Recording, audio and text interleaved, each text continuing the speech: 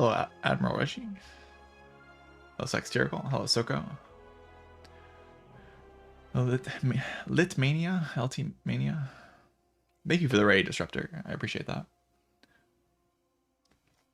Hello, The Real Eats. Yeah, it was made by my sister a while back. She just made it for fun, kind of, for the stream. All the art and stuff on the stream is made by my sister, so pretty cool.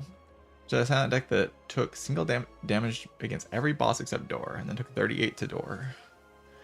It's because the Door is the only real boss. There's no other bosses in the game. Look at this: 5 damage, 2 damage, 1 damage, 0 damage, 0 damage, 0 damage, 0 damage throughout the entire run. There's no fight took damage. 0 damage, 0 damage, 0 damage. 46 damage to Door. 2 potions used. Beautiful. What a fight. Love it. An actual fight in the game Slay the Spire 2. It's my goat.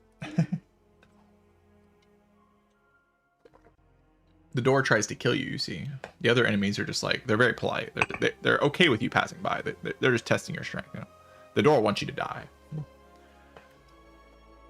Actually committed to the project of making you lose.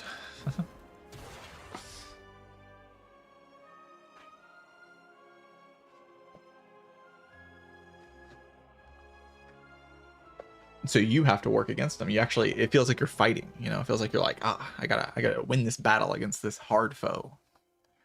Instead of just, you know, waltzing through the Spire, pleasantly going on a stroll, you know.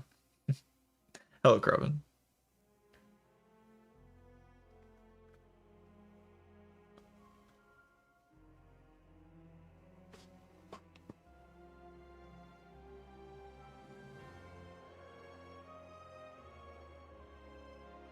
How you doing, chat?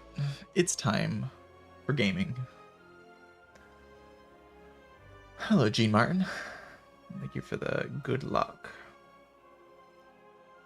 I'm still kind of figuring some stuff out in this game. Like, I think I kind of know what I want to do on these characters, like these 3 specifically.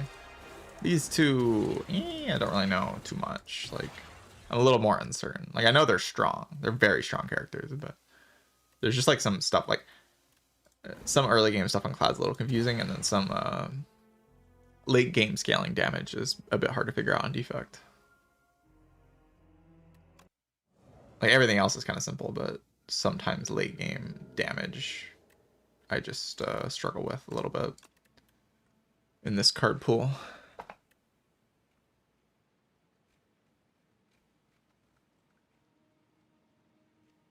Because, like, your deck has to do more with your scaling, right? Like, you have to draw into your hotfixes, you have to draw into your focus strikes, you have to do these things. Now, and it's not that hard to accomplish that, but when you're doing that, you're not dealing that much damage unless you have Dark Orbs. If you don't have Dark Orbs, then you just kind of, your damage is really slow. Like, you can't, like, kill things with Sunder in this game, really. But there are some things I'm experimenting with, like trying things like Helix Drill, Meteor Strike felt like a very good damage package, but it is 2 rare cards. Claw Feral felt very strong, actually. Like the Claw Feral damage package, I think you could kind of slot that into a deck and maybe have it just deal damage. And of course, Barrage feels good, but Barrage has some weaknesses. Like, I'm thinking maybe I should be like multiple copies of Barrage. I'm still figuring it out. I like the shears on the Defect most of the time. Remove 2 just feels like it does a lot on this character. Like, it's not a minor thing, it's like a pretty huge bonus. These strikes are really bad. Like, the strikes on this character are really bad. Hello, Papa. How was your flight, Papa? Are you in New Zealand? Should be today, right? I guess the flight stream didn't work out. The streaming on the plane didn't work out. At 5 to Dallas, okay.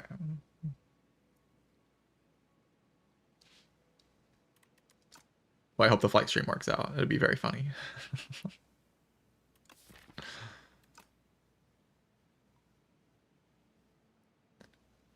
11 p.m. Damn. in the middle of the night. Hope you sleep well on planes. Some people don't. All right, I'm gonna remove 2. I think I like this option on the defect. It's felt very strong every time I've done it. It's precarious shears.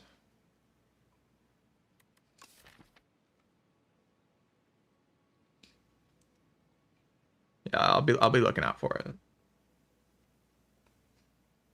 Oh, Steos. Yeah, I kind of doubt it's possible, but you know, it'll be funny if you can pull it off.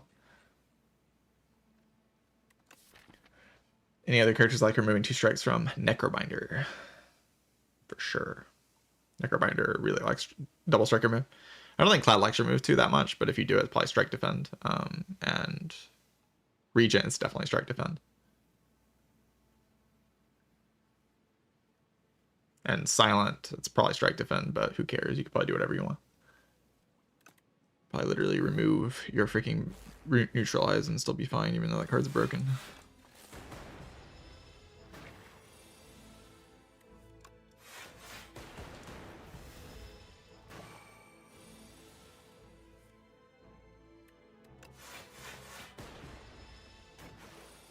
But you see, like, in this fight, how much remove 2 saves? Like, it's a decent amount, right?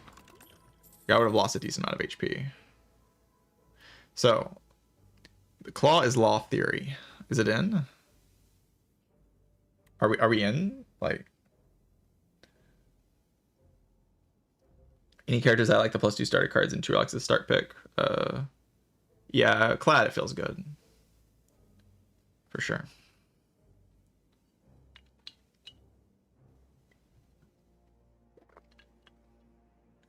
Definitely Clad, it feels good.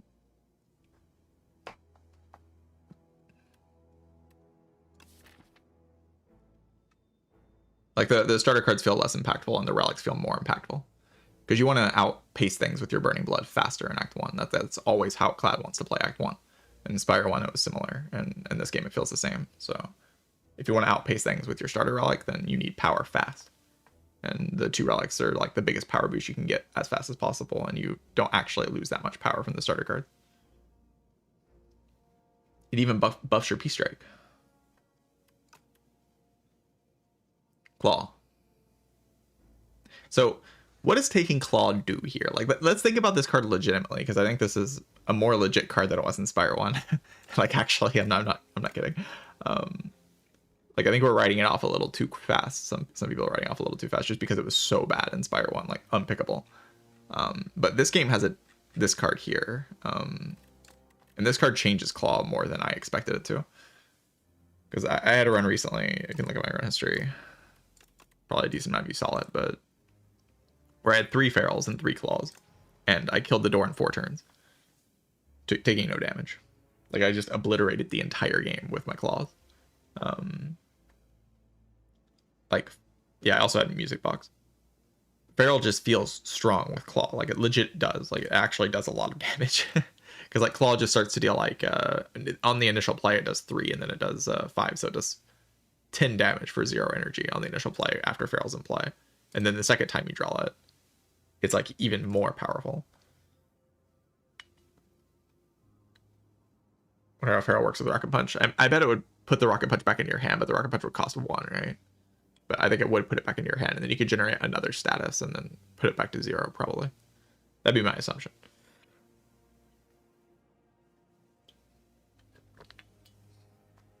Yeah, and Clash and Claw Plus. I mean Clash, yeah, Clash. 18, bring it back with Feral. But it actually felt strong. Like, it didn't feel weak. I don't think Claw's actually good in this game, but I wouldn't be surprised if it's not like F tier garbage anymore. Like, if it's actually something you can think about taking. However, it is next to Iteration, and I have liked Iteration a decent amount on this character. Like, every time it's in my deck, I'm just kind of happy it's in the deck. It's kind of useful against the fish for dealing with the status cards that the fish adds. And this act specifically has the terrifying guy, the coral thing, as the coral thing, and the coral thing adds like a Shumilian statuses to your deck. So this, like, yeah, the Skulking Colony the iteration actually draws through those statuses a little bit.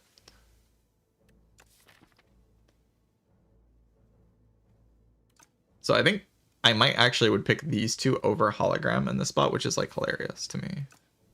Because definitely like day one defect, I was like hologram's the best card in the character, and now I'm like, I maybe would pick claw and iteration over it. maybe. Yeah, iteration is kind of weird and selfish because if you draw into more of the things, then you have more to play, and then you can't spend your energy on like other cards. Like the Soulfish is almost designed around you having 5-card hands, right?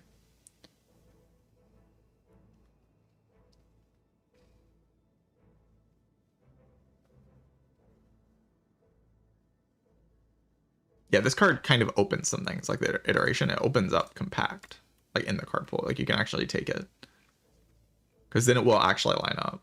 Without the iteration, this just doesn't line up with your status cards.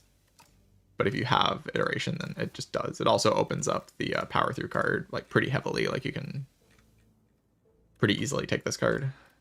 You're just like snap clicking any overclocks, and then you can get into like the status energy with things like rocket punch and stuff. And Gunk Up can get in your deck very easily as well. Turbo is just already a card you want to click, and you just click it. Like there's actually like boost away even. Like there's a lot of commons that you want iteration for, right? Like all these cards become easier to click if you have iteration. Rocket Punch is something you're chasing if you have iteration, and you're like looking for statuses. Fight Through can be taken very easily. Like the package is there, and it's not bad. I'm just not sure if it's worth playing for this early in the game. If you just take this to like say, okay, in these easy pools, if I see one card that plays with it, it's gonna help me a lot, right? I'm unsure, so I'm gonna try it. If you're uncertain about something, you have to try that something, or you're just never gonna learn. This thing gives you so much money. It's ridiculous how much money this thing gives you. $600. But I also die. I don't like dying.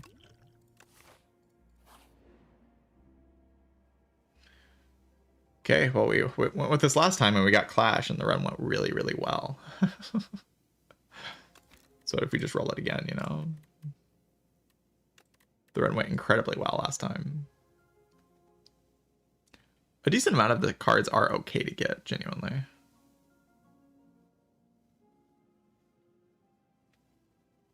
There's just some ones that are pretty bad.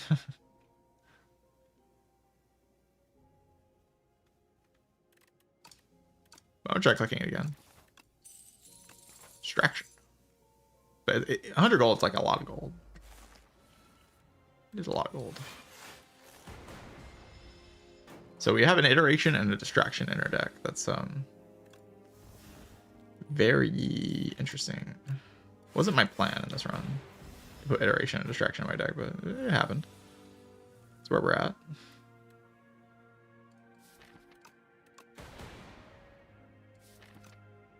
I just can't target anything. This is gonna big hit me next turn, so I really want this to die. I think I take 3 here, because then this thing dies to any lightning evoke. But how many evokes can I do next turn? I play Tempest for 3 and then I evoke.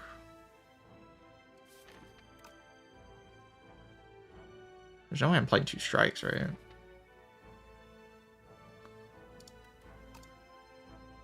I only evoke 1. That's the problem.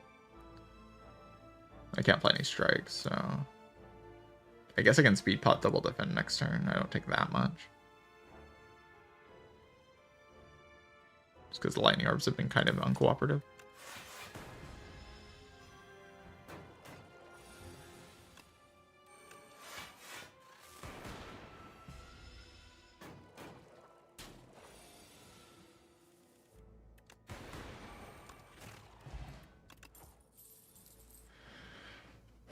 Random card deck.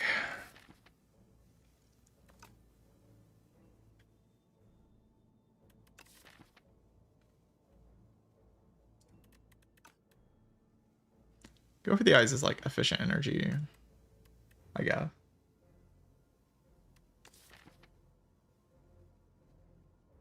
Random attack. Yeah, where would I get that? Like metamorphosis?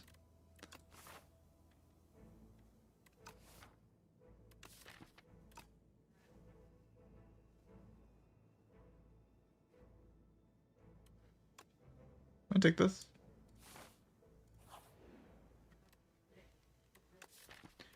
Think I'm gonna rest. Oh my god, that's so bad. Wait, I thought this couldn't happen. I was lied to. Somebody said you couldn't get shop nodes before shop nodes.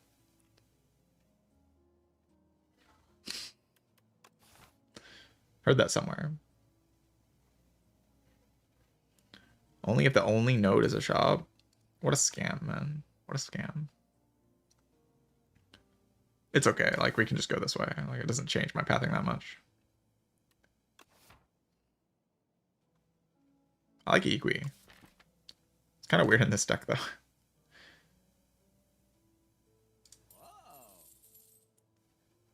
I need a deck that defeats the fish.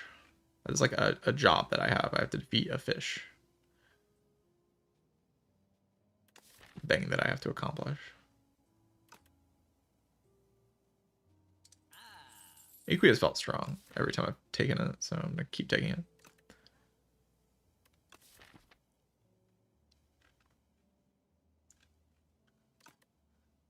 Double energy.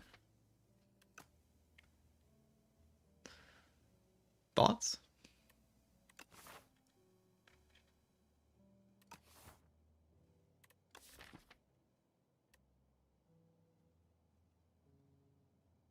Why is the music so quiet? It's so weird how the music just shuts off sometimes. It's like uncomfortably quiet.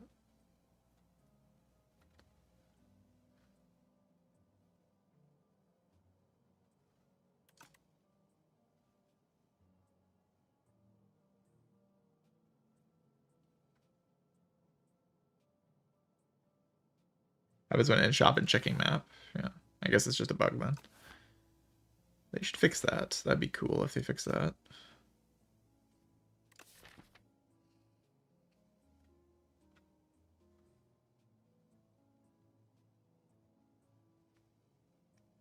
I don't really have a good solution to a lot of the fights.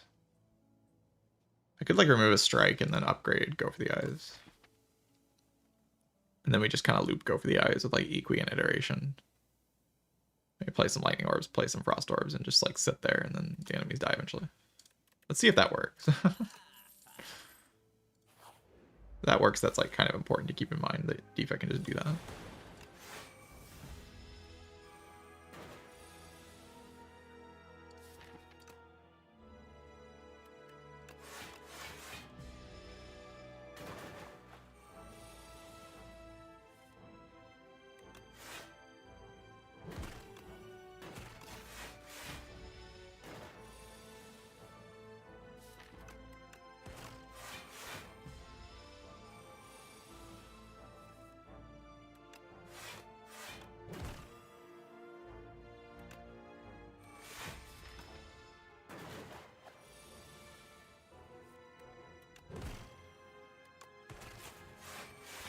I guess I have lethal there, but this is also lethal, so.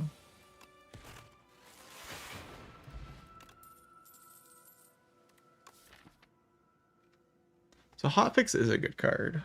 That's a fact. So weirdly greedy for the upgrade now, though, like after the patch.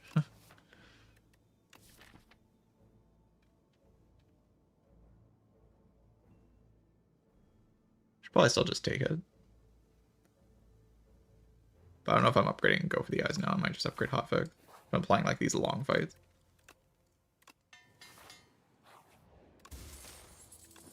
Oh, I didn't get a relic. I was kind of hoping to get a relic.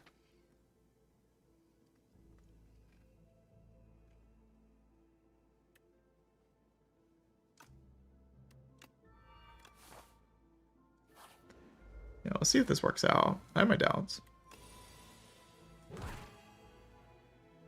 What scales faster here? This fight kind of punishes everything that I'm doing. I'm gonna play a Zap. Usually you would hit the cultist. I can kind of block this guy for a while.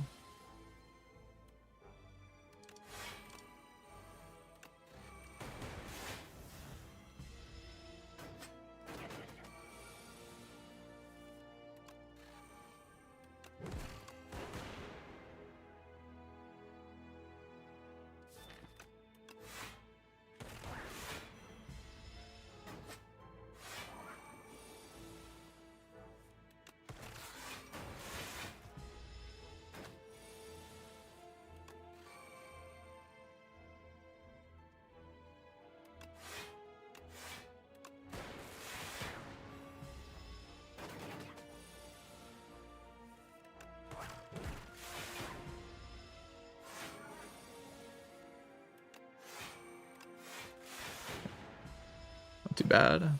They take damage, but not the worst. Got a potion and another cold snap. So we can just like play cold snap, I guess. The question is, can I fight elites? Can I actually go to this node? I kind of need to, but can I? Like, am I allowed to do that? Because I don't really have good anything against any of the elites. Like, I have no good AoE. I can just block a decent amount. I'm just kind of bad at all the elites is the issue. So there is an option of going like hallway fight, shop into elite.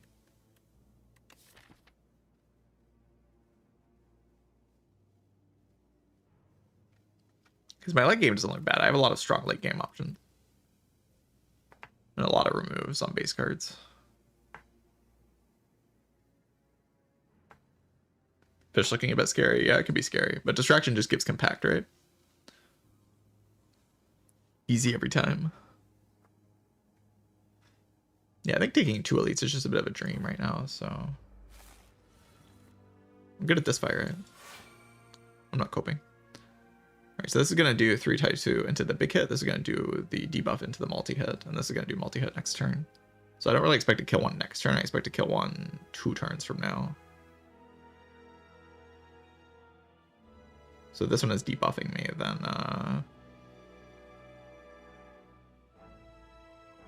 I don't want to kill this one then. I want to kill this one.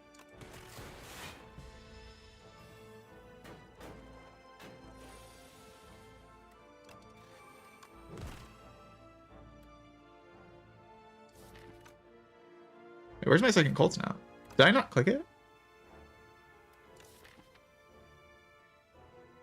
Oh my god, I got distracted. There's meant to be a second cold snap in my deck. Yeah, there is definitely meant to be a second cold snap in my deck. I definitely saw a second cold snap, didn't I? I'm not making that up, right? I did see a second cold snap.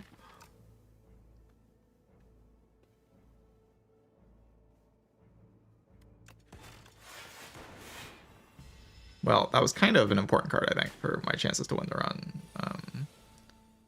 But, you know, we'll just pretend it wasn't there.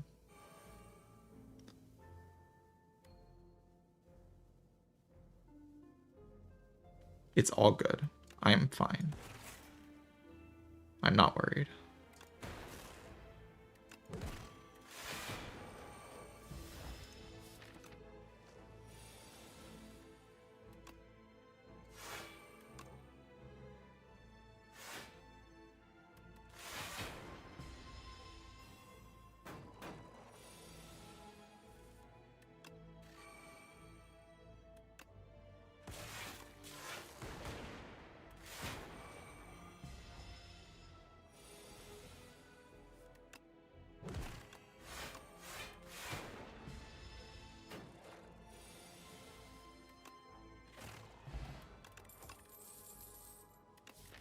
Our Shadow Shield feels like a good support card. I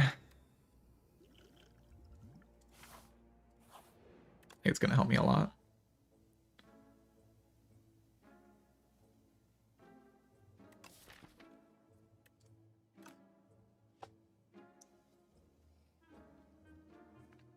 Man, a second cold snap would be good here. We could take a prowess. Prowess is very strong. Take scavenge and then get rid of the beckons with scavenge.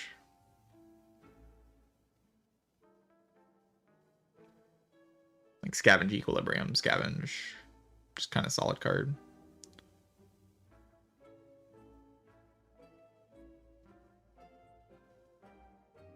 Can I do scavenge and prowess though? I haven't taken a scavenge yet. Yeah, you can get rid of the fisheye curses with it. It's not particularly good against the boss that I'm about to fight. Or the elite that I'm about to fight. It feels like a boss because I'm scared, but... And I do have to fight this elite, I'm pretty sure. I think I can't skip out on this one. I have no value out of the second one.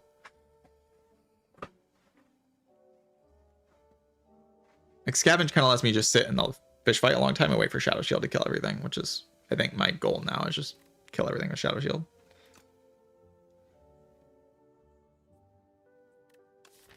Which seems like the idea. You can go like Scavenge Hologram.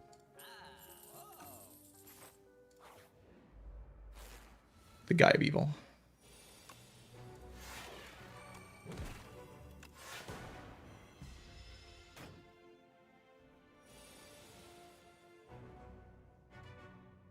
So we can go Hollow Equilibrium.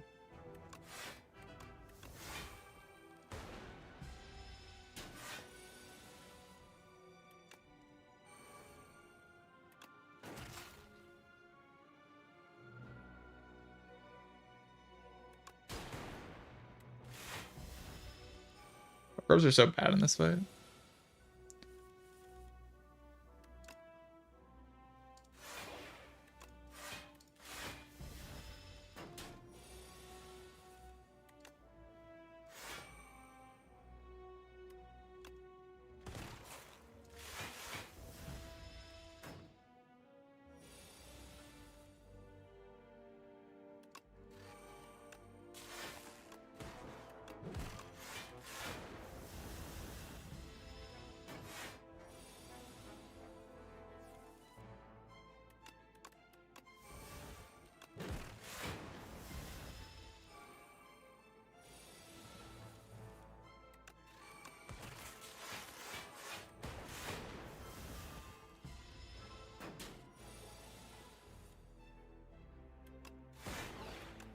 I wonder how much HP the thing saved in that fight. I think it saved quite a lot. The iteration felt very useful, actually. Did not feel bad. Worth keeping in mind that this card can be maybe good in underdogs because of that fight. Like it just actually gives you a lot better card draw.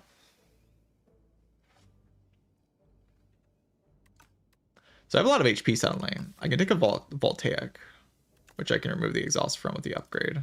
And then I can kill everything with Voltaic. Yes, when I play Voltaic, I channel 2 orbs, and then I channel 4. I just have to play it a shimillion times, and then everything dies, right? It's like exponential Thunderstrike. Thing is, I already have a Shadow Shield, so I can just use that, right?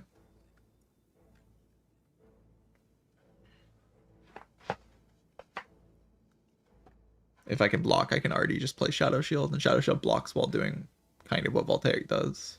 Kind of. I can upgrade Go for the Eyes here.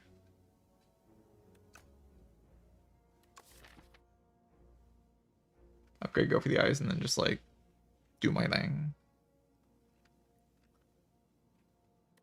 I like Wheat Chain.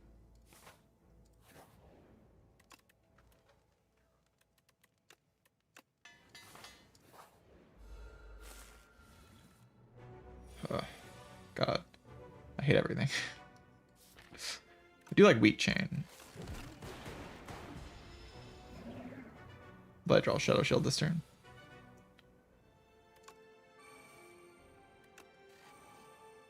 So I drew nothing. So I could Seek Potion for Scavenge and play Scavenge.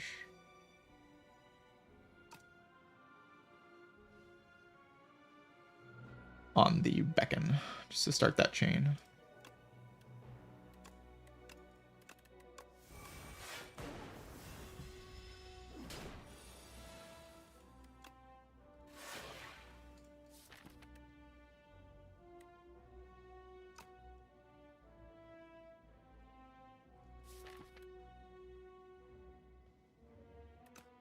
I'll scavenge away the defend.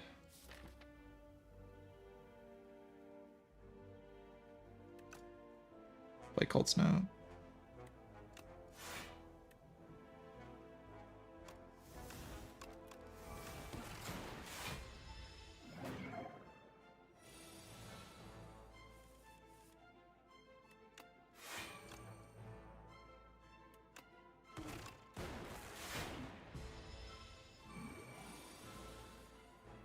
actually.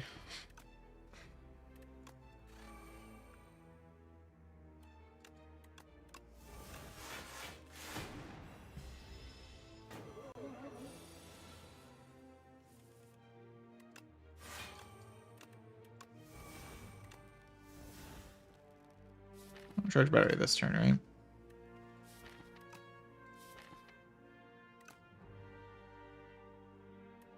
Or hotfix. Makes no real sense.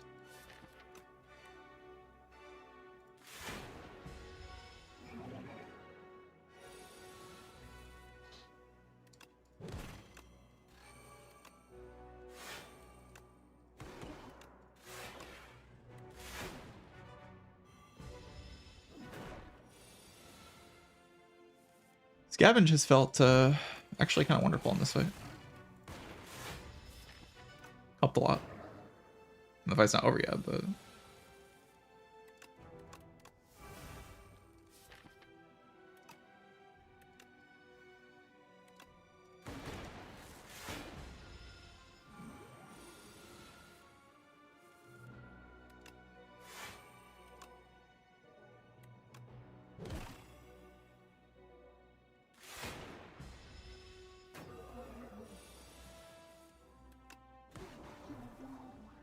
I just kind of crush the fish.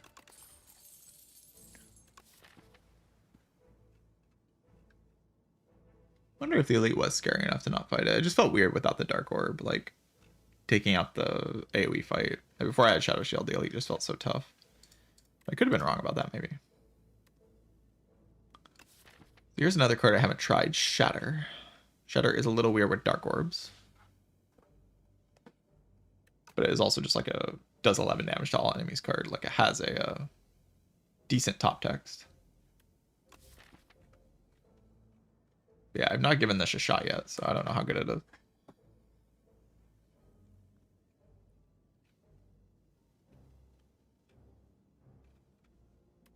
Bottom text is kind of awkward. Dark orbs.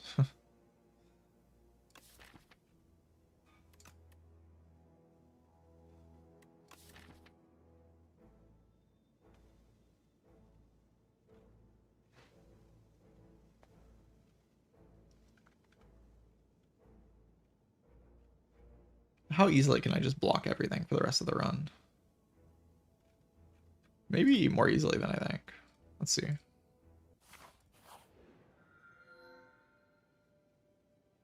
The Ironclad. Quadcast with my Dark Orbs is actually kind of good.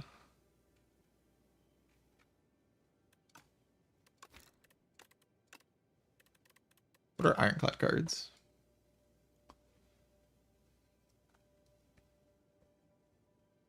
Oh yeah, I can get the Inferno Blade to have all of it. You know, just get the power one. Yeah, this character's cards are just kind of weird, aren't they? They're just kind of weird. For defect, I can get feed.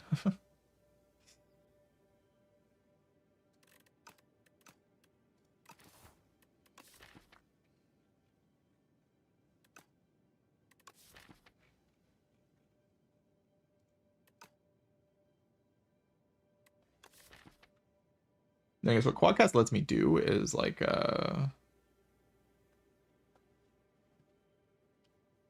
just do this thing where I'm blocking, but I get the big Dark Orb evoke way faster, right? Like the Shadow Shield just kills things so much faster. So it kind of massively increases my damage. And then I can also just randomly use it to like block a Cold Snap and deal a bunch of damage with Lightning Orb and stuff. Let's give it a shot. I haven't taken Quadcast yet. Maybe it's stronger than I think. I mean, I think all of these cards are quite good, even Quadcast, but I think Defects is the worst out of all of them. My current opinion on it.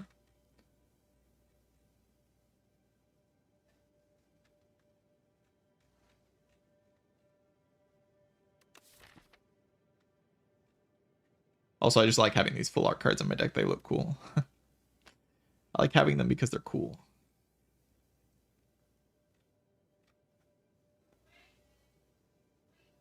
Yeah, break was a lot worse before beta. They buffed the numbers and also made the cost 1. Like they They massively buffed that card. Maybe the most buffed card in the history of cards, actually.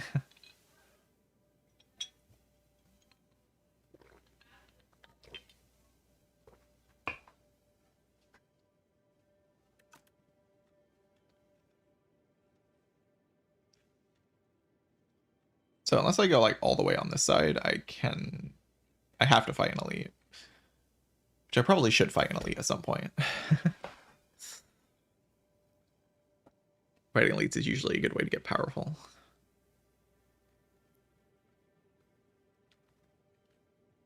I'm pretty good at the B fight.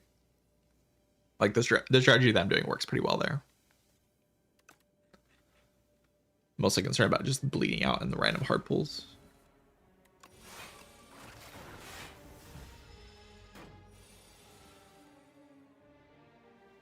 So we hollow Equi here to hold this hand. So that next turn I can quad cast Hotfix.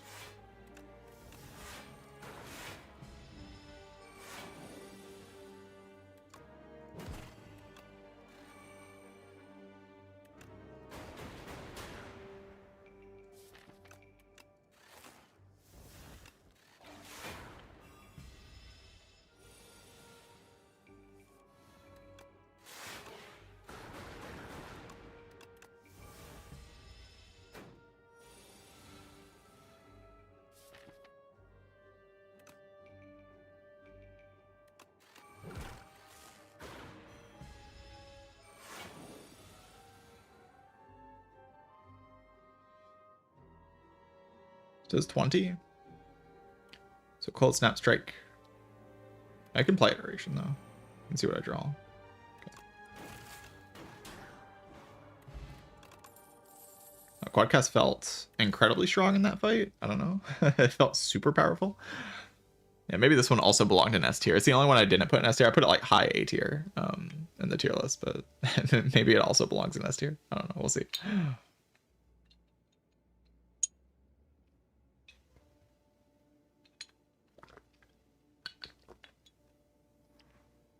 That's the thing when by coin flip. I think a lot of people don't actually play runs before they make assumptions. I think they say things without playing runs. Or they play like one run and then they say things.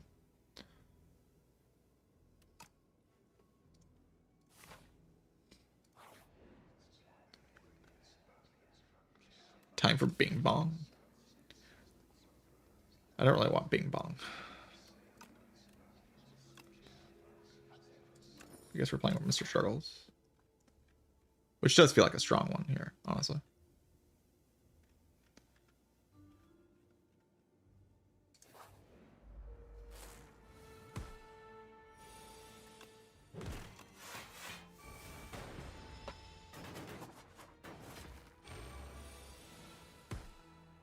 Honestly, Scavenges felt really good.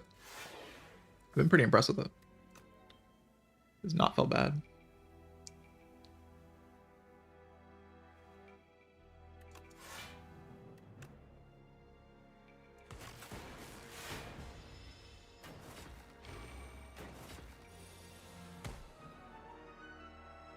So I can play Quadcast this turn for 12 times 4. 12, 12, 12, 12.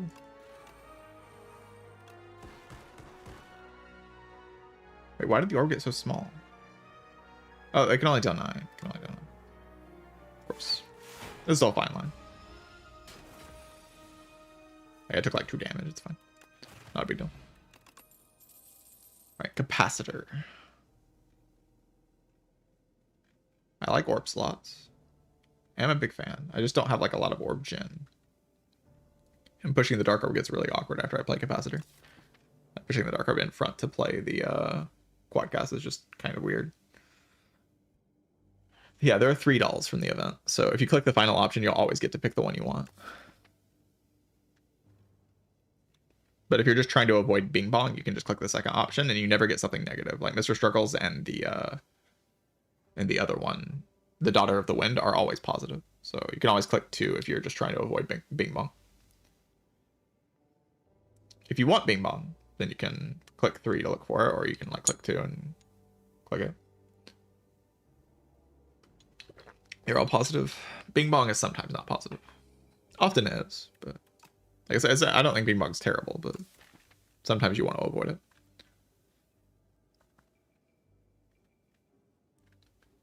There are just decks that don't want to add a bunch of cards, right?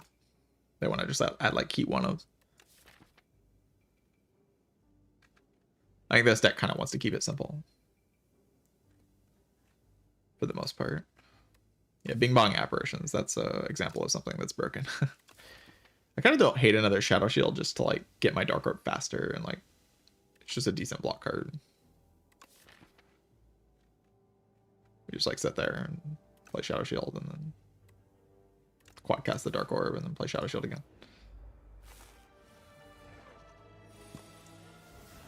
If only I could draw.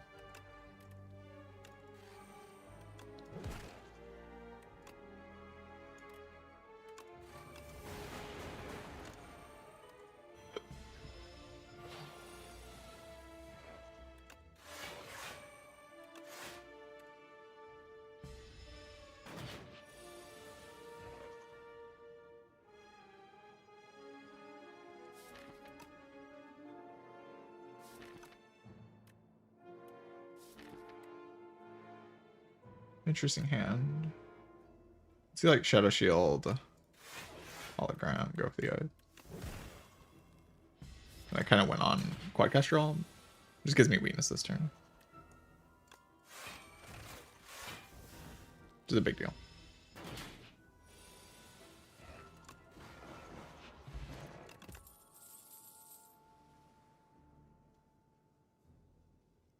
Yeah, the recycle does not need to hit a card, the scavenge. No, Bing Bong does not make you get more shifts from shift cards. Well, I'm going to take Turbo, I think. I already have Scavenge, but still like Turbo's good. Okay, I think this is my best elite.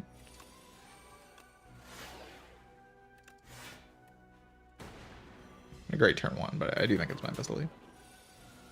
Probably.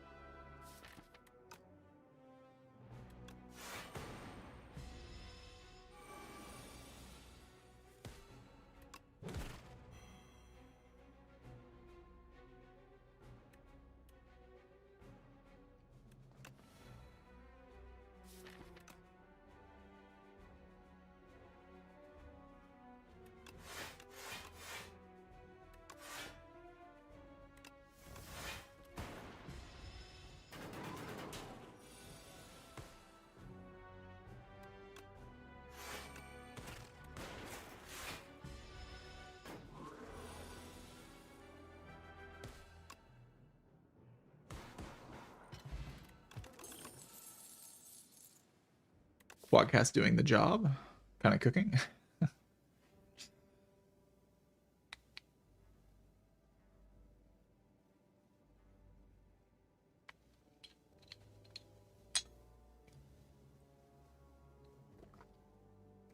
Yeah, Quadcast does kind of own, actually. Not too surprised, but it's good. It's very, very good. You want to go to an event, or do I want to go to a fight? The next elite is definitely scarier than the elite I just fought, for sure. The B-Man is definitely my best elite, so...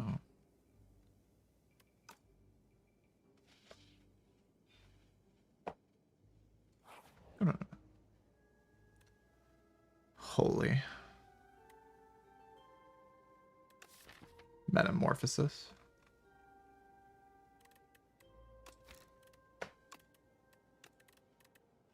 A lot of defect attacks are pretty good to get from this, actually. I also get a huge amount of healing. A lot of defect attacks are good to get from this.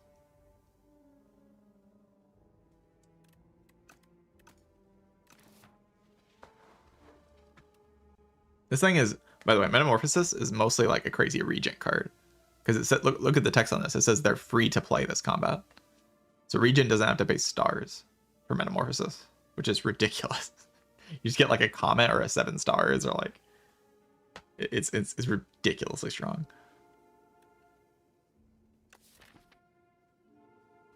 I don't have to play this. The thing is, right now it gives me 20 HP and then it buys me an upgrade, and I don't think the card's actually that terrible. So get in here. 25 HP is just huge. I get to upgrade Quadcast, which is also great.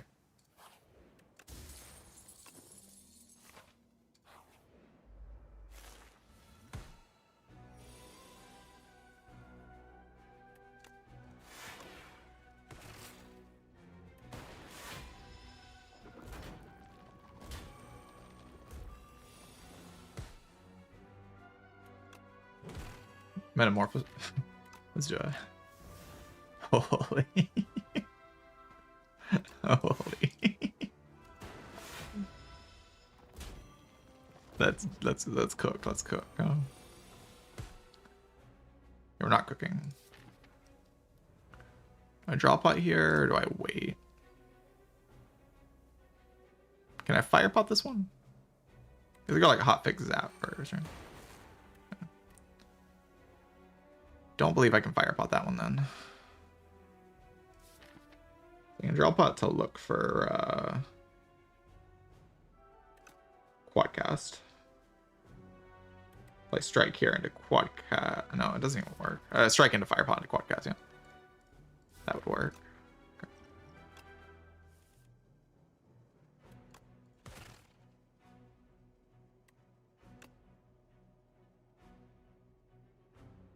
How does the math work here?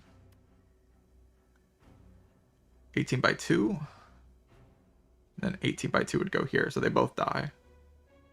Okay.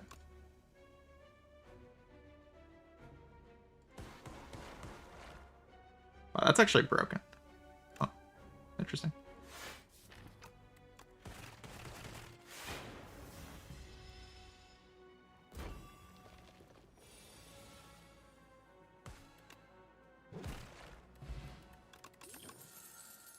Barrel.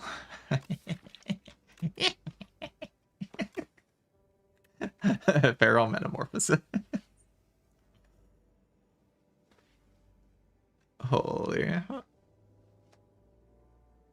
That's broken. Is that what I do? It kind of feels like what I do, right? I mean, it's upgraded. It becomes upgraded. I mean, okay, I have the egg, but...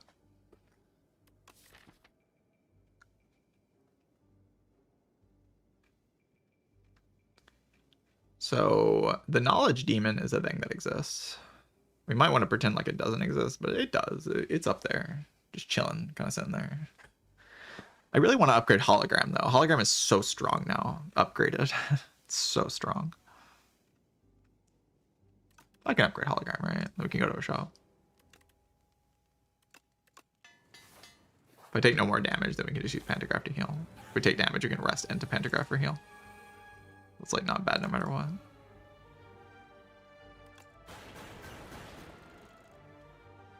So I can hollow back Quadcast to full block this turn.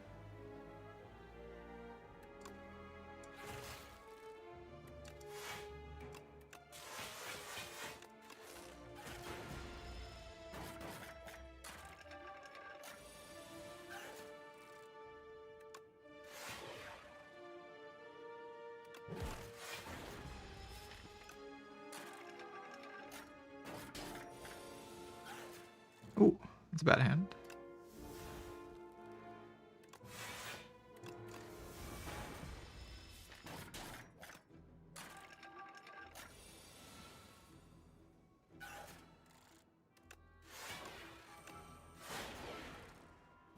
So any orb.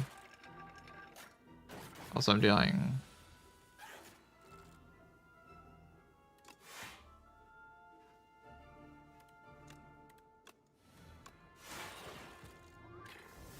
Should be fine.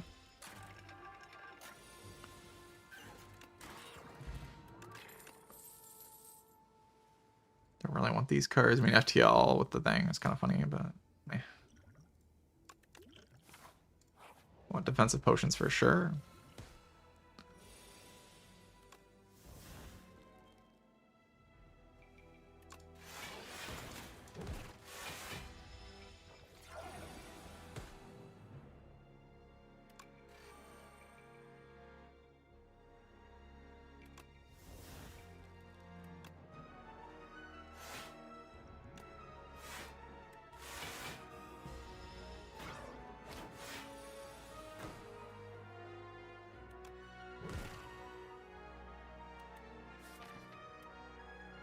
hotfix.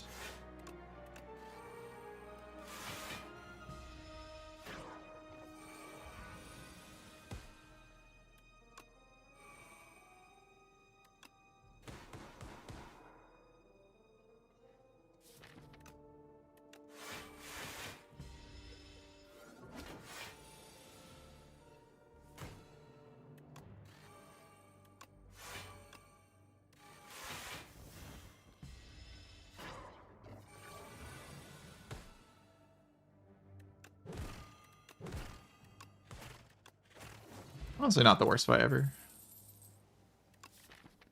Hailstorm is such a strong power.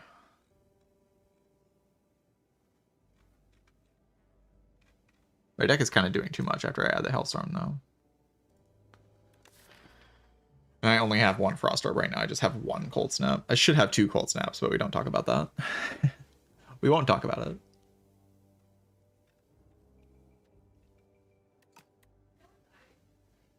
Cold Snap situation does not need to be talked about. I'm going to take this. Because I just like it a lot. Okay, then we take Subroutine, and now we have infinite energy on our powers. And we can just keep adding powers, right? Claw.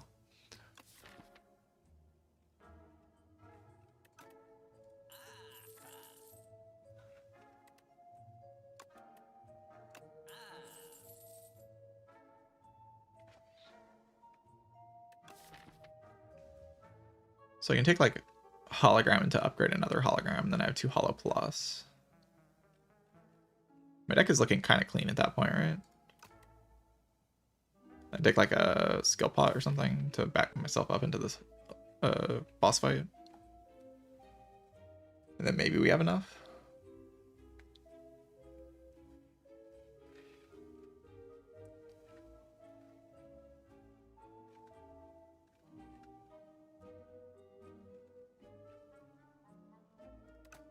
There's another Frost Orb in this shop.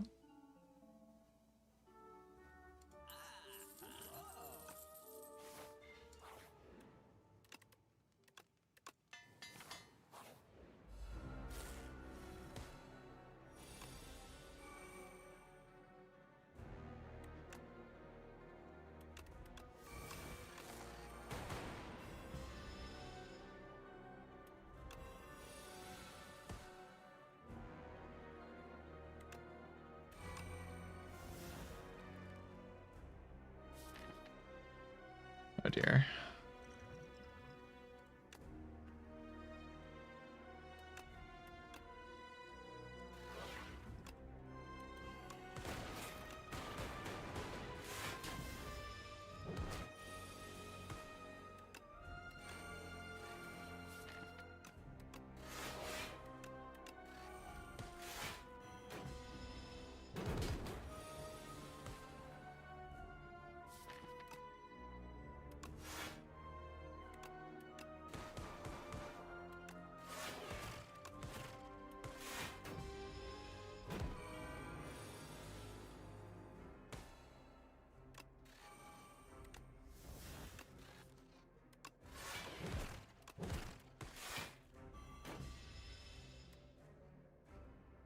Never really playing more than 3 cards, right?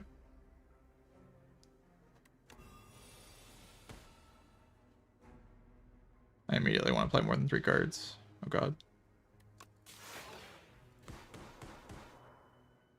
It would just be dead if I could. Why didn't think I draw that hand, you know? That's a misevaluation that maybe gets me killed. Yeah, it gets me killed. Or no, it doesn't. Good. We're fine, we're fine. Everything's fine, everything's fine. Everything's fine. Everything's fine. Everything's fine. We're chilling. Right, Coolant. We just get game piece, right? We just get game piece.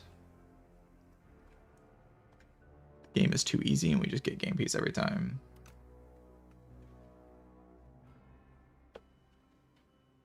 Multicast of the garbage, yeah. We have like the Giga Omega multicast here.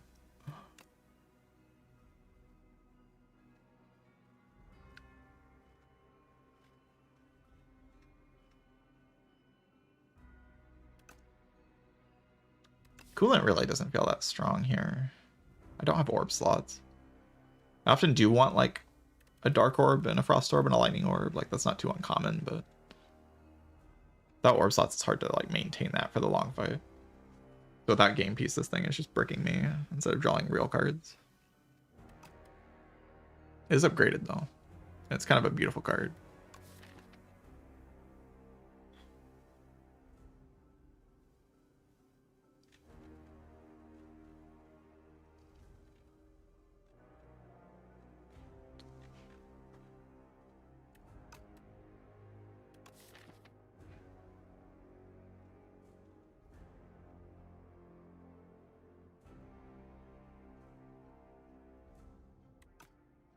Yeah, I think this is kind of has to be as good.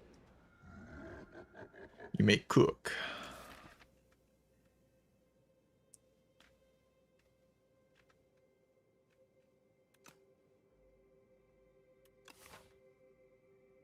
In this run, Sai is probably better than Cook, right? Like 7 block a turn just outpaces what the Cook does, I think. I mean, cooking is so stupidly overpowered. Am I sure about that? Like, cooking is so strong.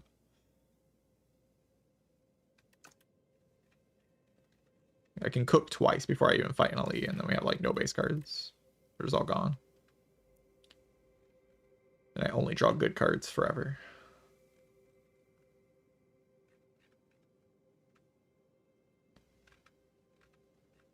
Something kind of appealing about that. The problem with only drawing good cards forever is that the door exists.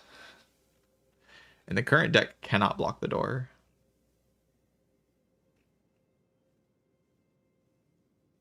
So like Sai can like help me block the door, and then I can maybe get a dark orb big enough. But if I lose my quadcast to the door, maybe I should take multicast for the door actually. That's kind of interesting thought.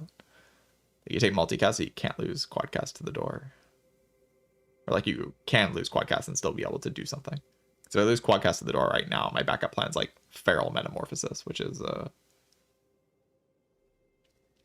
not great. I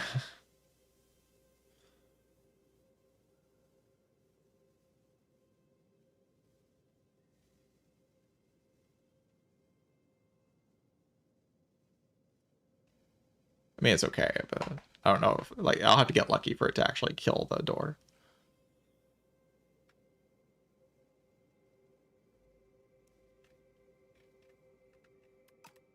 Meanwhile, Sai just kind of lets me chill out a little bit. We take a similar path, though.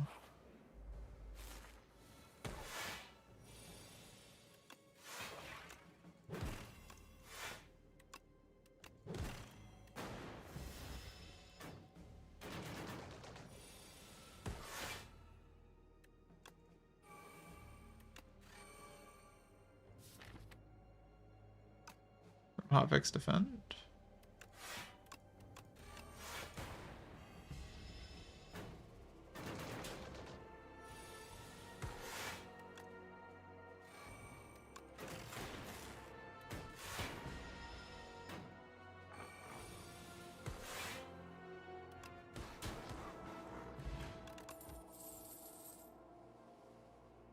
None of these probably.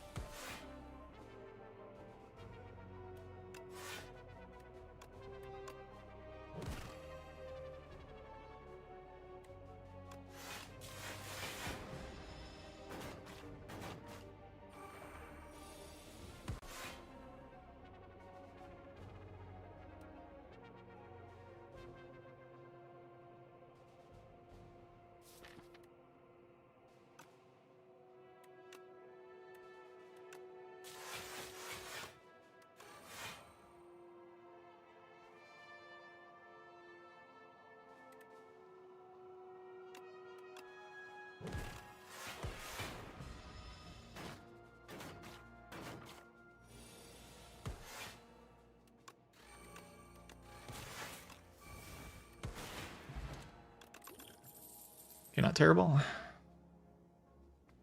Yeah, Sai is a very good boss relic. Very, very good.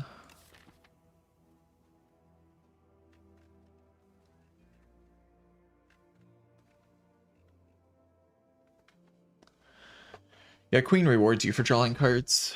Door punishes you for drawing cards. So it's like kind of hard to deal with them together a little bit. I've noticed like that combination can be kind of annoying. Which is cool. I like that. I want another hotfix. I mean, the card's just kind of strong.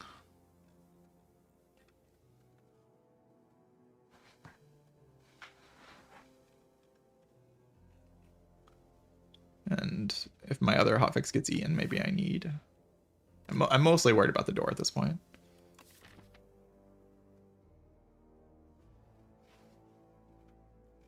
I just need to get some kind of solution for that fight, and then I'll be okay.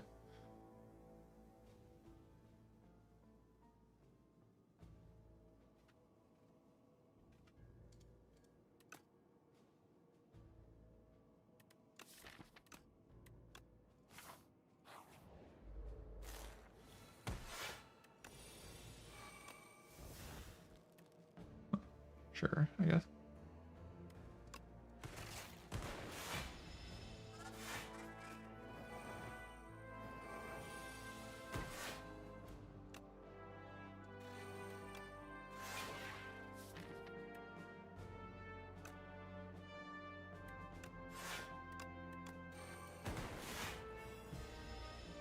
These guys really punch.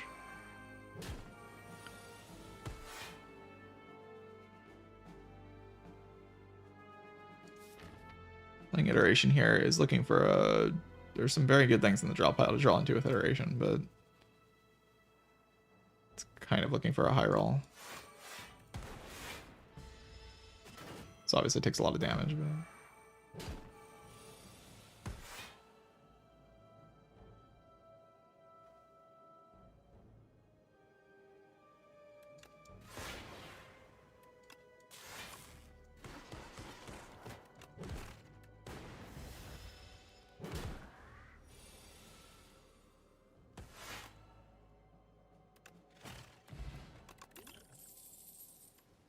It's returned after all this time.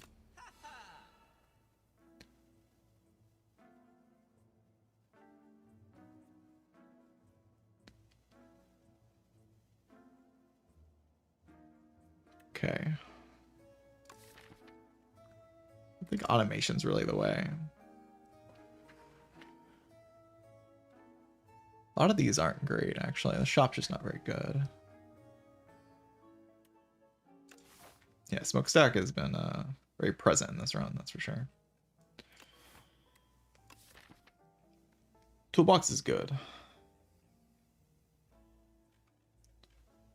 Centennial Puzzle is good, but it does not help my door problem. Which I think is my biggest problem right now. Like, my problem is kind of the combination of Queen and door. I fight Queen, I will take damage in Queen currently. I can't really full block every turn in that fight. And then door kind of finishes the job a little bit.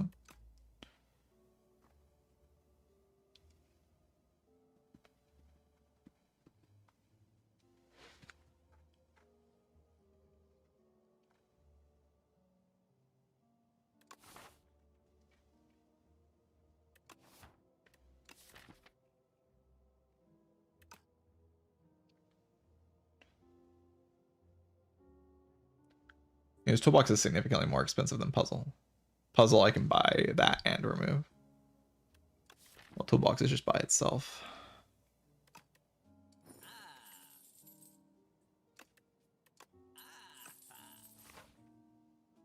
I think. I think that was true. Hopefully I wasn't wrong about that. Big.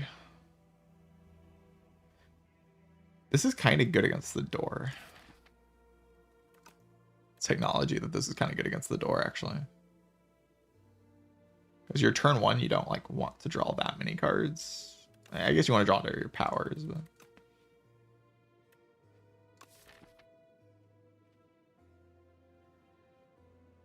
I kind of want to see big defect.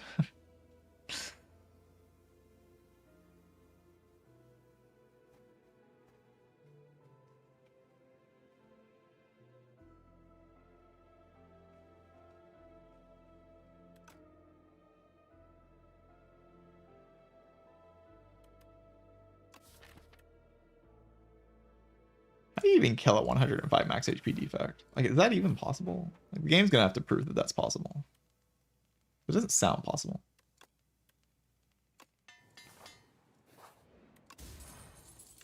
Oh, I'm stupid. We'll get bagger prep.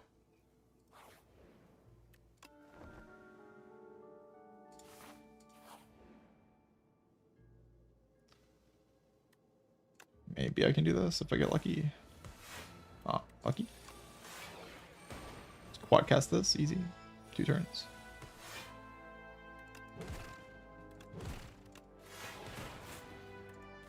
Yeah, I just need quad cast until I call it quad cast or something.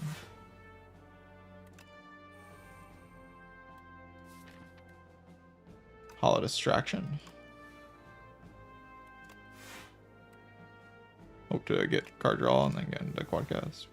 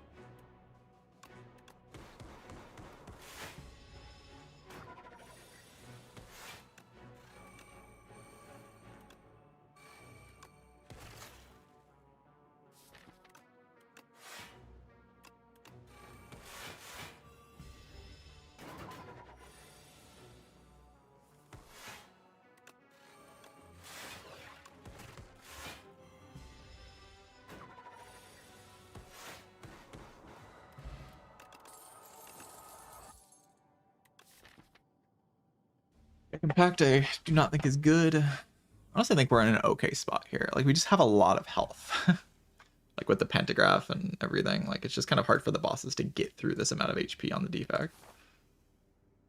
That's kind of how I'm feeling about it.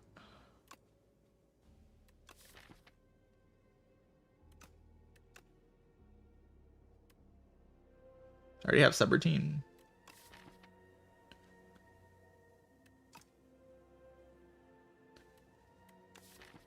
Two strength, 2 dex is kind of decent, actually. I could upgrade this, and then that's my turn 1. So I just play this. You're making my power scout 0 is also, like, fine. Also, this comes upgraded. This comes upgraded because of the egg, so... I will have this innate in every hand. I guess if it's innate, then just power scout 1, though. I definitely think this is my harder fight.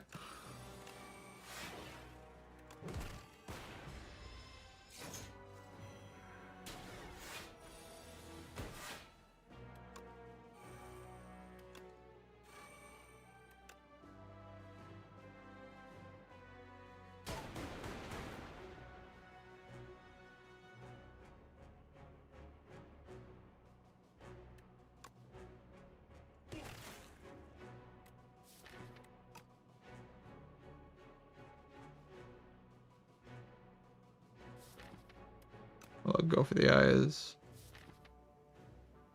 How do I deal with, like...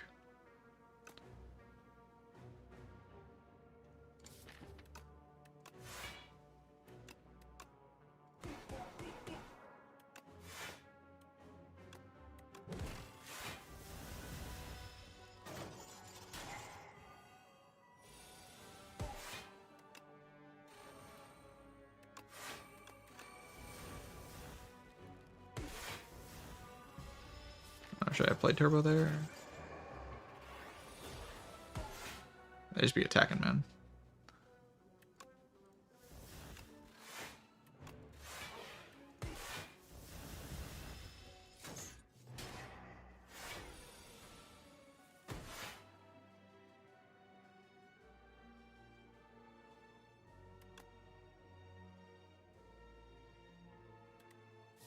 Hologram next turn. I can hologram my quad cast. I can go quad cat. No, if I go quad cast, I lose the thing.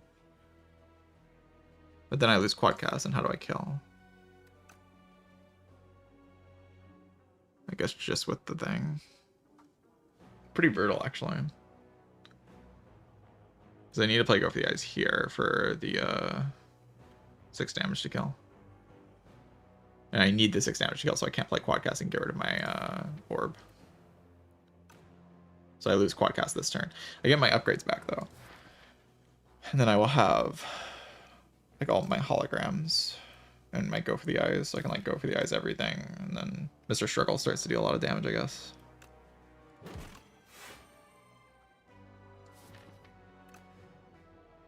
I cannot play those.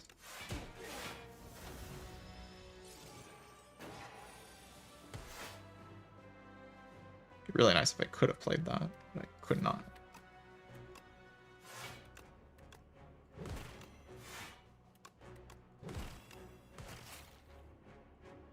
I lose both my shadow shields, but I technically don't need them.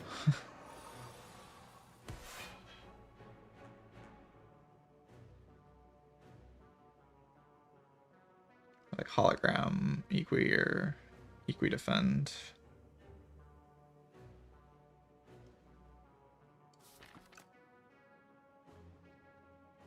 Next turn we deal 8 damage to all of them, and then +6 from this turn. 8 + 6 + 6. 14 + 8.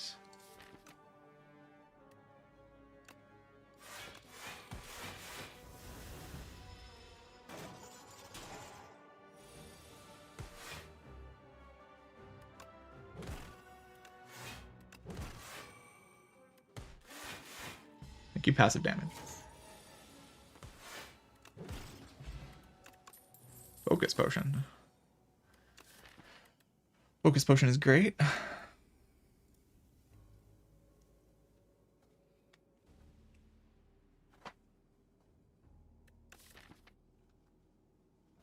Dealing with the bosses is still kind of tough here.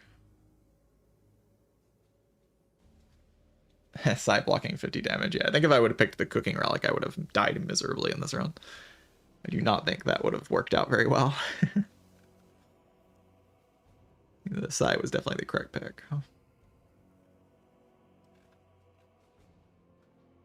It's basically my focus.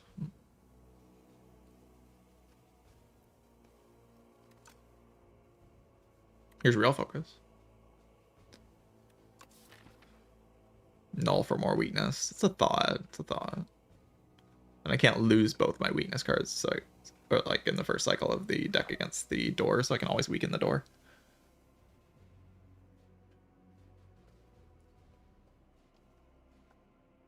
And I have another Dark Orb as well, and like Dark Orb Quadcast is my main way of dealing damage.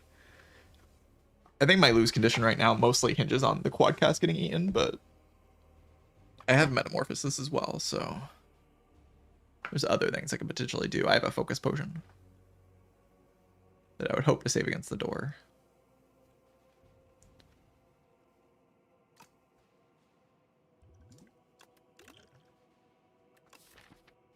I don't hate Null. Can rest. I like being full HP.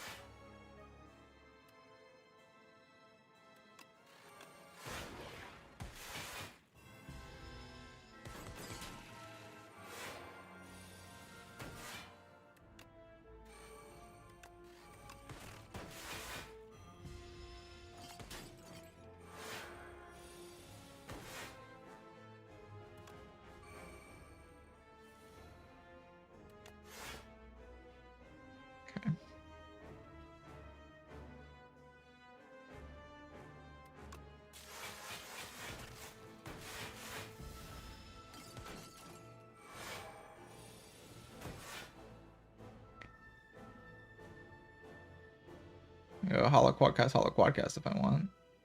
This one will die.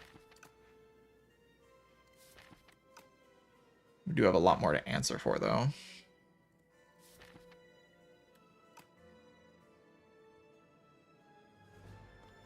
And I can play like Scavenge on Feral. Obviously she's still around and then she starts scaling and things get awkward. But it kind of just has to happen at some point so the Dark Orb can go on her at some point. I have a lot of weakness in the draw pile and stuff. Does waste my fork though.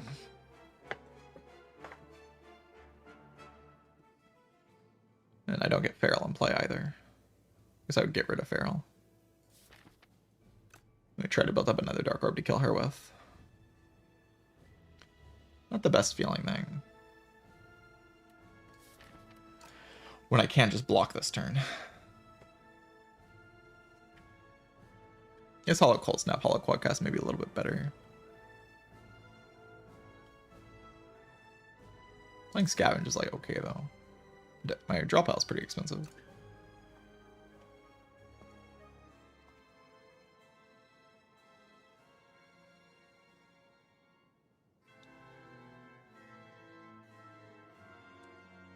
I got the big mushroom for the big defect.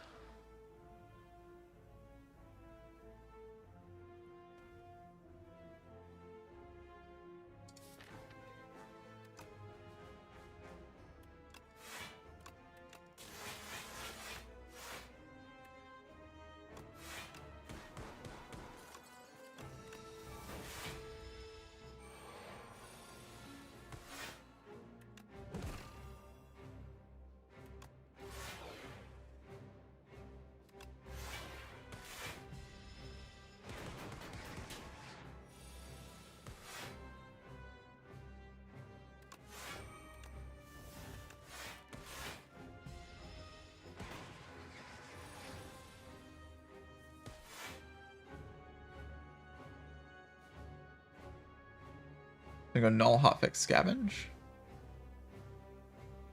And I don't need weakness next turn.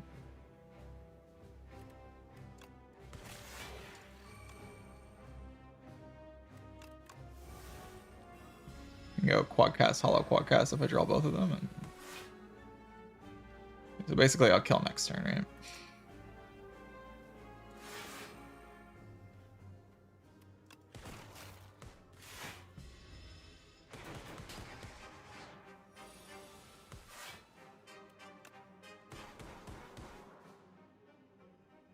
It's only 80. So what's the best line here? I still do it, right? Yeah.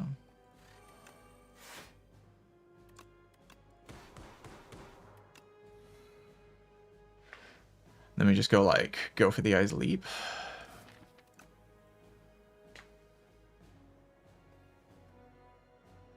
Or Hollow something. Hollow Null.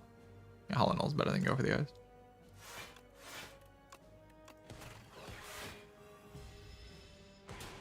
I'd rather keep my tuning fork set up.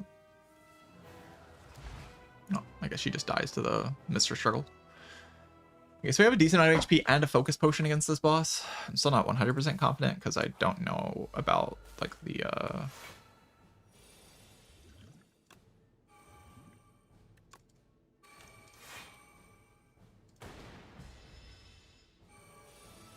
Quadcast getting eaten. If the Quadcast gets eaten, everything is just weird.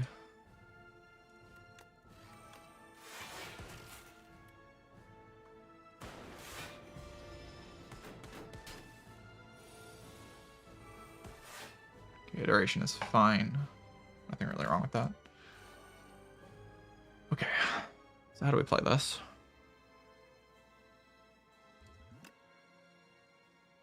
Glacier, huh? It's a powerful card.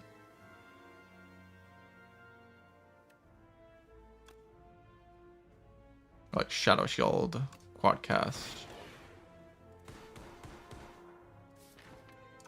Glacier.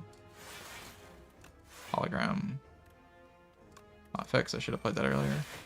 Still full block, so it doesn't matter.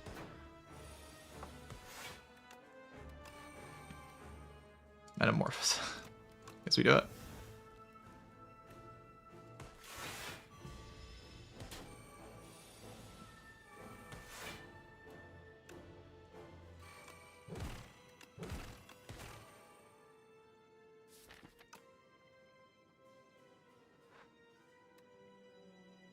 I lost iteration, so I don't really want to play Gunk Up.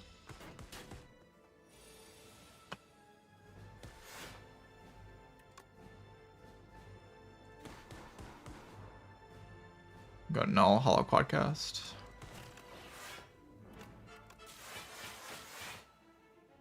Play Scrape or no Scrape? Just kind of gives it strength for no reason.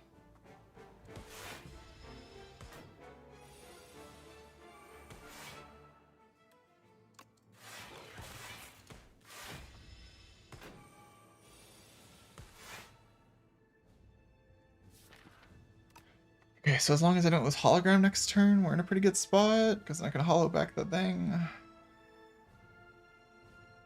What do I do if I lose hologram? Cry? What kind of cry?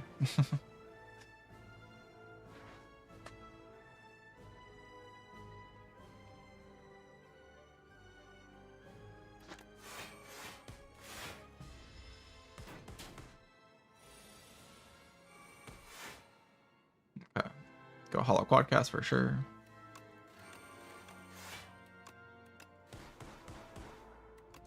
Alright, GG. That was a fun run. Quadcast definitely proved to be very strong. Like, super, super strong. It was incredible, that run. But it kind of does need Dark Orbs to be, like, that good. Right.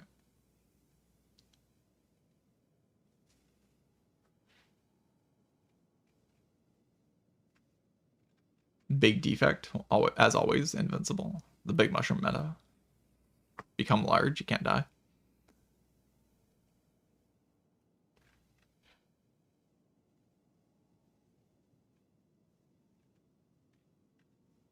Yeah, even with just like a basic crossover, this thing just like has a ton of output. Really, I think maybe just all the like character specific cards are just S tier. Maybe they're just all that good. Quadcast might still be the weakest, but like they're just all crazy. It's incredibly powerful cards.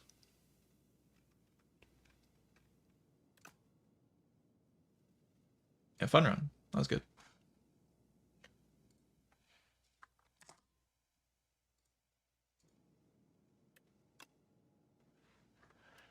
Yeah, Break got buffed, so Break is in that group of broken cards too. It got Omega buffed. Like it's like they forgot to make it broken.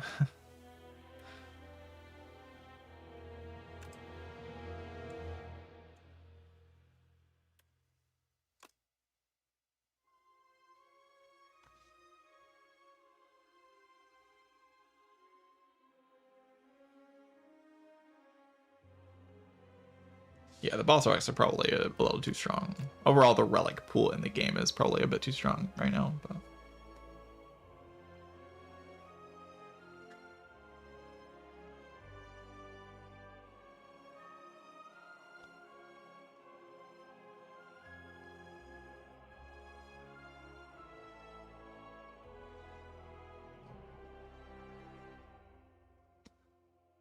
yeah, the early iteration I think worked pretty well. I think it saved a lot of HP in the Skulking Colony. I only took 10 damage to Skulking Colony. I think a lot of that was because of iteration.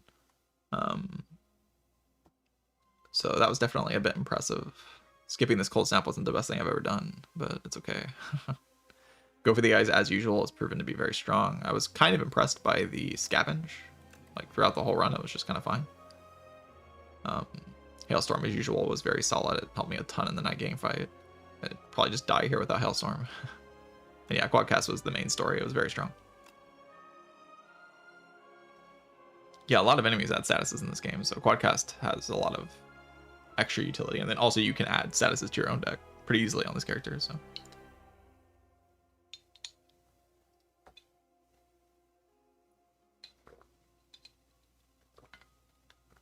Yeah, the Feral didn't really work out. It was mostly for the Metamorphosis, because it was kind of funny. And the Metamorphosis didn't really do that much, but it was funny. The idea of it was funny. Maybe if the door ate my Quadcast, I would have needed it, right?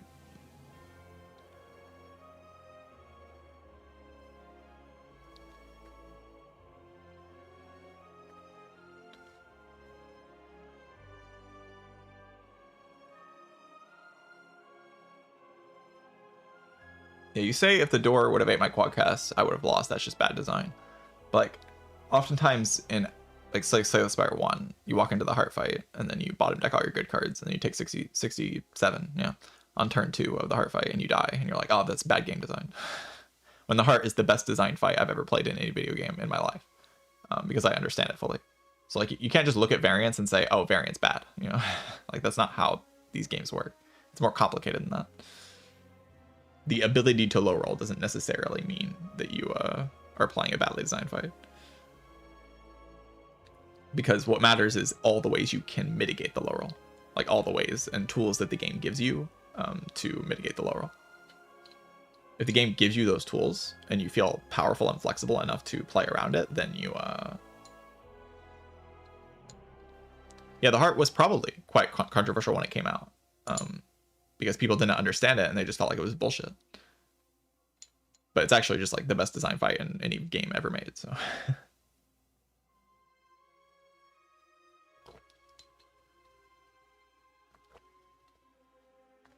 Like, in these types of roguelike games, what happens inside of the fight doesn't matter that much. What matters is what happens outside of the fight. Do you have like deck building control and potion saving control and relic farming control, like all these things that you have control over, all these decisions you get to make? Them mattering is what matters for the game. So if the Doormaker makes those decisions matter more, then the Doormaker is a well-designed fight. The variance is irrelevant. If inside the fight you get unlucky and die, that's not relevant to the fight being poorly designed, in my opinion. The design space of these games is all interconnected. So if that boss fight makes you play the early game in a more interesting and dynamic way, then the boss fight is good for the game.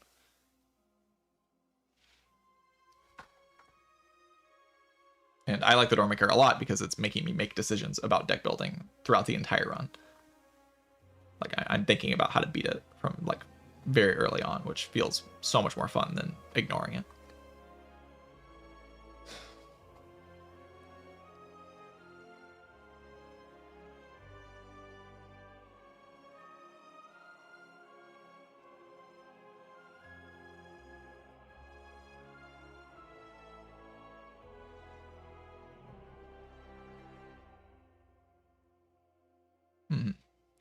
Anyway, it's time for a break. I'm going to take a short break and then we'll play the Ironclad. It was an hour and 20-minute run. I think I might start taking a little bit more time on my defect run specifically. The other characters I think I can average a little lower, but defect I might want to take a little bit more time on because I have a bit more to explore, I think. Yeah, Quadcast good. Thumbs up to Quadcast. Very good. Anyway, BRB.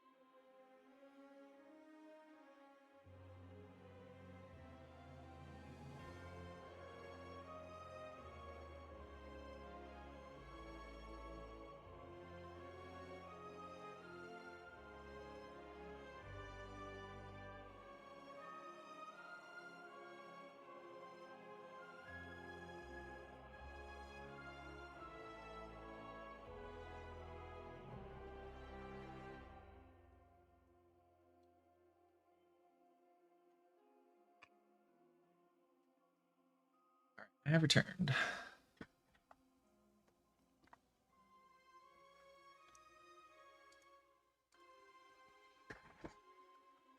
It is time for the Ironclad.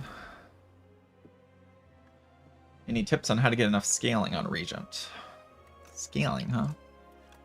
Honestly, don't think about scaling that much when I'm playing Regent. It just feels kind of like your card pool solves that for you most of the time. Because the numbers on the cards are all just huge.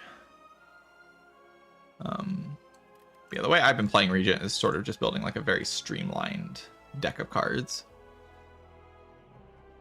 You know, prioritizing the skip button basically, and then having, which the door fight has made Regent a bit more interesting for sure. Like just streamlining the deck a lot, so that my output just comes from playing very powerful Regent cards like Reflect every turn, rather than it coming from like scaling powers or anything. Except for Void Form. Void Form is good scaling.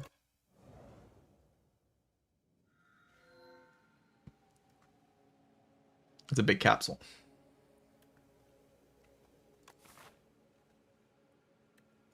It's large, chat. It's a large capsule. Wide capsule. Big. 2 relics is just so many relics. Such a ridiculous amount of relics.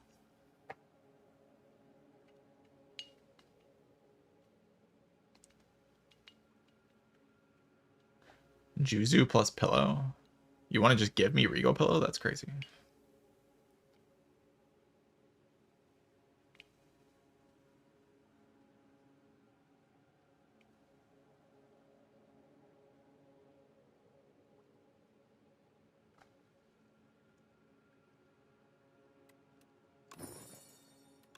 Holy broken. I win. GG. Fully upgraded deck and potions every fight. It's so over.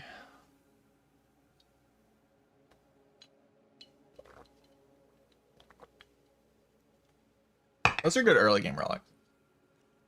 Those are good early game relics. Do we just go like this? I think I can do that, right?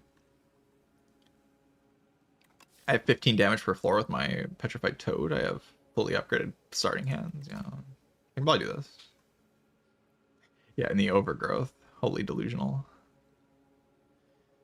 Let's not be delusional. Left only fights 2 elites, but it's pretty clean. It's kind of a nice little clean path. Like, right path is just like, I'm forced into some very aggressive stuff. I mean, this can handle some aggressive stuff, but... That aggressive? I'm not sure about that aggressive. That's like kind of pushing it.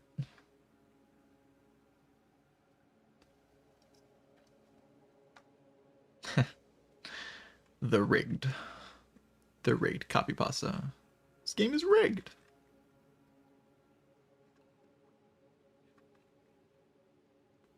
No, this looks fine. Ish. Fine-ish. I'm okay with fine-ish. I have a rock and I'm not afraid to use it.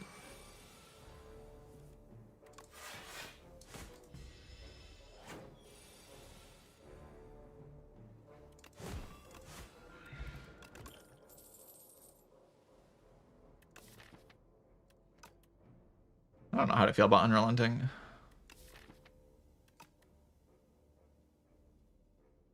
Limeberry's good though.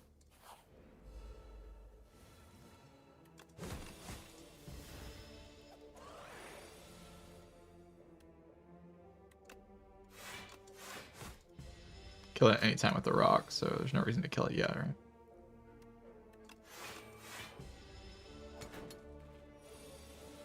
They can just blood potion. Oh my god, the best card ever. It's so good. I don't know, do I just keep my blood pirate? I don't need the toad.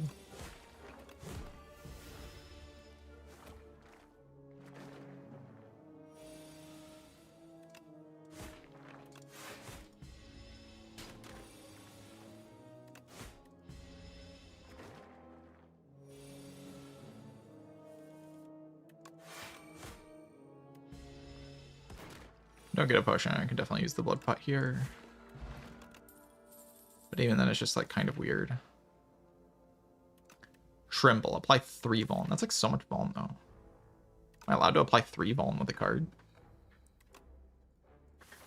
It's like such a big number. I don't know, 5 HP now, and then I get to have 2 potion-shaped rocks is probably just... I mean, we'll go to the shop first. Vicious. GG. Oh my god, there's an uppercut in the shop. How do you resist this? I can't. I'm just gonna buy those 2 things. We're gonna win. Yeah, I'll go ahead and drink this blood potion, and then we'll have 2 potion-shaped rocks in the next fight, which is, like, probably good.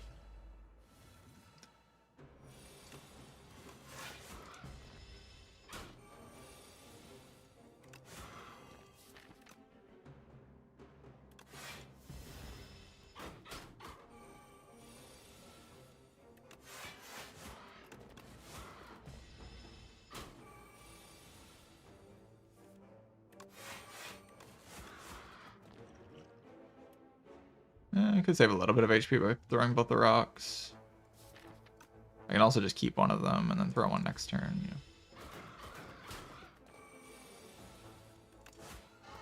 Oh, I don't have to throw one. Well, nice usage of blood pot, I guess. Don't talk to me. I don't want to talk about it.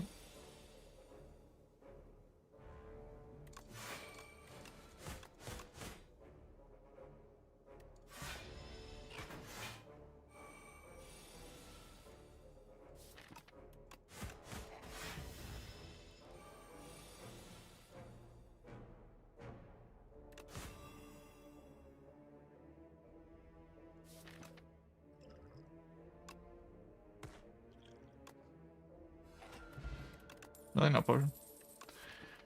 I thought I'd get a potion. Howl from Beyond. It's so good. You can exhaust it with your Burning Pact.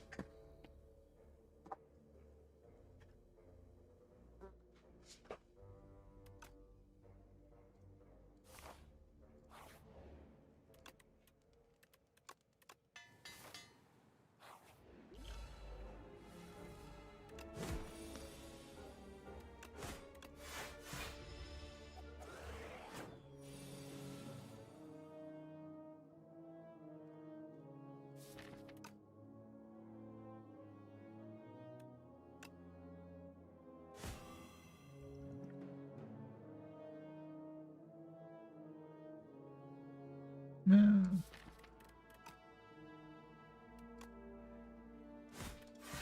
One of the easier hallway fights, kind of.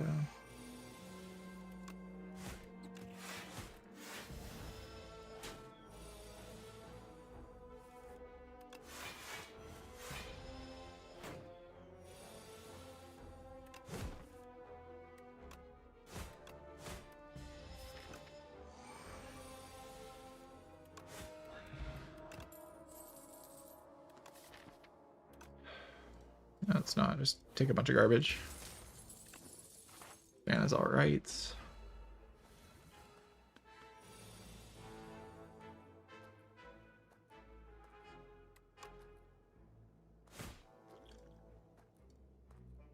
I'm like super likely to get a potion from this fight.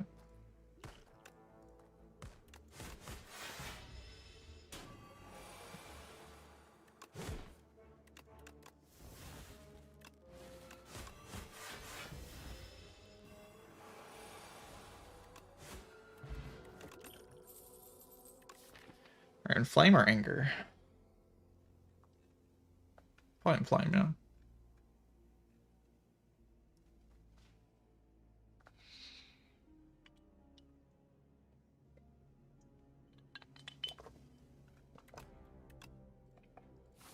Probably inflame.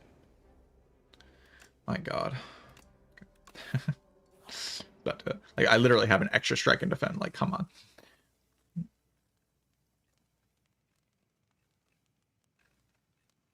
I'd like to upgrade Inflame. Then I'd like to upgrade Pommel Strike. The next fight is probably not that bad.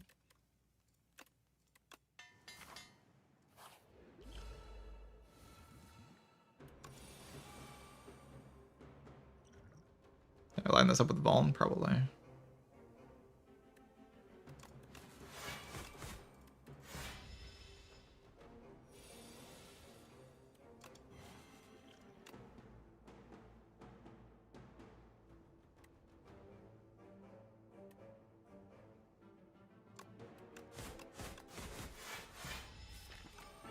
Can't really kill this turn though. Yeah, I can. I guess. Fortune 10 is still reasonable. Thrash. Is it time to thrash? This card's just kind of cool. It's also kind of good. I'm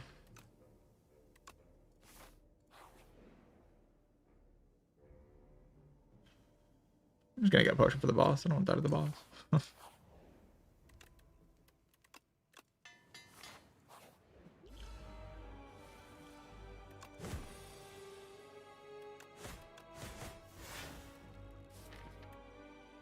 Already does 30.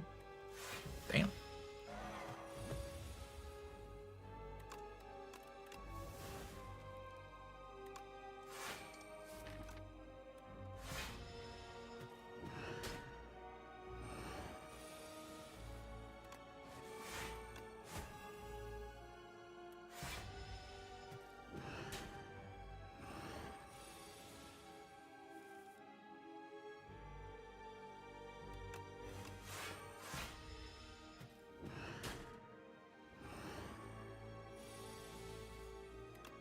Jeez.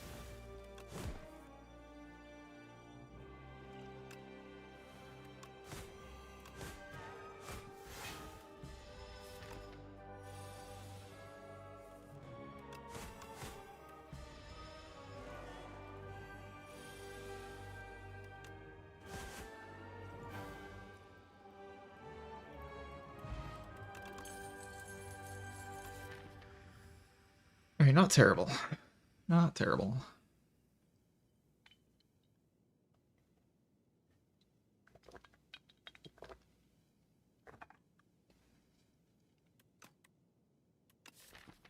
How do I feel about Bencade? Bencade with Permafrost is kind of good. It's like Bencade and then you build up your Thrash. GG. Bencade, Gorget. Cascade is fun. I haven't played enough runs with it to know how good it is, but it is fun.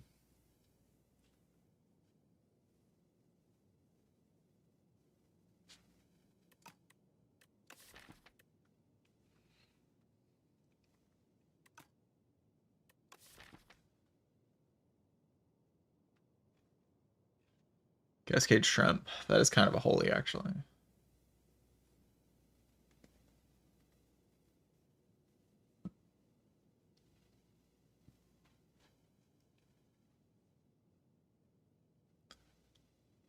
Cascade with Thrash. I mean, you play the card. As long as you exhaust something with the Thrash, it's like kind of okay. But yeah, I could do some weird things like play Pommel first and then thrash away your uppercut or something. But usually it's kind of under your control.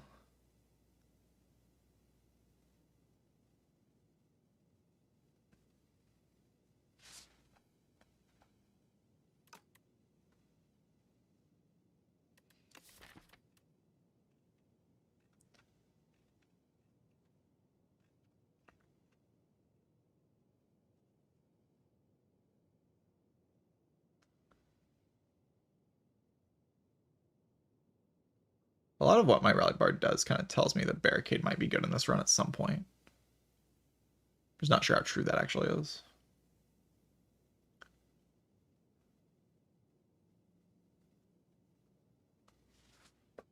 I'm gonna test it out. Let's see if it works out.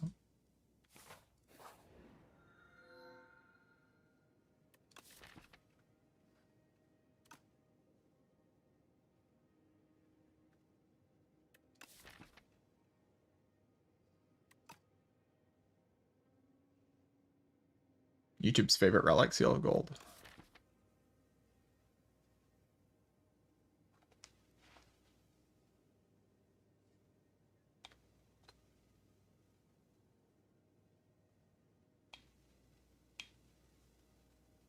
Gonna like kind of do like the seal of gold here though. Like I just love the energy. I don't really like the seal of gold itself, but the energy is just so nice. I can do so much with it.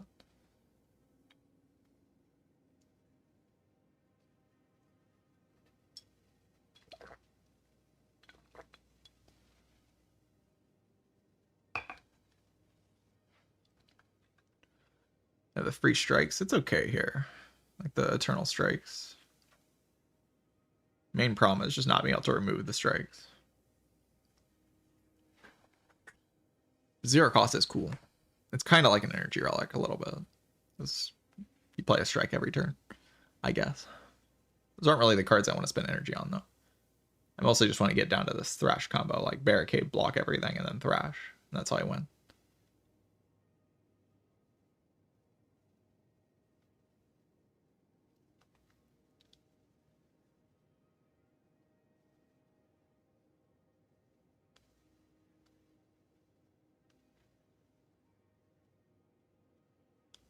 Yes, there's synergy with Fan, but it's not significant synergy with Fan.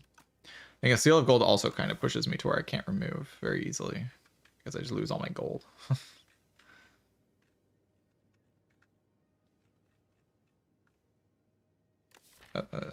They need to fix all this like music turning off stuff. It's so awkward. They need to go through the game and just figure out why the music turns off and just fix that.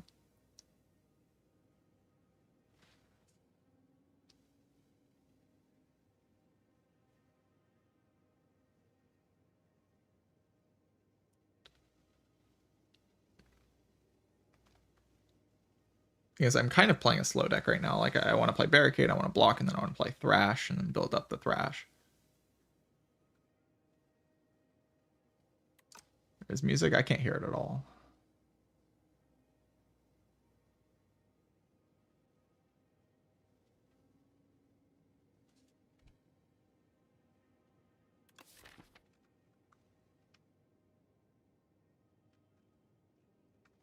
It's like because I'm playing a slow deck, there is more encouragement to having energy per turn, but also I lose my gold faster, and then if I run out of gold, I run out of energy, and I lose my boss relic, which is bad.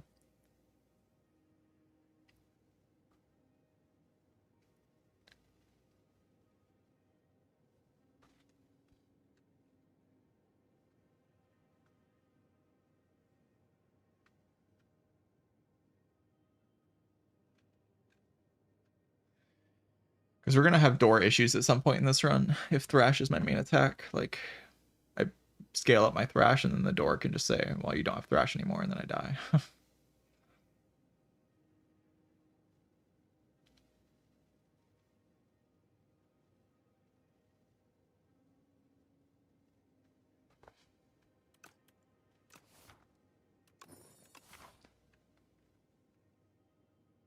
So we just don't spend money. Like we just save our money. Hopefully we get like some money relic or something to help build up money.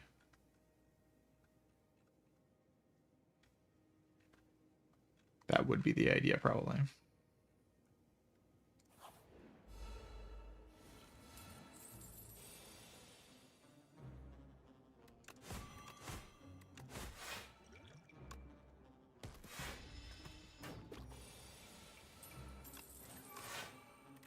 A barricade here or just strike. Sure.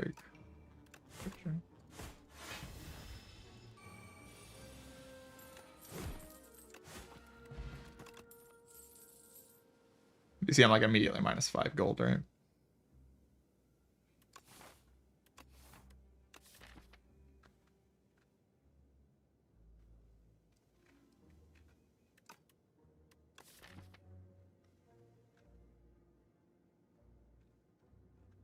Second inflame for the door.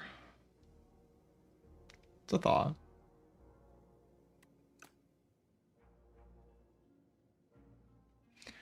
This gold relic work. Every turn you lose 5 gold, but you gain an energy. And if you go to 0 gold, or if you run out of gold, then you don't get energy anymore. You have to pay the 5 gold to get your energy.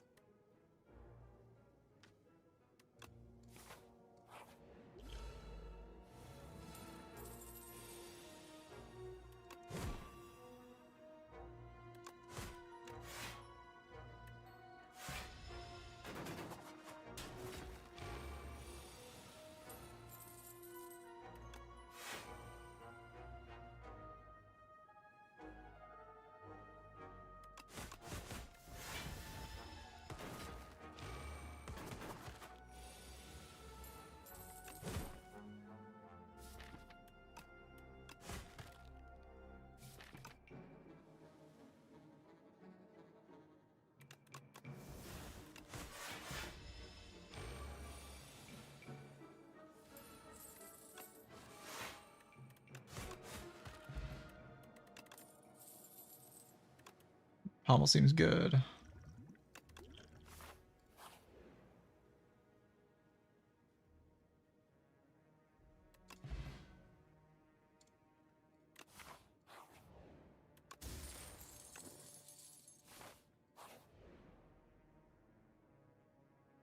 Oh, Wongo, how could you do this to me?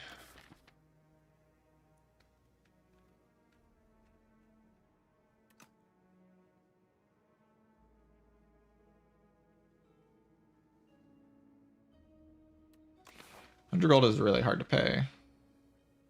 I'm going to a lot of poly fights, so I will like kind of run out. But I think I just grabbed the relic anyway. It's a while from now and I can find some way to get around it. I don't think I can buy Charon's Ashes though. Like it's just not. I will run out of gold. I will just run out if I buy that. I can't do that.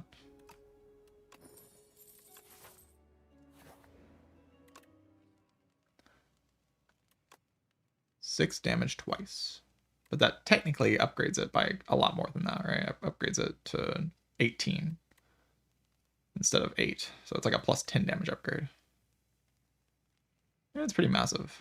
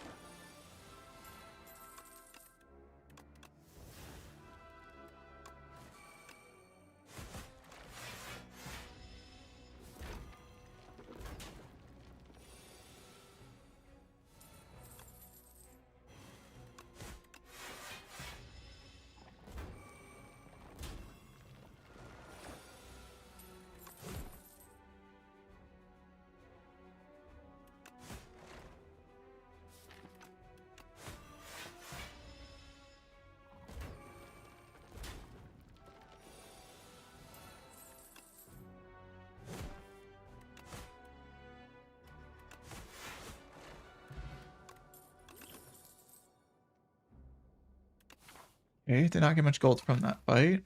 Hopefully we're still outpacing, but looking a little dicey. Reptile Trinket's like fine. In conjunction with the Petrified Toad's kind of okay.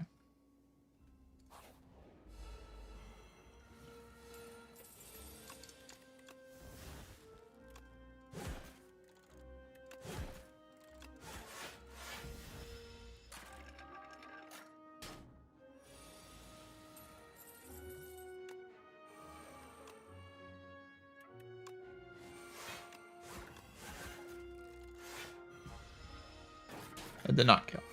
It's okay. Can kill this one.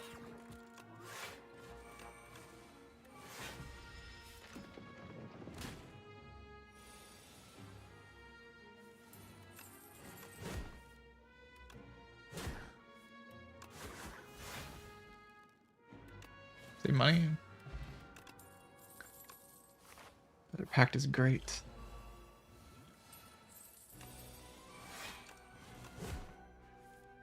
No.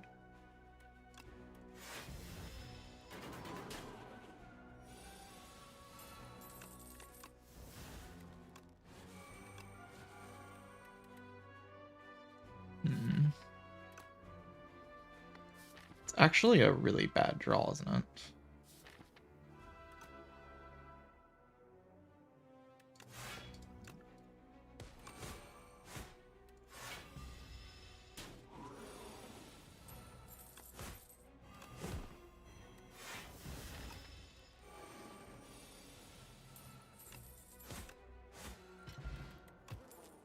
See, I'm trying to speed the deck up. Like I'm trying to make the deck faster because the faster the deck is, the more the less the seal gold will proc.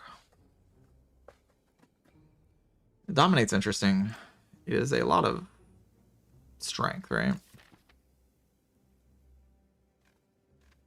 Like I have a decent amount of Vaughn in this deck. And it scales my Thrash up even faster. And a lot of different strength sources is useful against the door when I get there.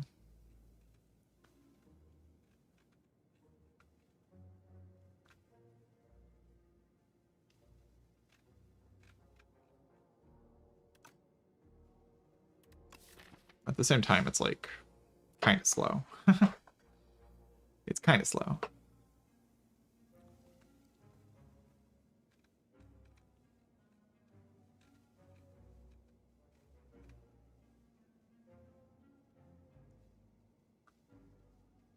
And slow, yes. Yes, 1 energy, 1 vulnerable, 1 strength is not very fast. You have to like have other vulnerable sources already on it for it to actually give you a significant amount of strength. It doesn't draw cards, it doesn't block, it doesn't deal damage. It's kind of like having another Inflame in the deck. I already have 2 of those. And they proc Permafrost. This thing doesn't proc Permafrost.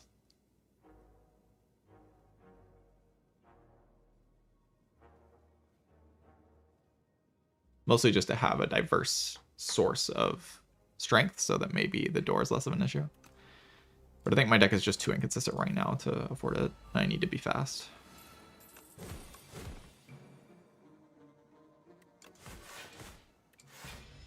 Want to keep my Permafrost, and it's not like that does insignificant damage.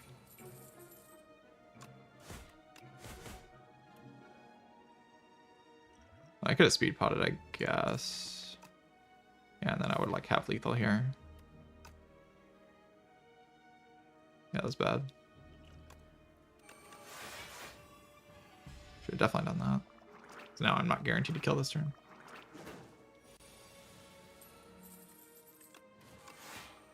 Do kill, but... Alright, so I took 0 damage in that fight. That's very good. This thing does 10 damage twice, with no strength. Because of the miniature cannon.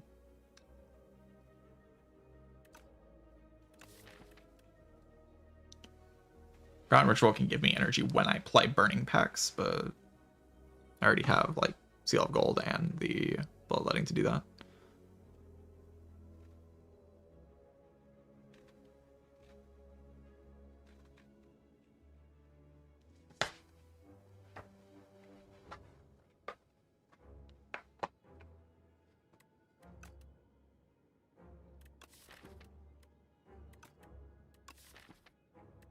I don't really want a Twin Strike. I hope I'm not wrong about that.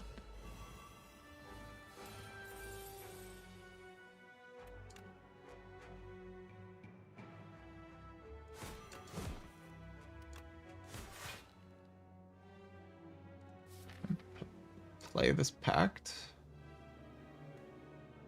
Kind of no reason to.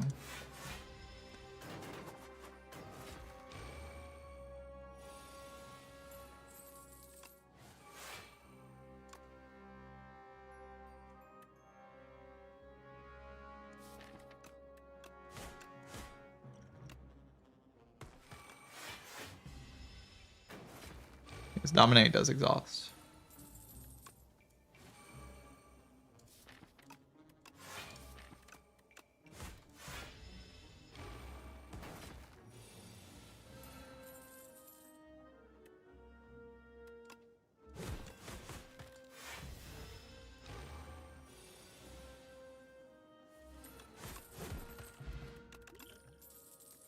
He once again just kind of heals from that fight.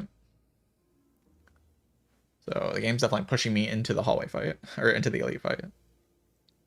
By giving me a lot of good fights in a row. I think that is where I will go.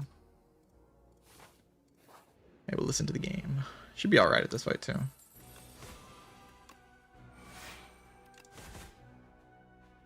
I should have block potted first. Keep forgetting about the Reptile Trinket.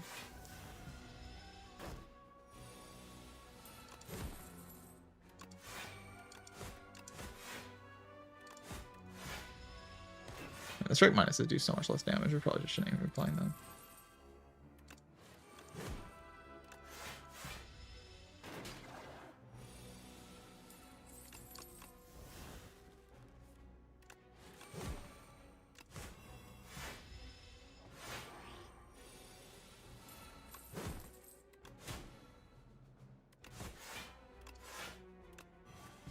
Sucks a bit. If I would have used the Reptile Trinket, that's plus 11 HP there. It's my fault, but it still sucks. Spark seems good. And just upgrade the Pommel Strike. Let me just play like our stuff and good things happen. Should drink this. This is the miniature, the petrified toad. It's gonna be more useful in the next fight, obviously, than a fruit juice. Suddenly I have 99 max HP. That's pretty cool. I don't want to be in this fight for too long, so I'm like kind of willing to use Power Potion. I'll use Power Potion.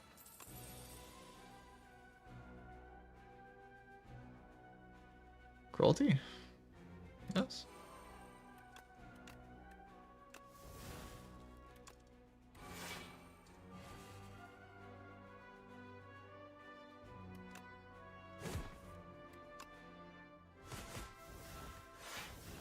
The worst card I could have gotten rid of, but it's not that big of a deal.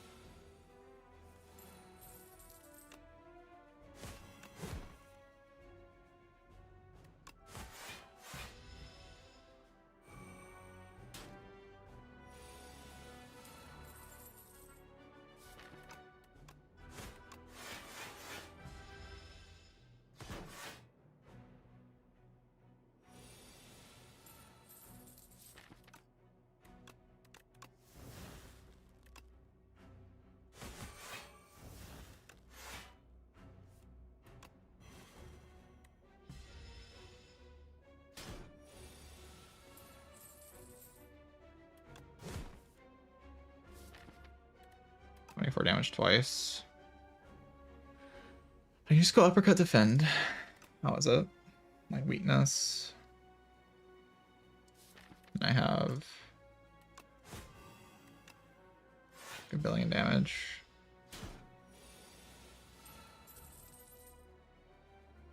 Never dead this turn. They're just lethal. This is with the potion shaped rock, right?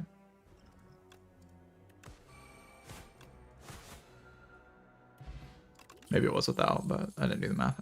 Okay, offering. Offering is wonderful.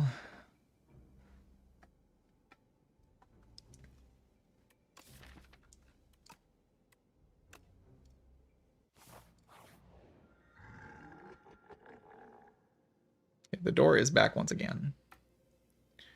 We can add a whistle to the deck. Stun the enemy. Bwom. Stun the door. Or I can just take a Sai, because Sai is great. Sai is just really, really good. Hard to go wrong with that relic.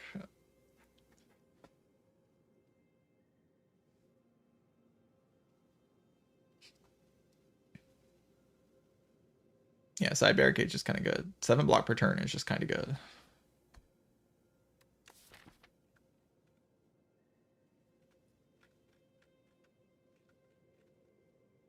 But like, you see kind of what I mean by Seal of Gold. Like a lot of people are pushing back against me in the comment section of the video. Like Seal of Gold being close to Ectoplasm. It's probably a little bit better. I said it was a little bit worse. It's like around the same thing though. Because like you can do some very simple math to determine how good Seal of Gold is. It's like the amount of gold you will have at the like point of the run. Like here is like use the map drawing. You have like the gold you have at the beginning, or like when you have like the ectoplasm gold, right? The amount of gold you'd have the ectoplasm, like when you pick up the relic,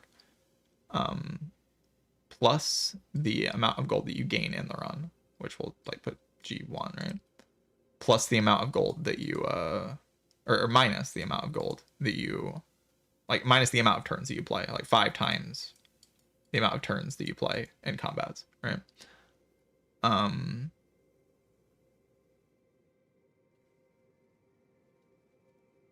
If this number is big, then this is worse than Ecto. If this number is small, then this is better than Ecto. It's that simple. So if your deck is fast, then this is better than Ecto. If your deck is slow, then this is worse than Ecto. It's really just that simple. Like, because it's the same kind of math. A lot of people in the comment section of my YouTube video were just kind of implying that you lose all of your gold when you pick up ectoplasm, which isn't true. Like, you keep the amount of gold that you have. So you're actually kind of in a similar position as you are with sealed gold. It just depends on how fast your deck is. Like, it's actually balanced in a way where if your deck is fast, then you do like sealed gold a decent amount more. In this deck, I've tried to make it fast. Like, I've added a lot of like attacks and stuff to the deck. Like, I want to kill things quickly because I don't want to lose a bunch of gold, right? The other upside of this, of course, is that you can get like old coin and stuff, which does exist. Like, the upside does exist. And probably overall it is a little bit better than ectoplasm, but it's around the same thing. It's basically doing the same thing, right?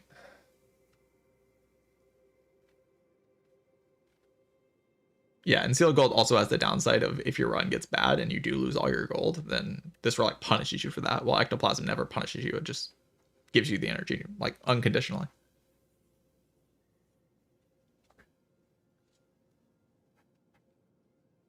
Yeah, I mean, this is just Sai. It's incredible here, actually. It looks very, very good to me. Right path also looks kind of chill. Like, I just keep all of my gold. I don't spend any of it, and then we just have enough gold for the boss gauntlet. The deck should be kind of good enough.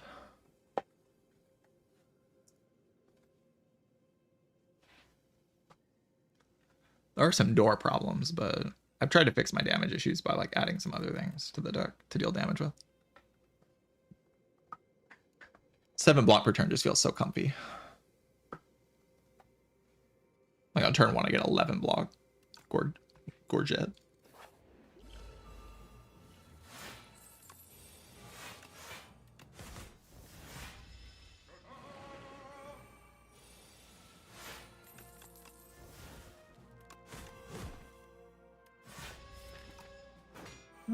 I want to do some HP loss at some point, right? That's true. I still have a lot of block, actually.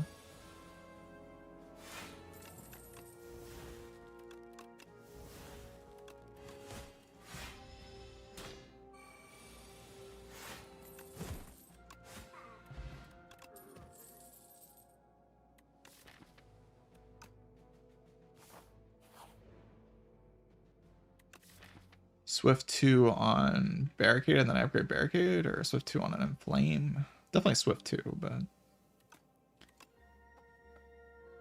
it's good on any of them.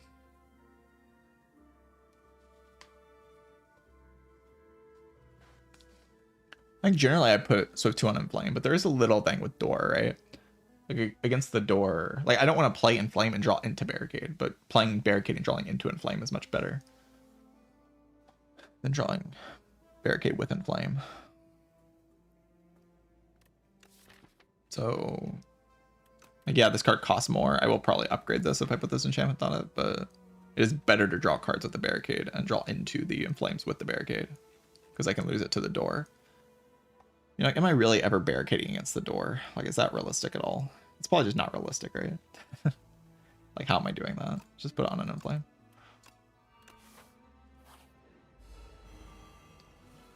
We just gotta kill the Door. Kill it. Lethal.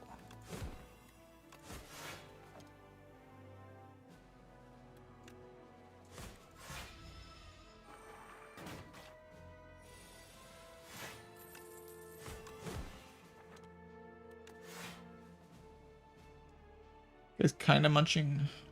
Good block pod. It's a good potion, but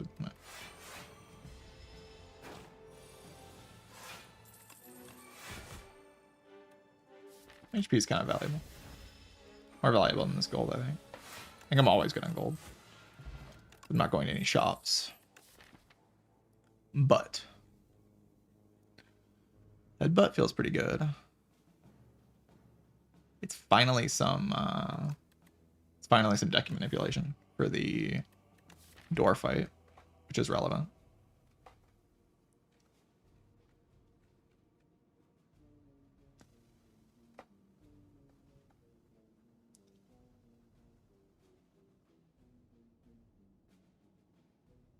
Mostly it's useful for like recycling my uppercut and my thrash,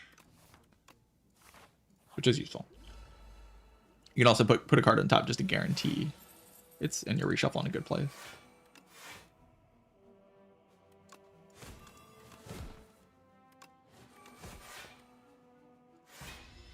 I mean, that was worth a potion shape. I mean, it probably was worth a potion shape drop.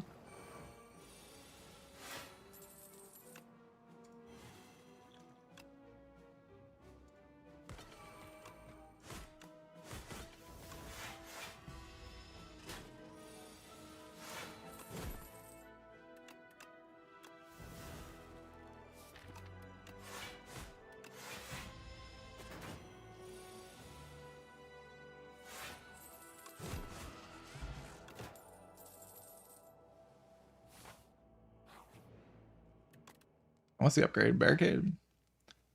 It's a card I kind of have to play in a lot of fights.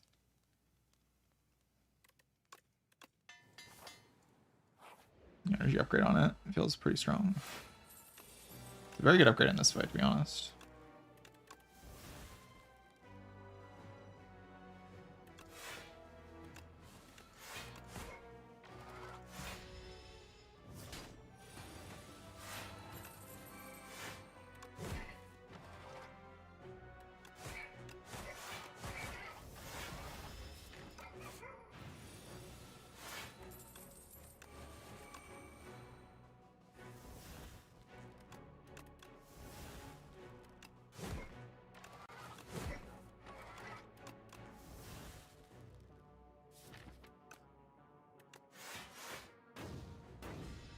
Shouldn't have drawn that heavily, right?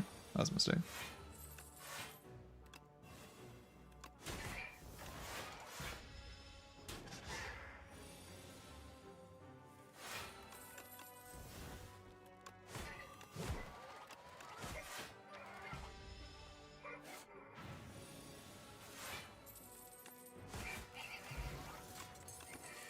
Fire prep is great. Very nice. Always happy to see a bag of prep. Especially against the door, it's going to be really good. I kind of just want to upgrade my card draw so I can just get into my barricade more consistently and just start spamming bloodlettings and stuff.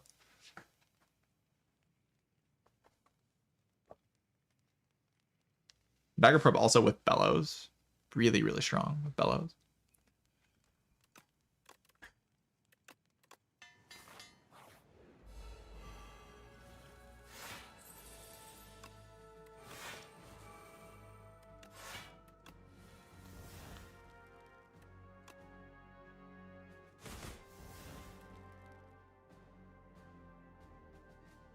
I'll just play. This fight kind of wants to drag on, which I don't love. Prefer if my fights didn't drag on with my Seal of Gold.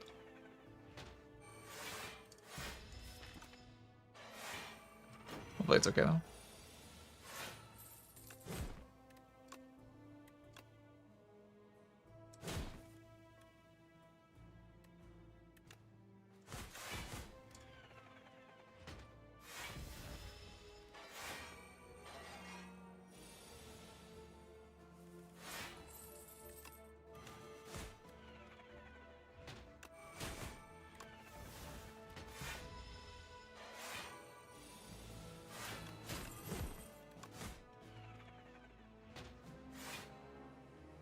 Lethal? No, not quite.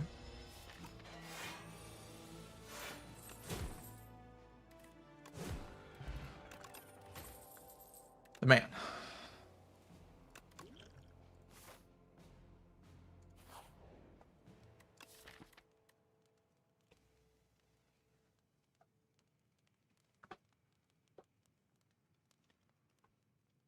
Resting here is a little weird, because I can rest before the final fight. It's just like a question of, will I struggle against the elite sometimes? This is overhealing me, and that feels pretty shit. Overhealing when I do have decent upgrades. Like the man upgrade and stuff. It's not bad. I'm just gonna say the elites aren't a problem.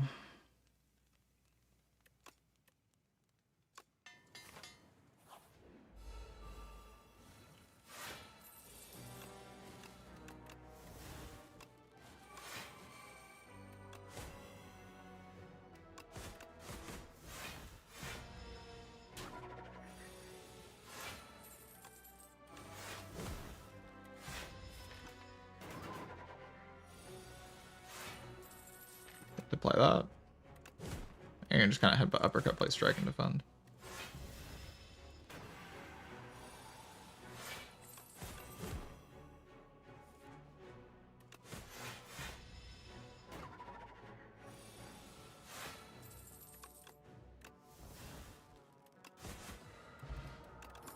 Markley is fantastic.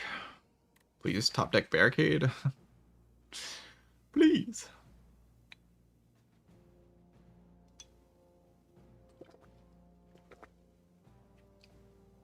I use Power Pot in the door fight for sure.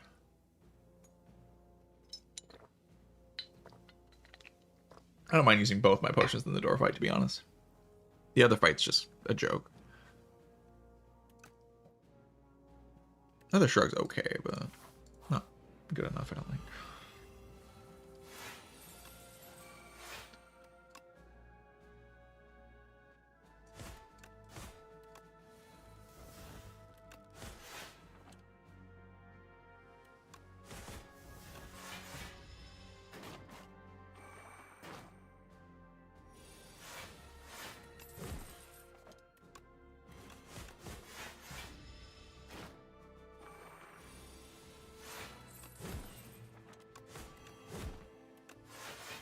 GG for the Act 3 hallways.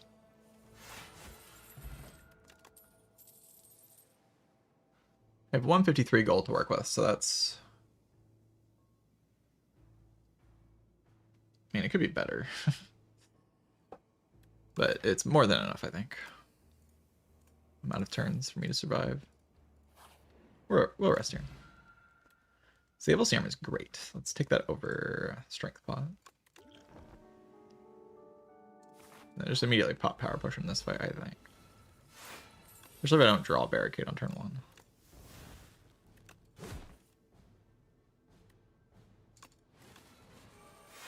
Which I don't.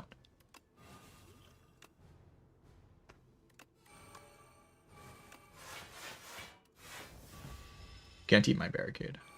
You fool. Hope it doesn't hit headbutt so I can headbutt it.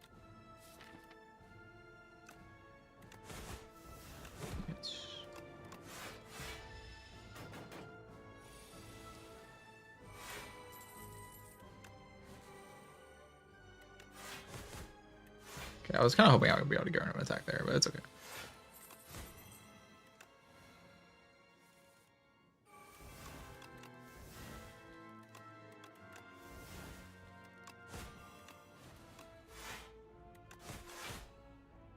I can lose Thrash next turn, but I have damage even without Thrash.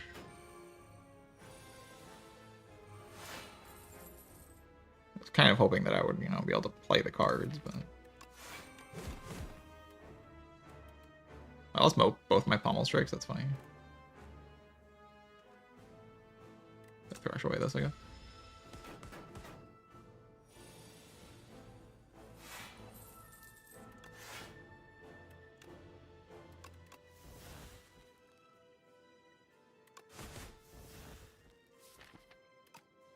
So it is going to eat the card I put on top. I don't want to put Thrash on top, that'd be bad.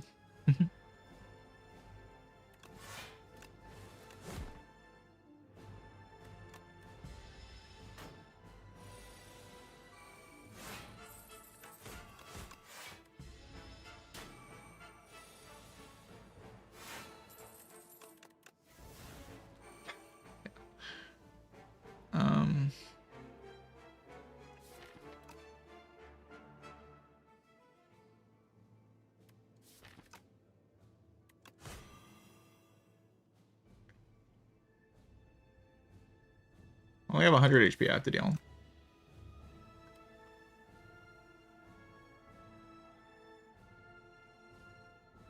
I only had to play that card one more time and then I would have been fine. Maybe I should have Sable Serumed earlier. Yeah, I probably should have. That was probably just a mistake. 20 by 3, it's just so hard to deal with.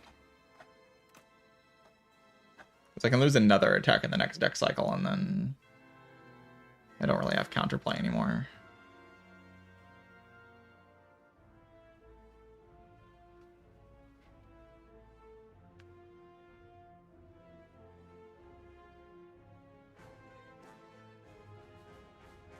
Yeah, I didn't need the thrash is the thing, but I got rid of my other. Like, it took away my pommel strikes is the main problem. Is it took away both pommel strikes really fast. That was why the fight got awkward. If I have pommels here, I'm just killing it really quickly, but it took away both pommel strikes, so that's why things are weird. If it didn't do that, I'm just like giga chilling.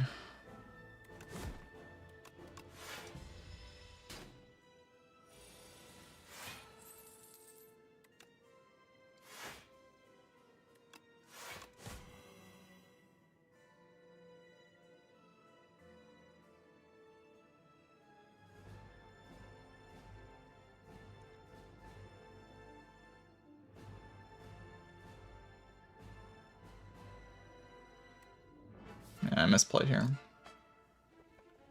I misplayed for sure. 49 is kind of hard to deal by next turn. I guess I Sable Serum this. So that I always have Bloodletting Burning Pact next turn. Oh, this is so bad. It's all my fault too. I mean, it was like a 1 in 15 that it got bad, but I gotta let it get bad. I could have played around this.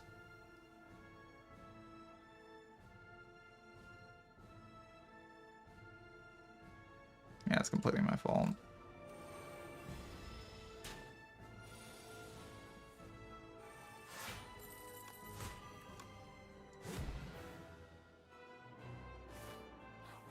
Still usually fine against this guy, but because the other bosses just don't really do all that much, fortunately.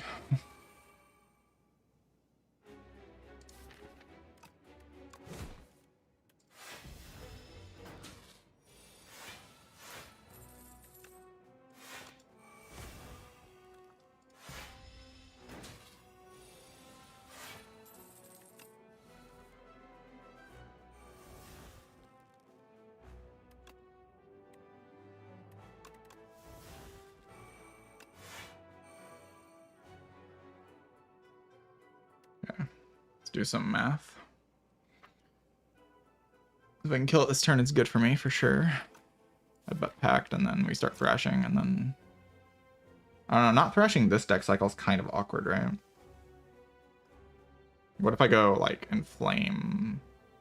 Yeah, I want to scale my thrash.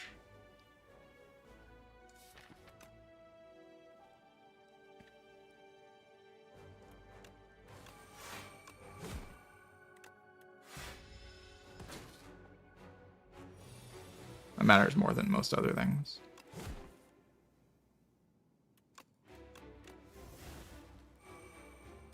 Like uppercut threat.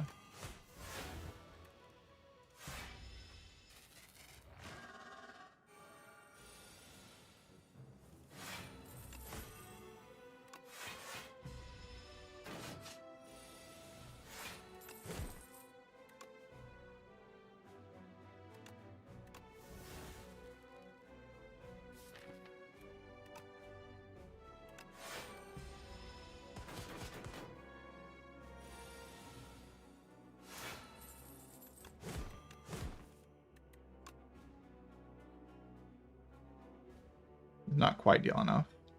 We can do that into the potion. To kill it, get rid of the headbutt. Or I can just play headbutt on like pommel strike and then play the thrash. But I'd rather scale the thrash.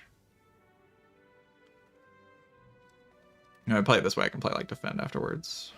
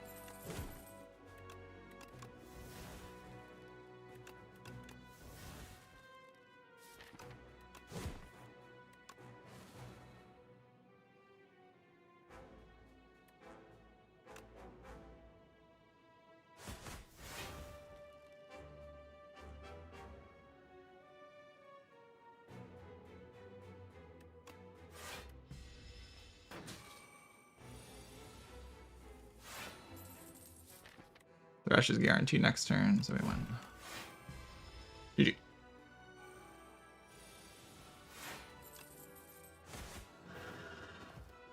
The other bosses are just not a problem. I could have played the door fight better though, and prepared for it better as well, and then I wouldn't have taken that much damage.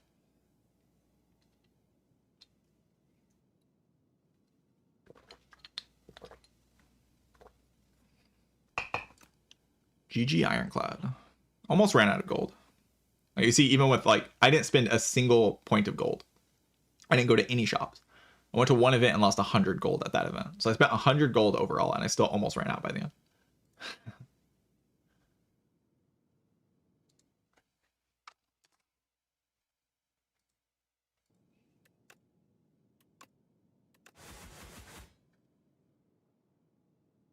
Return to the bottom, Ironclad. GG's.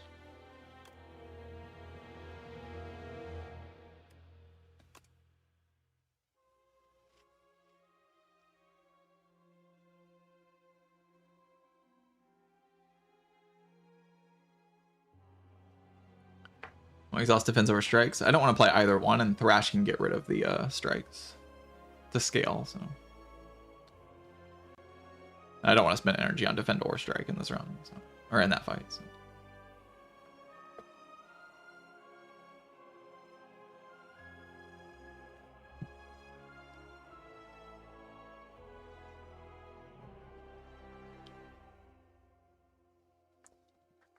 No, I think the Seal of Gold was the correct choice. The zero cost strikes would not have been very good in this run. Like I did not want to play strike at all. I just wanted to exhaust strike with my Thrash.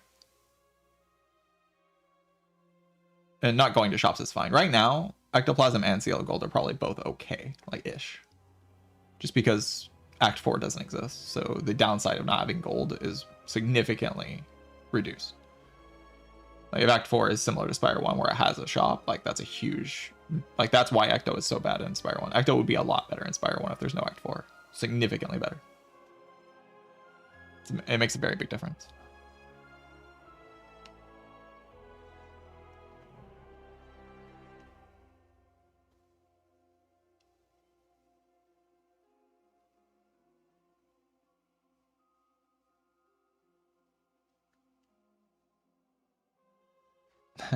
It's the Temu shop. Yeah, that'd be funny.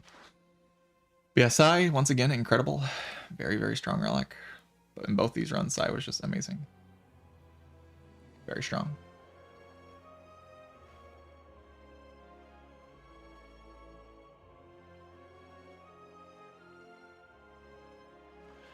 I think an 8 streak is the longest streak I've had since I started playing Spire 2. I can do a lot better than 8, I think, right now, but just haven't played enough runs to get a good streak. It takes playing a lot of runs to get streaks, so for me anyway. And 8 is the biggest in the patch that is apparently hard or something. Apparently this patch is too hard.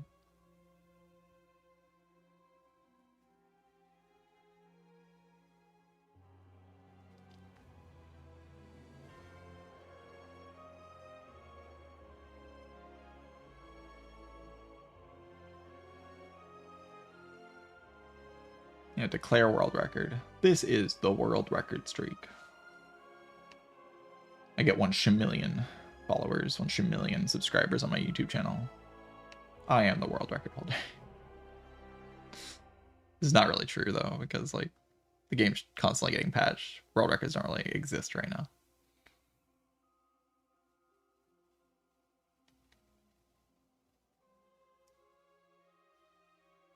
Yeah, the double relic now felt really good in this run. Like these relics were huge to get early game. Like game-changingly good.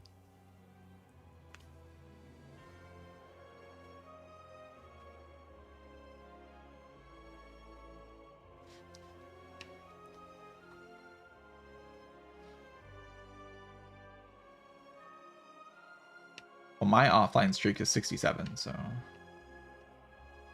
beat that.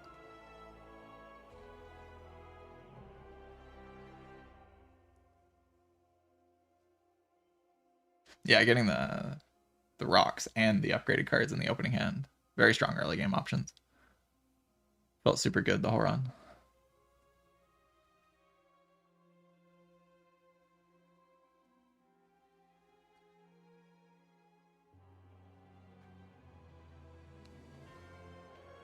Yeah, there's not really many bad relics, if at all, really. Even like the quote-unquote bad relics are a little bit better in this game. Like, I think Juzu Bracelet's a bit better than it was in Spire 1. That's probably why they kept it in, because it seems like their goal was to make every relic good. I don't know why that's their goal. Did they understand like how the game works? I don't know, but they would try to make every relic good. And Juzu Bracelet's like a bit better in this game, and the Lucky Fish, even, like, this number is huge. 15 is so much money. When I get this, it actually just makes such a ridiculous amount of money.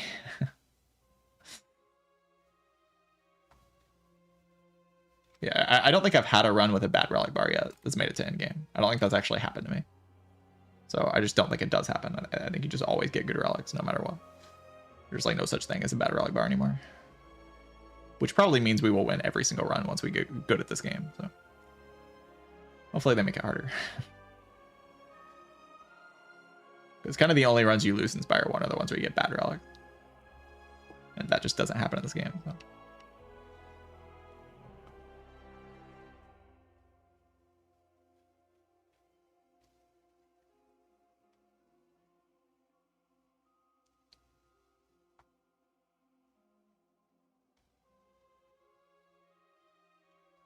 The 4-block Art of War, that relic is broken.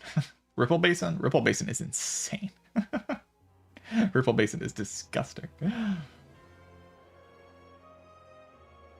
So ridiculously good.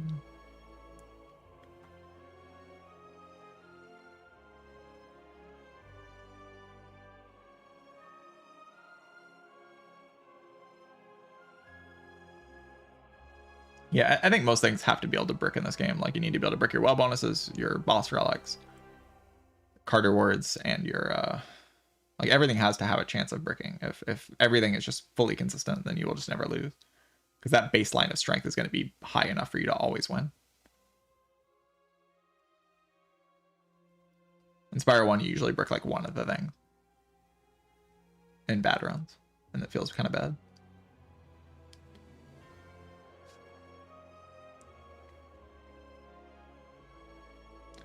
Block come up for playing 2 energy cards. Yeah, that relic is like specific. When it's good, it's insane. When it's bad, it's not doing much of anything. But I've had that relic block stupid amounts. It blocks when you play Tactician, which is kind of dumb. When you discard Tactician, it blocks for you. Which is like really stupid.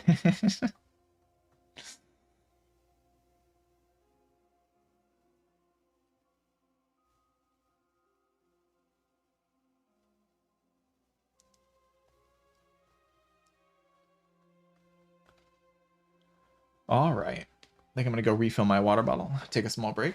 I will be back in just a few minutes. BRB.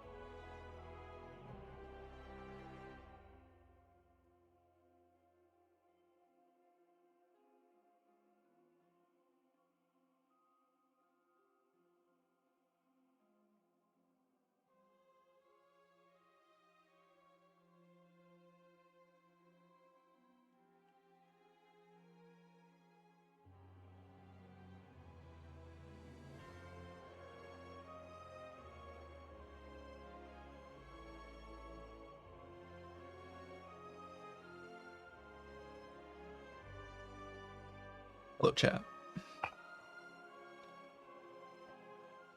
Are we ready to play the Silent? This disgusting character. It's just filthy character. Nasty.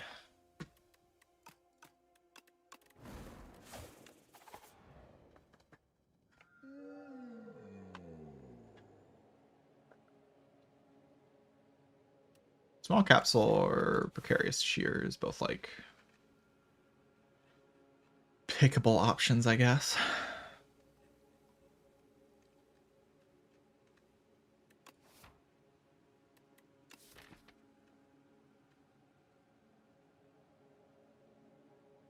Remove 2 is just kind of like disgusting on this character. I don't know. You probably shouldn't be allowed to remove 2. It's sort of like cheating a little bit, kind of.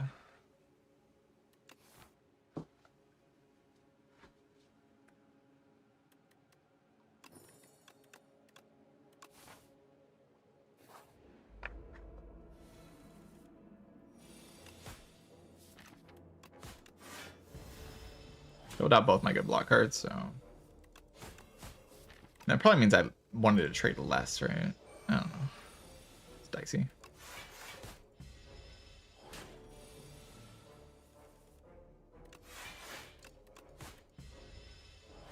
Two is not that good on silent.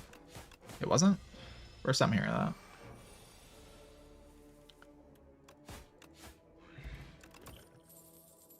Lock pot. Leading striker anticipates.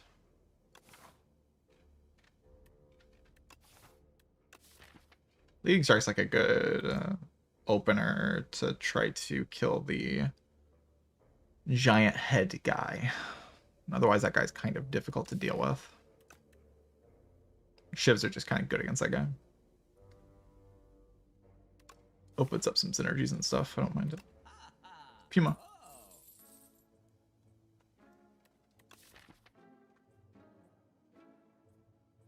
It's time we Fuma.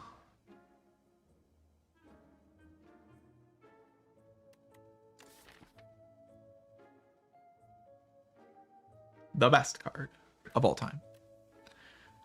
Never been a card in the history of history that's better than Noxious Fumes. It's just too good. Gonna buy a second potion. Maybe that was a mistake. Like going to this floor. Drawing really poorly. Holy shit.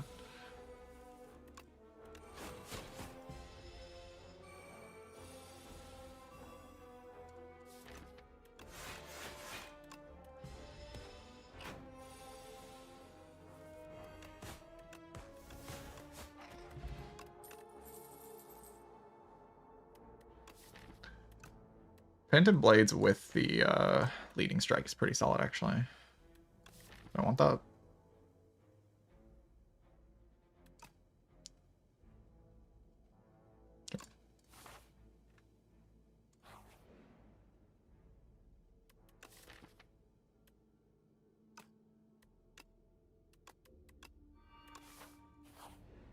A Fuma that draws cards. Is this the best card ever, like, of all time? Has there ever been a better card than this? Maybe. Maybe not.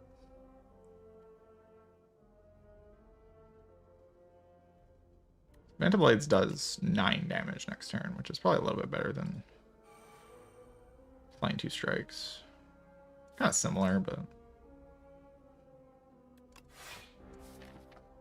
always killing this one with the thing, so I'll just open up the option of killing this one. I'm always playing 2 defense though, like that's just what's happening.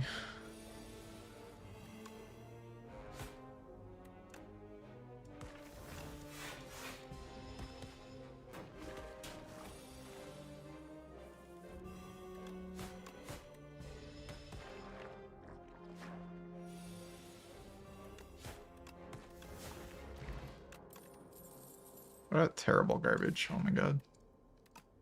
We got potions every floor. So we're kind of done with potions, you know. We're just not going to get them anymore. I want to upgrade Fuma so I can deal with the AoE fight. Otherwise, we're just doing like Phantom Blades nonsense with 42 HP and a neutralize minus. Ugh.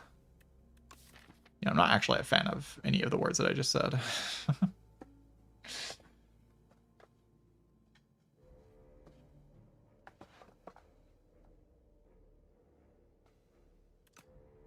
Yeah, potion chest mechanic is still in the game. But I think I need Fumes Plus or I can't beat the AoE fight.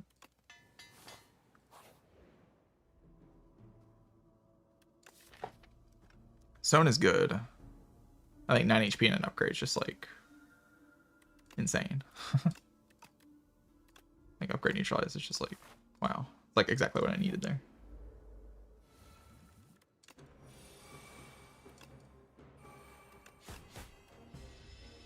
I must use the bomb pot in this fight.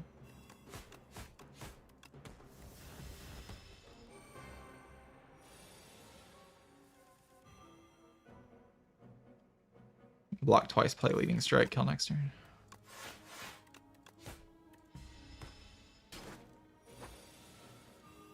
Guess I could use my block potion. What the kunai? GG.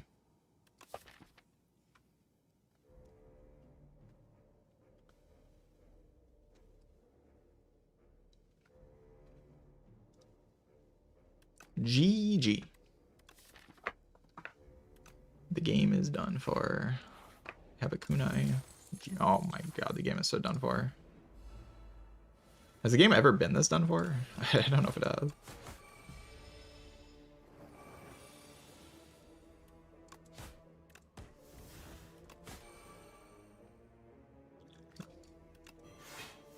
Actually, I don't know, I'm never getting out of potion again.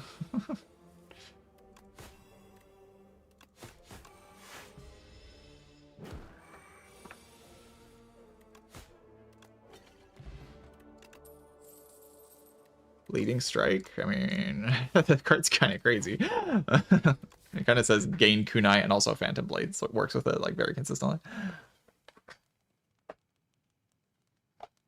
I'm just gonna rest here.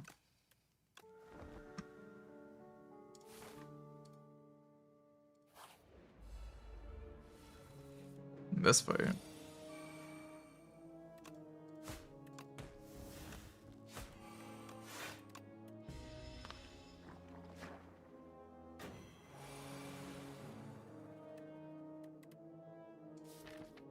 Not a very good draw.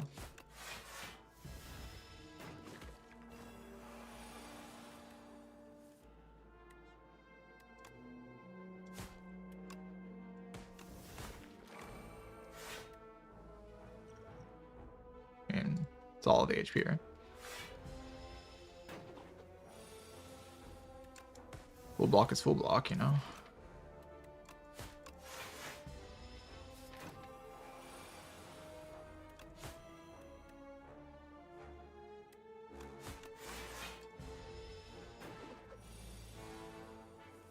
So yeah, we're kind of done with potions in this act. Because I got like a billion potions.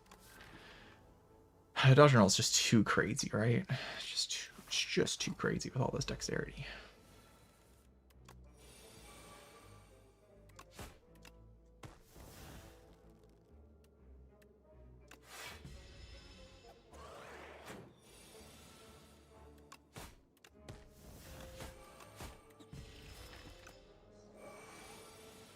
John's in a very good position.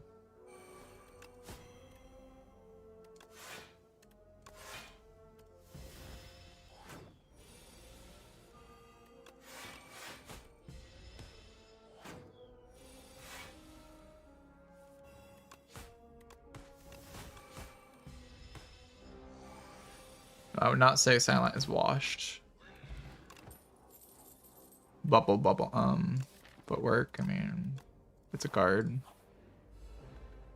Got all the dexterity.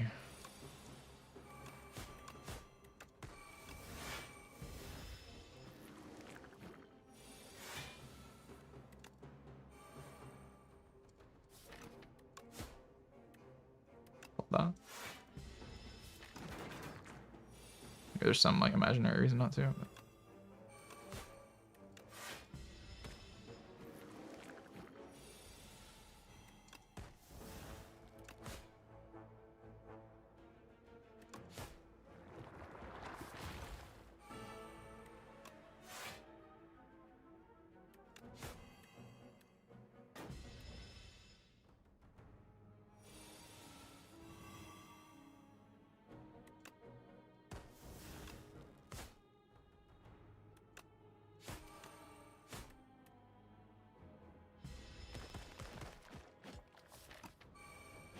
Oh, decking all my block cards is like kind of bad. But...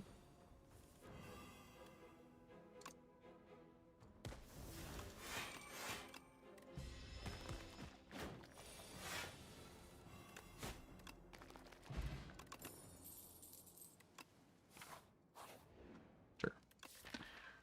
You notice how I said we were kind of done with potions, and then we never got another potion.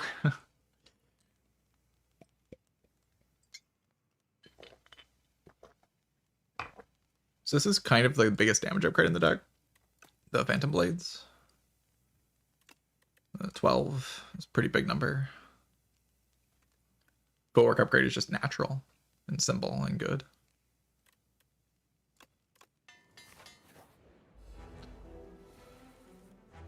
Nothing weird about it, just good.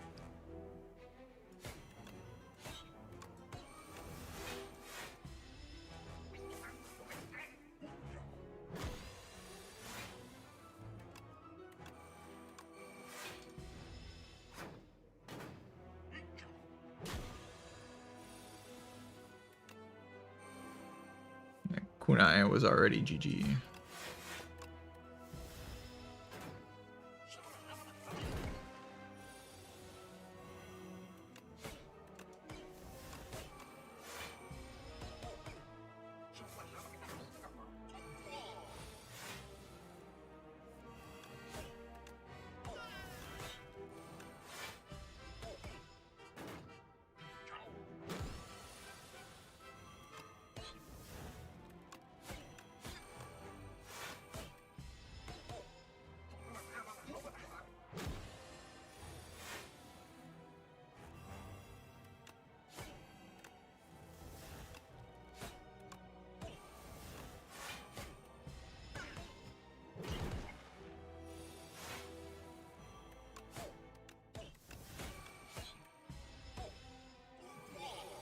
Whoa.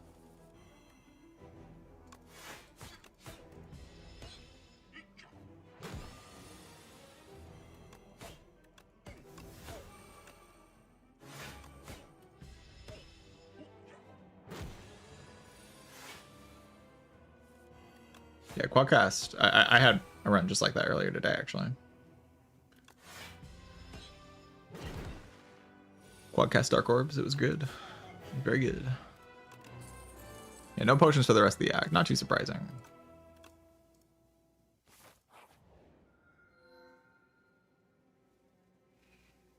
The Ironclad.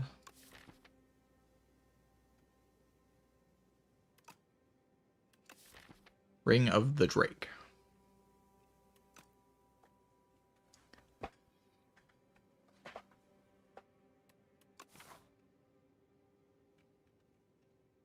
You kind of like Ring of the Drake.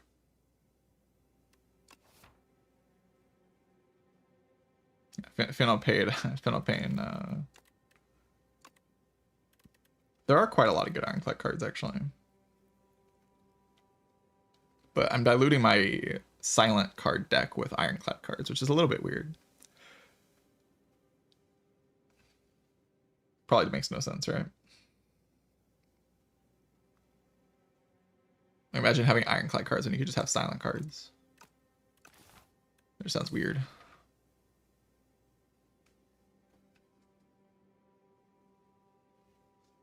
Yeah, why would you do that?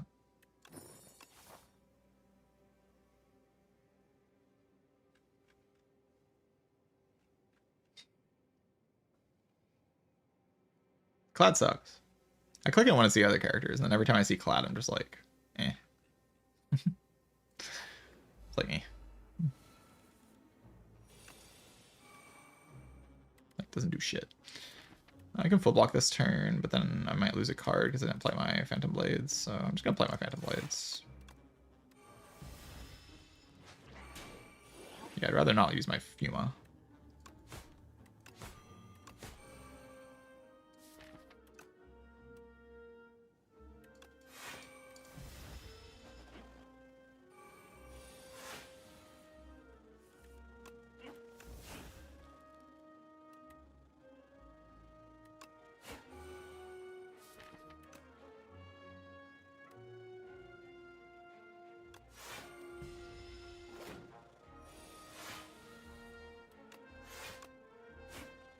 You don't want to knock it yet. So if you knock it right now, it runs away next turn. So I don't get an extra turn.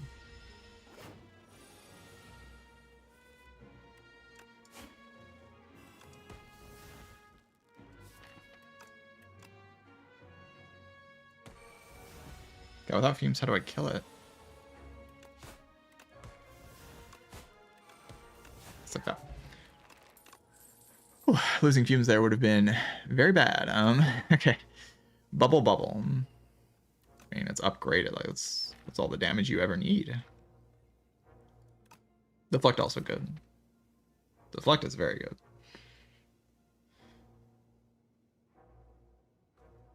But bubble does a shabillion damage.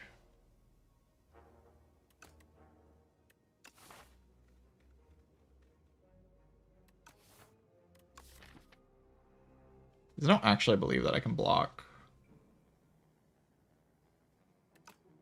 Yeah, I don't believe I can block that long right now. I'll go to Toxic Egg. It's like pretty good, right?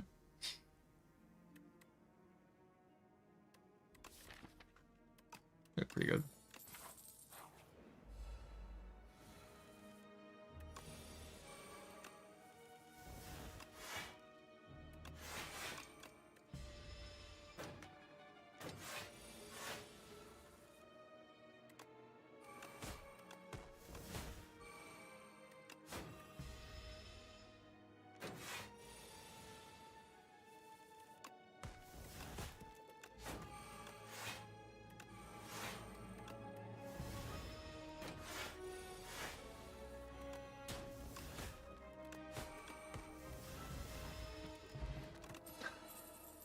I didn't really mean I would be this done with potions when I said I was going to be done with potions.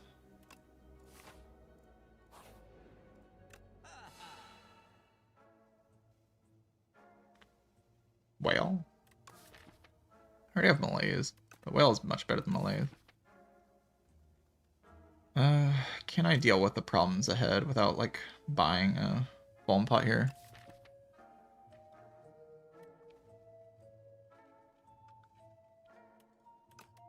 The main thing I sacrificed was, like, Striker Move in the shop. Striker Move would have been great. To get the Toxic Egg.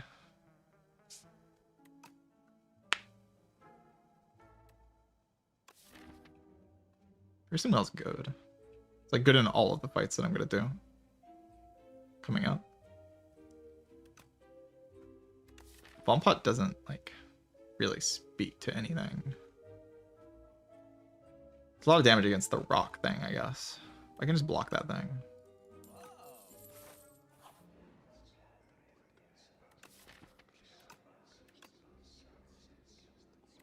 Straight Mr. Circles, I kind of would have liked the thing that gives you block on attacks, but this is fine.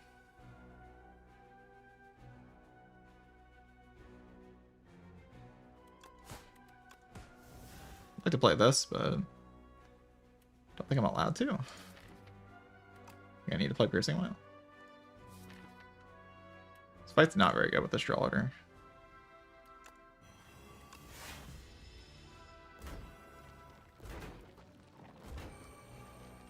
It does damage every turn equal to the turn number.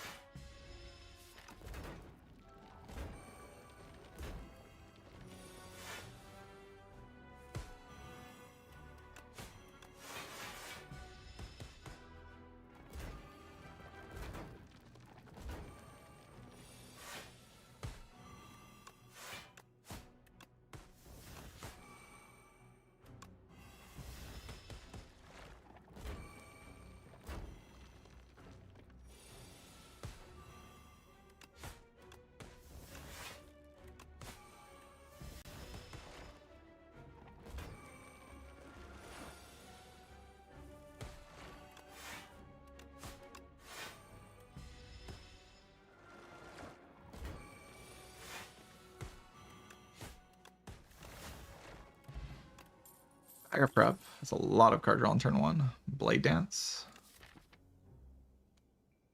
I have a Kunai. Probably good on the fact that I have a Kunai. Yeah, rest. Just rest, right? Really? Some HP back. Go here to heal 15, but I have Toxic Egg.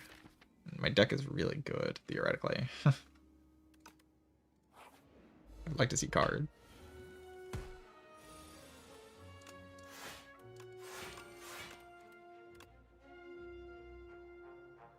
Phantom Blades, or just look for the other cards. I could just look for the other cards. But that does damage. For some reason I thought it was like 3 less. Should have weakened something else. It's fine.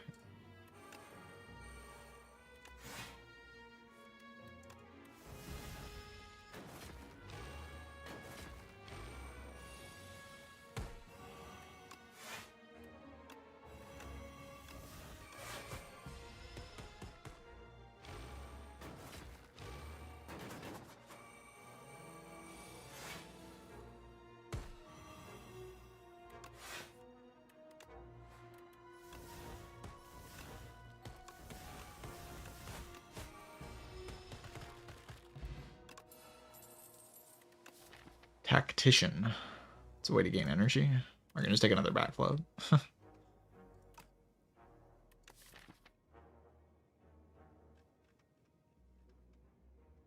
I just take Tactician and like look for an acrobatics, right?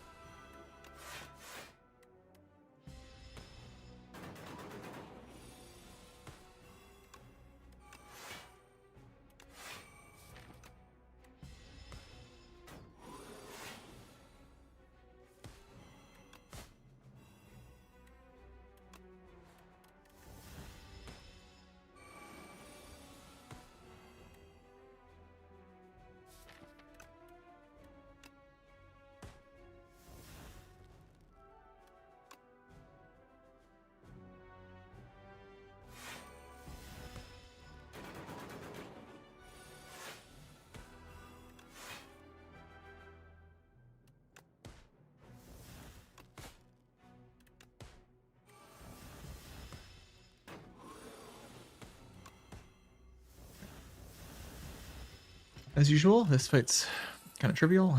That's very good. That's very good. I think I just won the run. Like, fairly sure I just won the run.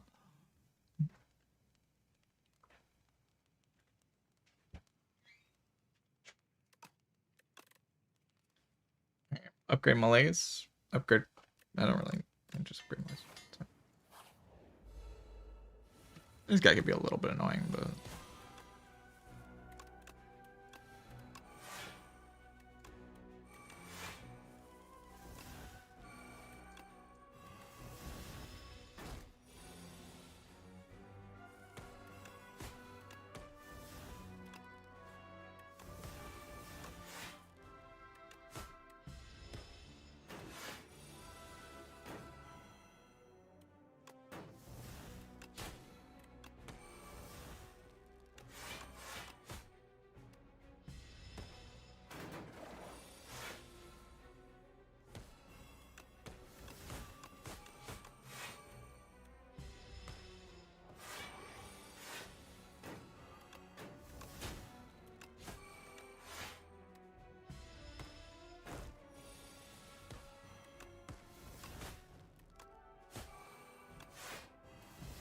You're hearing a lot of people saying this retain ship thing is useless. Oh, it doesn't seem useless.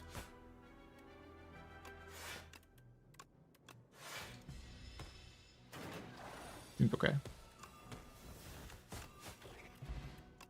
Tough. Bandages. Alright, I mean, prepared is nerfed. Tough bandage has got a lot worse. Prepared got nerfed. But it is good with a gamble turn. Just want another fumes. Just sit there. Just sit there.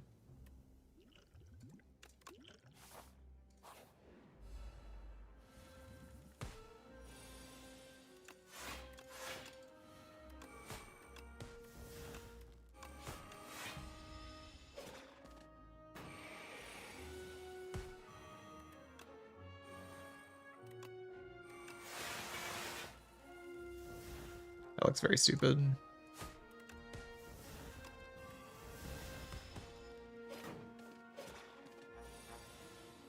Why didn't I play dodge all that turn? I don't know that I did.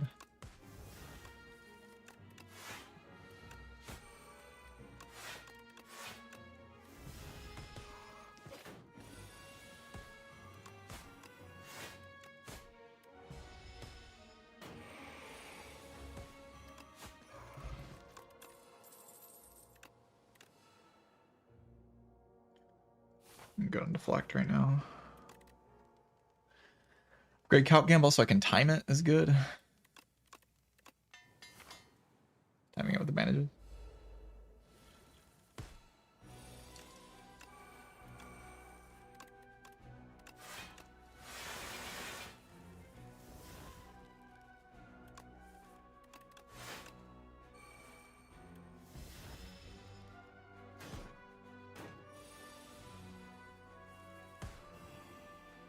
Not great.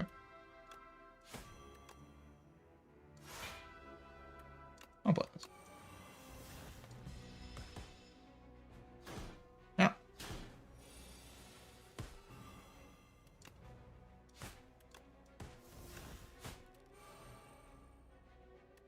I really need that block? Not really. Right?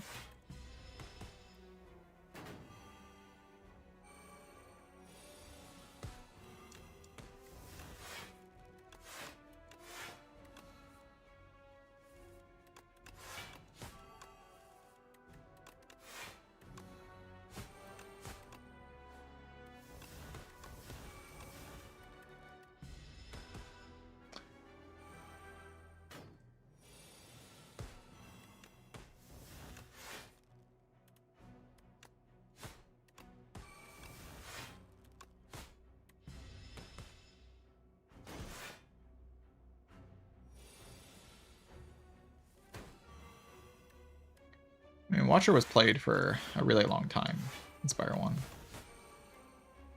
People just kept playing the character, even though the character was really stupid.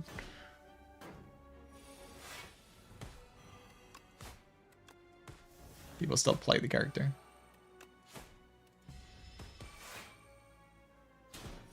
Oh yeah, I forgot it gained strength, so... it doesn't matter. I'm playing this out, nothing...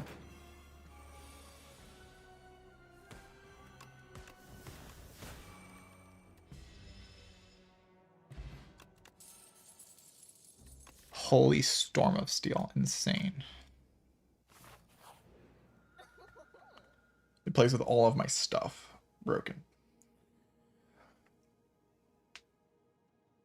I don't think Diamond Diadem is really what I need. I can make $1 billion though. Then go spend it at shops. That'll probably win the run. I like dollars. 5th card you ever play every turn is free is just an energy relic, probably. There's like no downside from that. It's just good. You can't really go wrong. Really, you can pick any of these probably. I mean, I'm fighting the door. Is the door a problem? If the door is a problem, what's the best option against the door? Door can like eat my shit, you know. I did put a second fumes in my deck, so I can't eat both my fumes.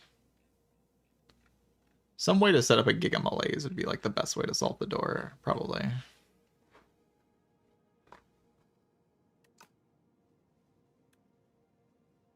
I like money. Infinite dollars.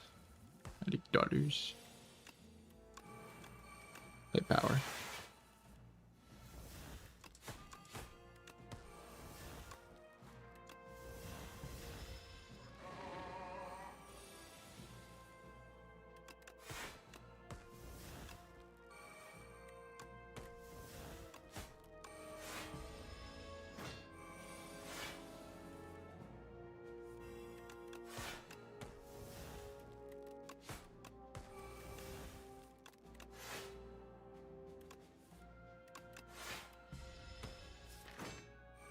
Draw pile's not that good, actually.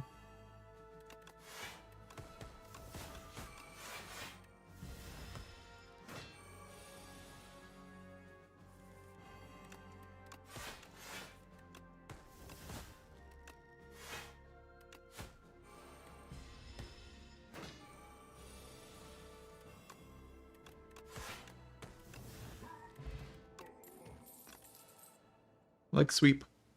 Plus it's green. Duplicator, something to hold on to for the door fight. Very helpful there.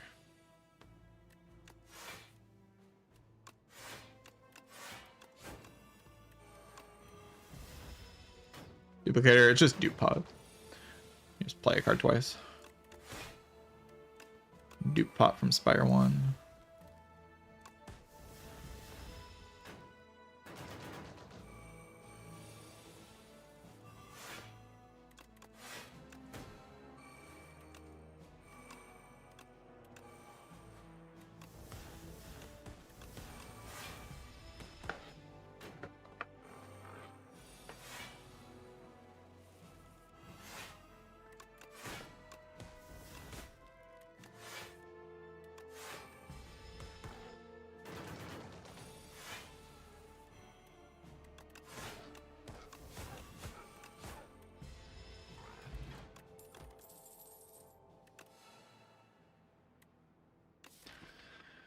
Another dodge and roll? I mean, the card's ridiculous. A bubble bubble. Bubble bubble. Bubble bubble bubble. Bubble bubble. Take it out. Infinite money. Fuma.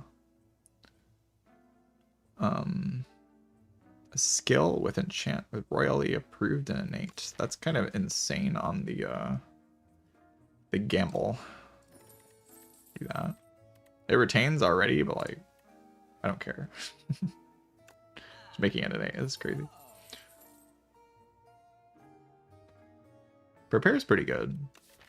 What I can do is I can prepare into a gigantic malaise against the door, like dupe pot, and then it doesn't do shit.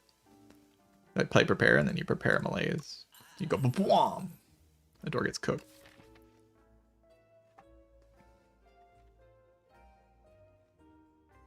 Not the worst idea. You cannot kind of already do that with Tactician though. It is a common that I'm spending money on, and I'm going to a second shop, so I feel like the smartest thing.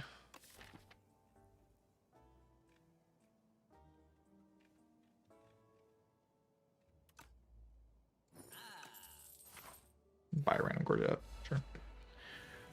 Rock's good. Whee! Yuma.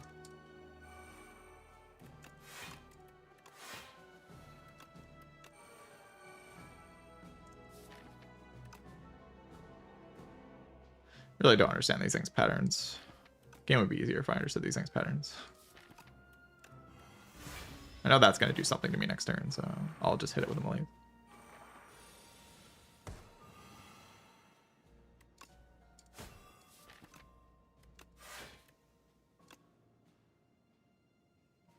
I don't know if I'm taking damage. I'm just going to assume I'm not, though.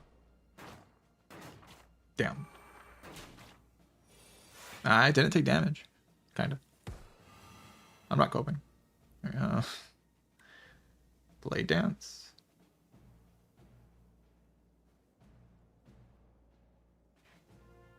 It blocks better than anything else I can do.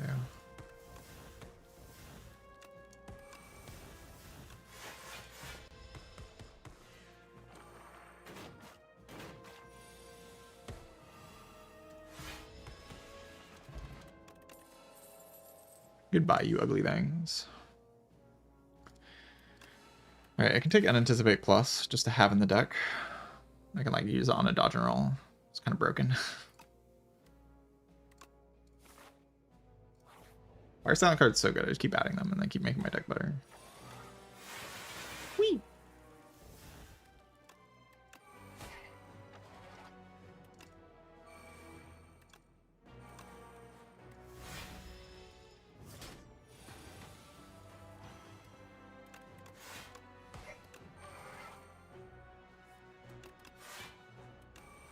the Phantom Blades. This fight's gonna last a while, but like, you know, we're fine.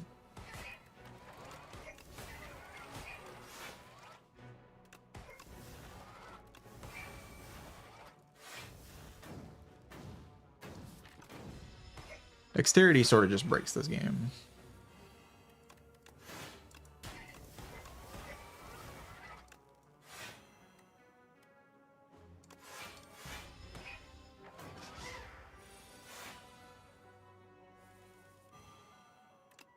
Anticipate is still a good card. You don't need to buff Anticipate.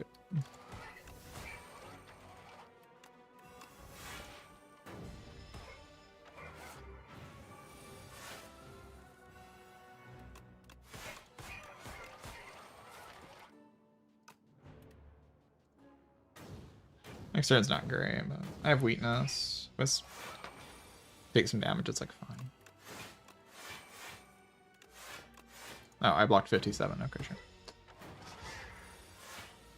Why not? Why not block 57?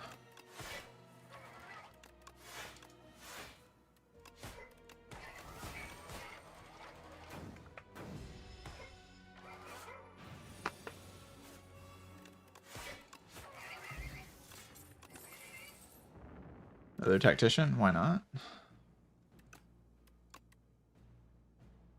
Now the door can't eat both of them? Insane.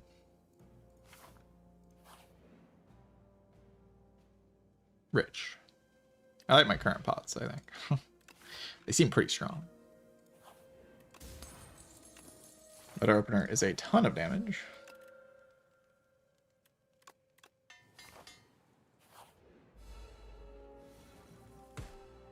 Probably.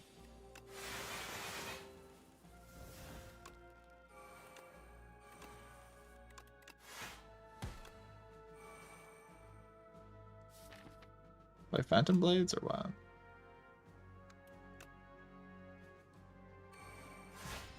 Should play Malaise there probably. It's like an okay redraw, but it's not good.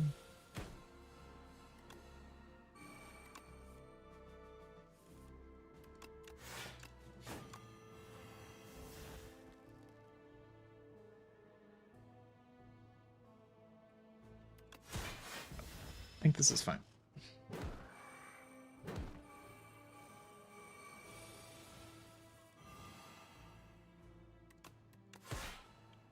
The Tactician sucks a bit here.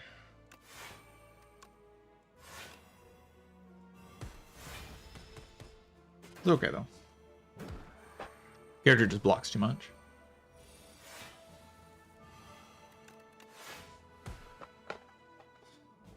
Dawn Fumes Spark at the beginning of turn. I have no idea. I could not tell you.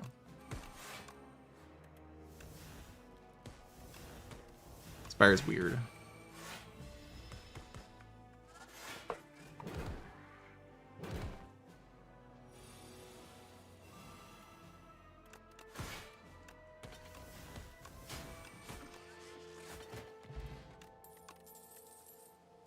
Cloak and Dagger, another acro. Can't eat all my acros. Cloak and Dagger's pretty good.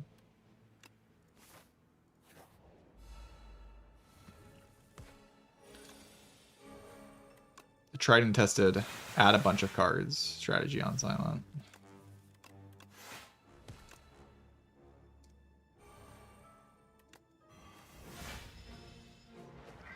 Wait for Fumes to kill this guy. I like this enemy. This enemy's cool.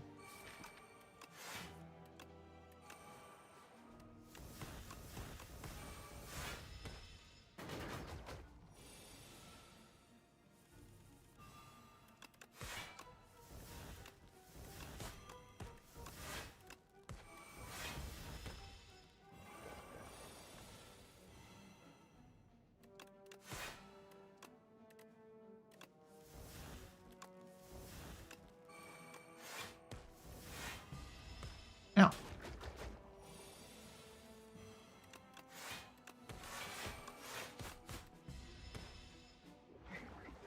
A lot of slime.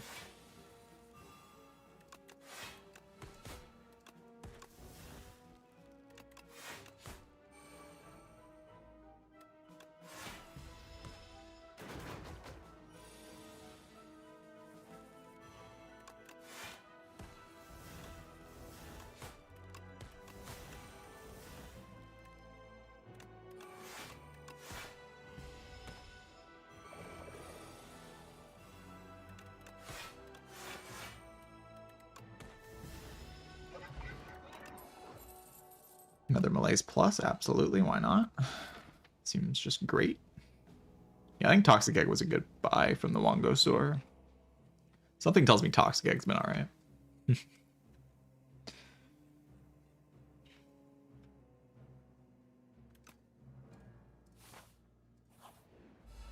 Prayer Well also doing a lot of work. Very good.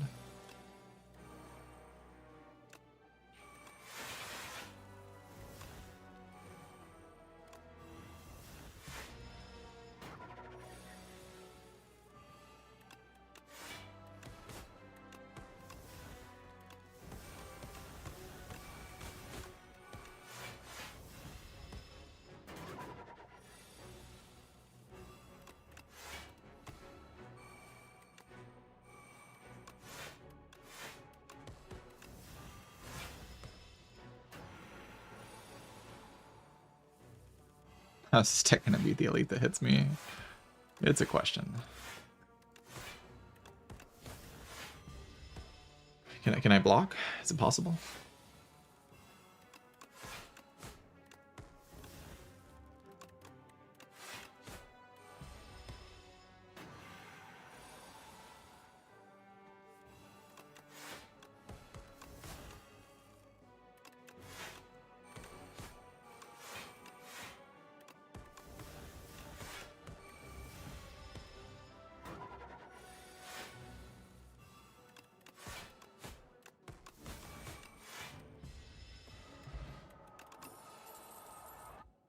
That elite counters decks that suck. That's what that elite does. It counters decks that are terrible. This deck is not terrible, by the way. It's pretty good. Prepare is alright here. I can prepare into a big Malaise. That's like actually pretty good. Like Dupont the Malaise. And the door just does not deal damage for like 100 turns. And then the Fume kills it.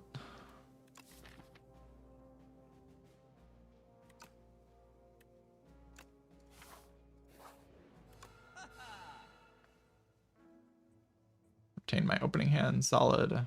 Production is solid. Really, all of these relics are solid. Just buy this and then remove. A lot of turn 1 energy. This only works in the Queen, though. You just buy another Fumes. Yes, that's what we need. We need more Fuma. The deck does not have enough Fume.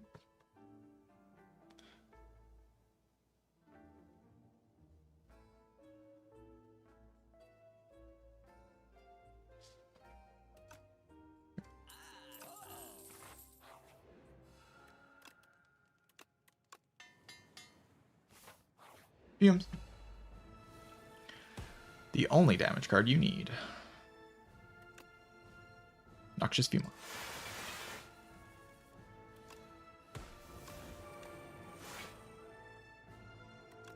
Bye-bye. Should I put it on her? Should I go bye-bye? Bye-bye.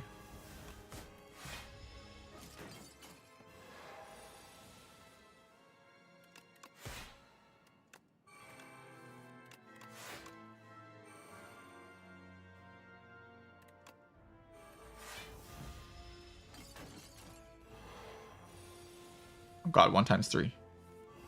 Monk ass.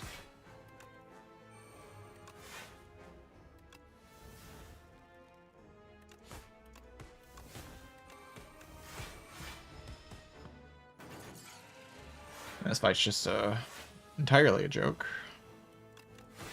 As always.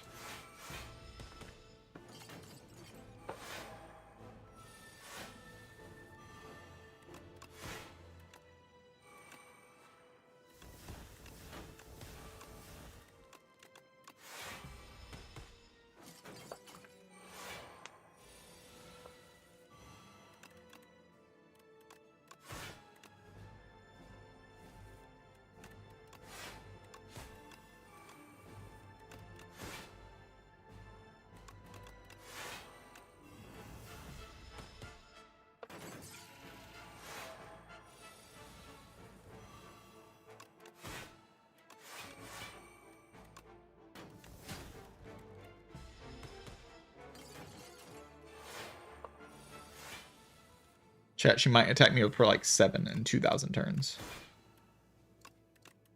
Are you scared? I'm scared. Oh god, 10. Ah! Have mercy, queen. Have mercy.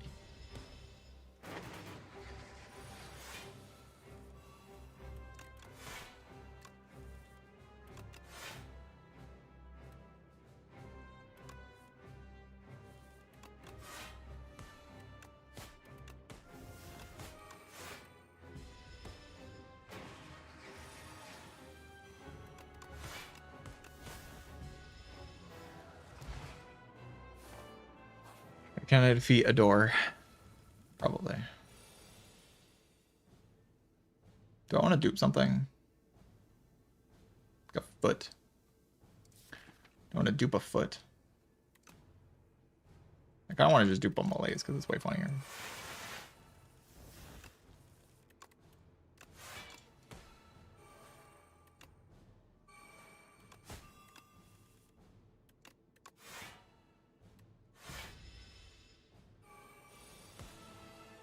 I hunger. What do you know?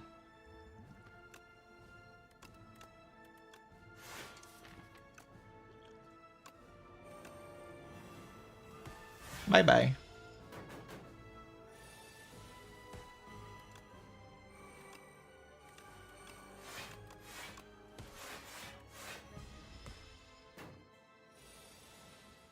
How am I prepare?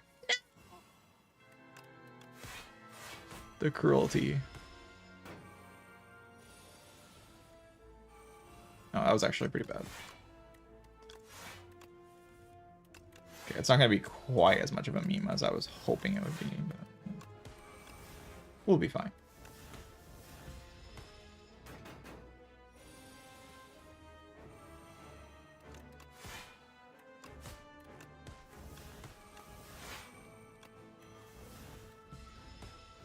Yeah.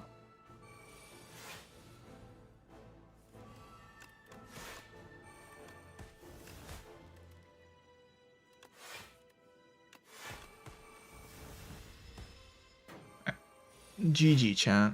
It's a good run.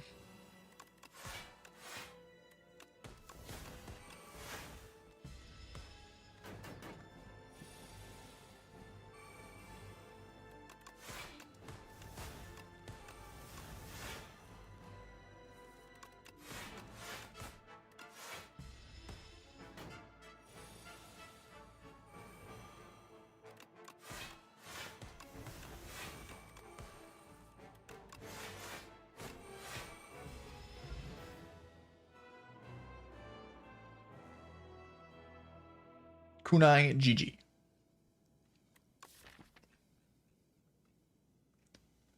Kunai GG.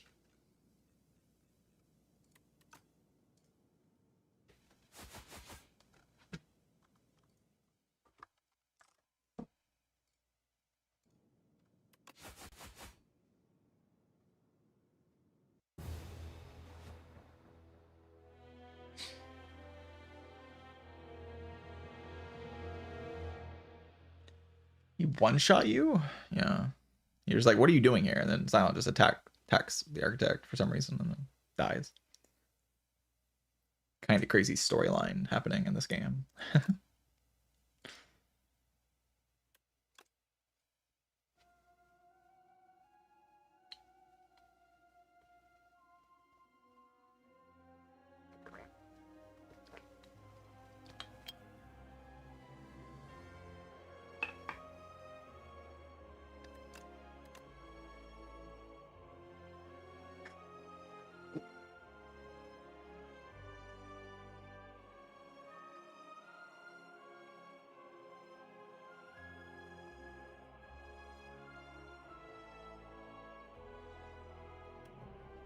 The Ring of the Drake. It's my first time clicking this. It does feel pretty strong. I expected it to feel pretty strong, and it was good.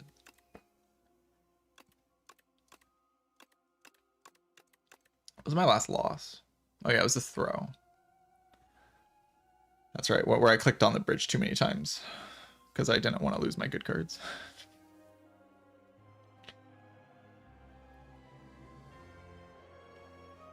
I remember.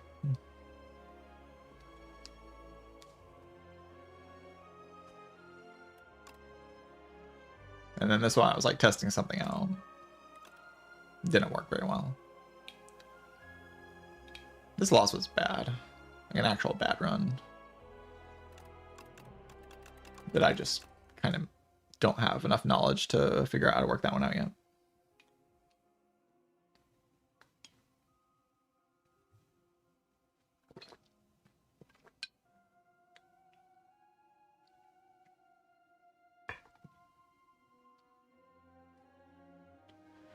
Yeah, 9 streak's pretty cool. If I win the Regent run, then that'll be my first 10 rotating since the game came out.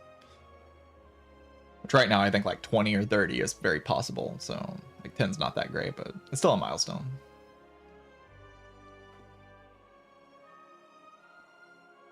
Obviously the game's not finished like in a week, or it's not even a week. Like there's like some amount of chance that in 3 days we're gonna get something that'll change the game enough to where streaks will be invalidated. So it's not something really worth putting your like mind to. It is showing that I'm learning the game, right? Like if I can win consistently, and that means I'm learning. I can play all the characters pretty well. I had to win streak or else I'll nerf door. Yeah, I need to just like win every run and then like make a bunch of posts everywhere and be like, no, the door's not too strong. You're just all bad. Please don't nerf the door. It's like the only fun I'm having. Please. Ah.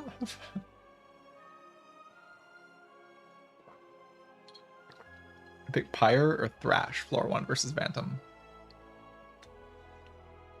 That's an interesting question. Thrash is definitely more conceptually good against Bantam, right? But Pyre has some benefits as well. The fight's pretty fast, though. It's like I kind of want to match that speed with Thrash. Probably the main thing is just that Thrash is just a better floor 1 card in general. Like, Pyre's too slow, right? So probably just Thrash. Yeah, I'll say Thrash. I've never actually been faced with that decision, but I'll say Thrash.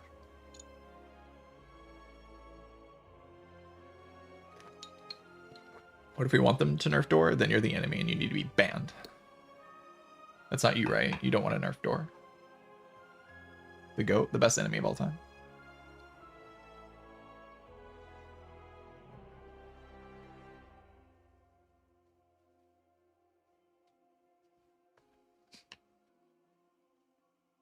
Any door haters in chat? Show yourselves.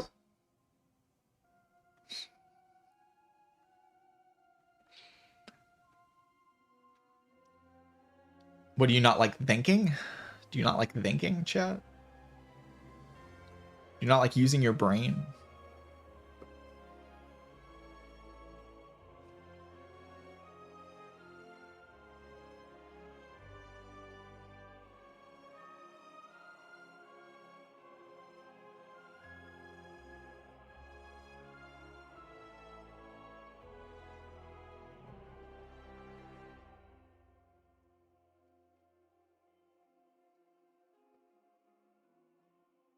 Want to click funny cards and win? No thank. Well, then play on Ascension 0.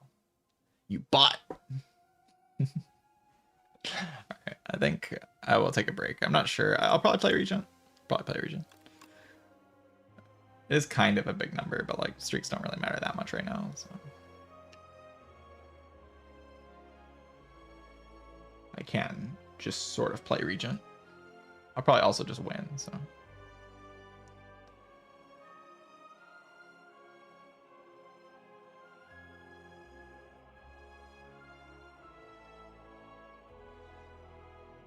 I have a chat. I'm not sure if you're still here. Zenyatta. I'm looking at my YouTube chat.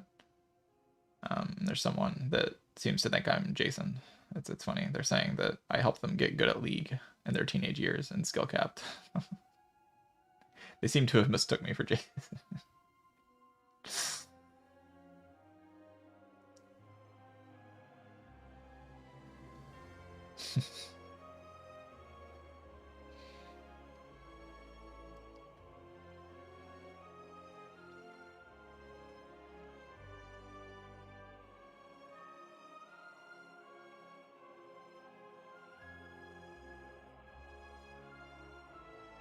All right, anyway, I'll take a short break and we'll be right back and play some Regent BRB.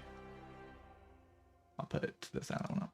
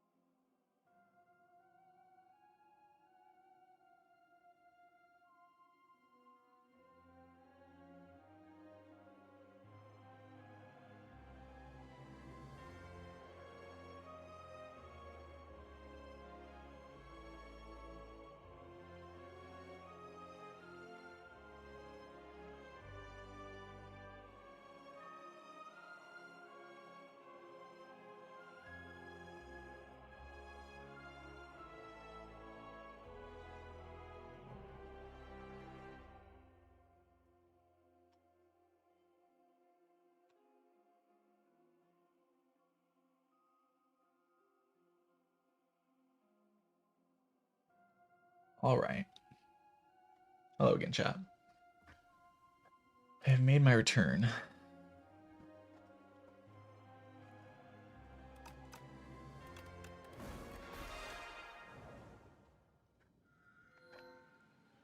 Crucible. The Regent option. I think I've gotten this like the last multiple runs on Regent, actually. Including the one that I lost. That wasn't because of Crucible, I don't think. It was Crucible here. Crucible here. Crucible here. Yeah. 3 runs ago that I didn't get Crucible. I do like the option on Regent, specifically.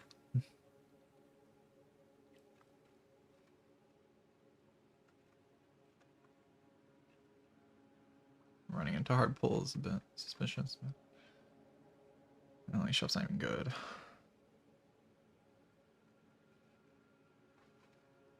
Yeah, I don't want to go that way though. That's like the best path I can get. I say the 3 upgrades in the fire are enough to get me through that path.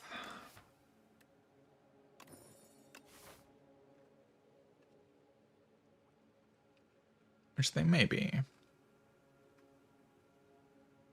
It may also not be.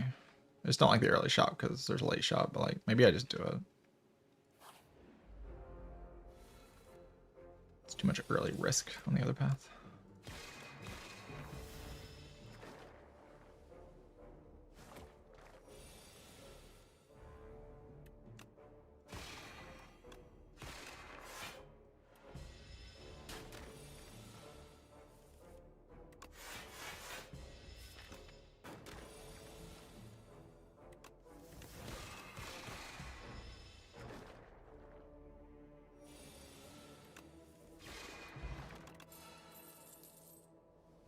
$11 block. And that number is 11. I don't think we're fighting these, right? Like, I have nothing for them.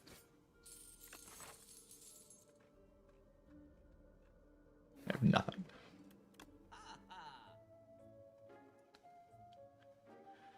Having nothing probably not good enough. So I can do remove and then radiate. I already have a gather light, which makes the radiate a little bit better. Just a little bit though. I also just like buy a potion. Got an attack potion, just hold on to that. Sure. Sounds a bit more solid. That is a really bad draw. You have a gather light though, so.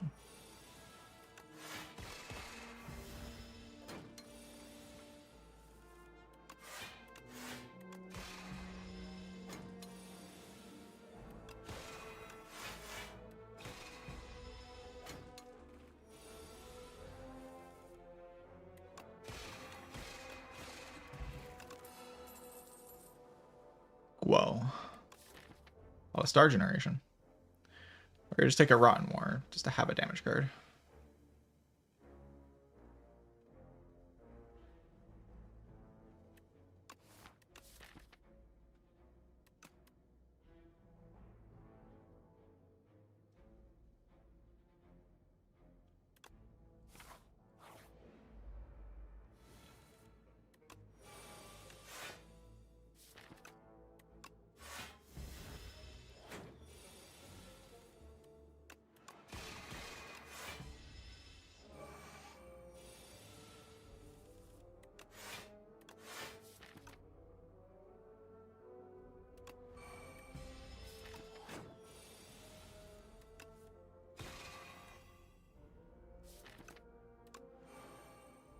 Play double defend here. I think so.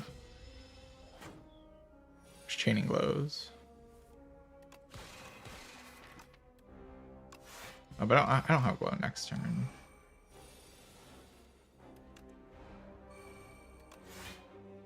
Turns out that's fine.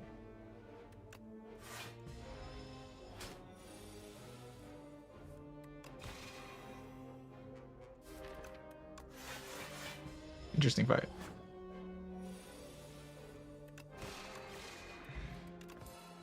I need to start dealing damage. Okay, Astral Pulse. That's like the best card I could have possibly seen on that floor. Okay, that's very good. Suddenly I have like consistent 18 damage AoE in the deck. Like very high star generation. It costs 0.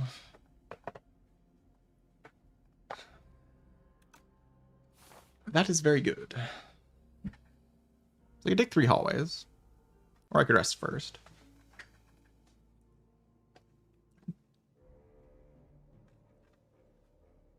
3 hallways is just a bit too many, I think. I'm just always going to rest anyway, so it's like just rest into this path. I'm never like going to dodge the Illy, right?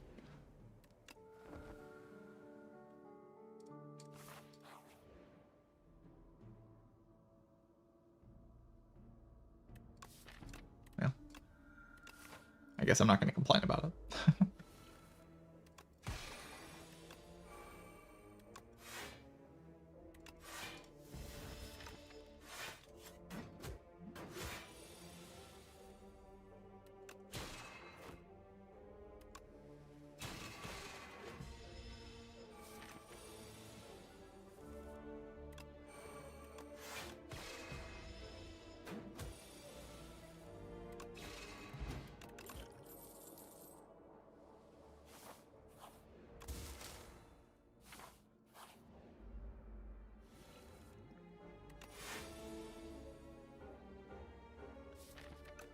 clearing it is worth it, right?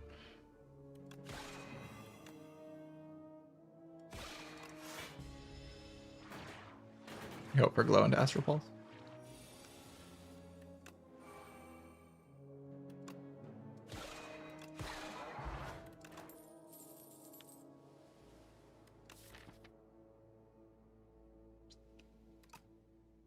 Any problems? Not really.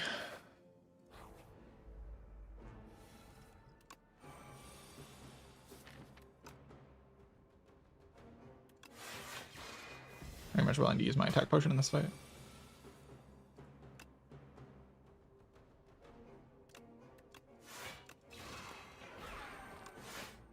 Why did I play that? The world may never know. Why I chose to play that card is just a mystery.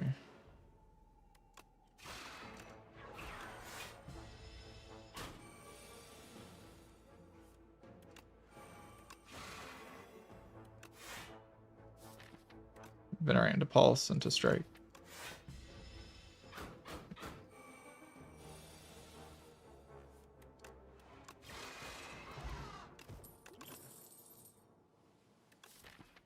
Gross cards. So, there's a Giant Head. The Giant Head is a fight that exists, for sure. Do I need one of these things for the Giant Head? Like the Conqueror or something? So I can set it up with the Artivore and then play Conqueror into the Blade and deal some damage.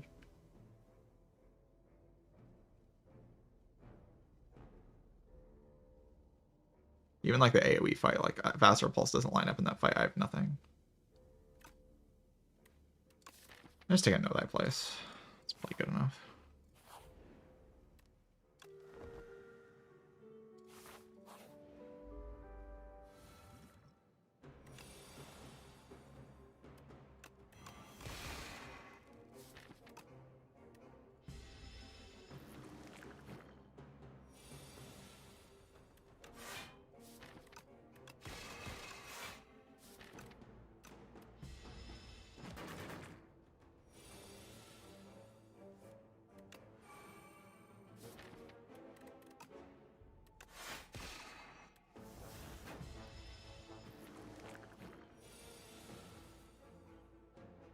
Go strike, strike, and next turn Astral Pulse.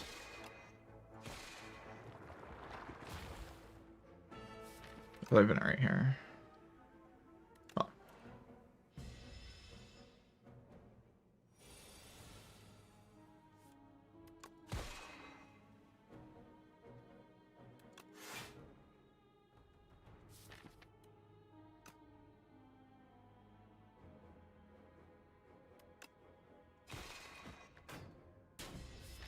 I have 3 strikes for all 3 of them, so I have a strike for each of them in the draw pile.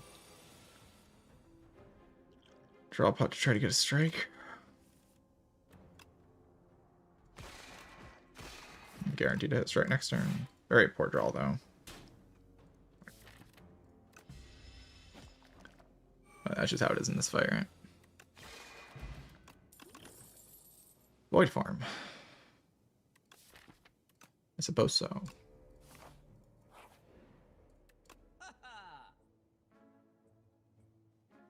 Convergence. The Void Form helps, but my deck is still just commons. Like, I can't play attacks.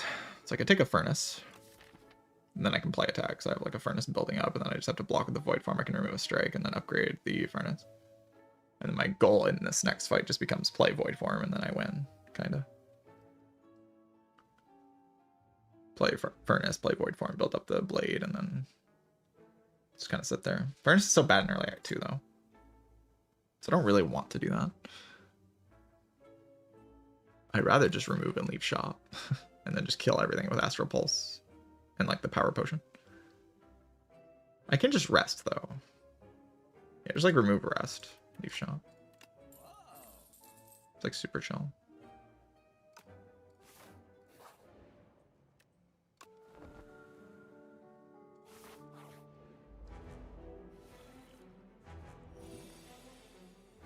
I really have to Power Potion this fight with full HP. Like, not really, right?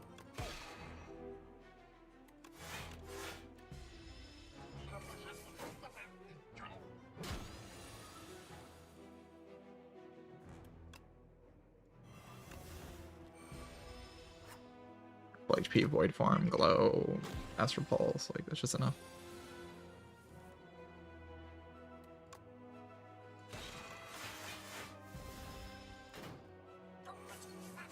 Play your whole hand every turn.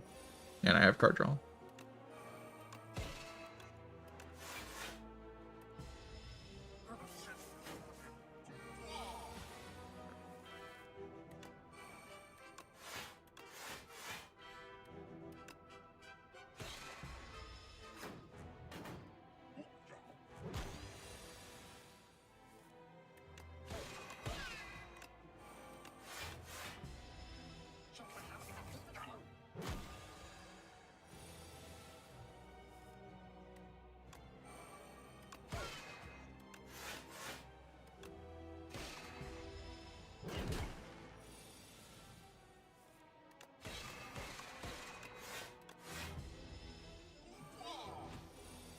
Whoa.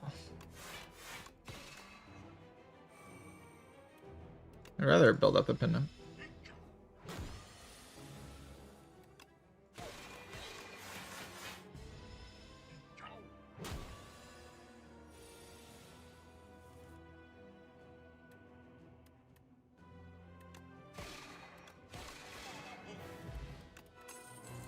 Alright, Bombardment. The actual damage in my deck. Well, I take that, right? Bombardment becomes how I deal damage. I just play the Bombardment and then we sit there.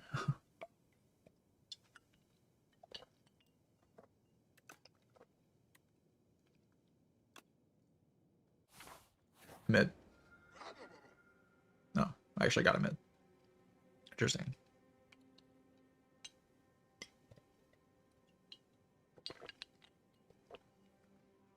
Is a mid good?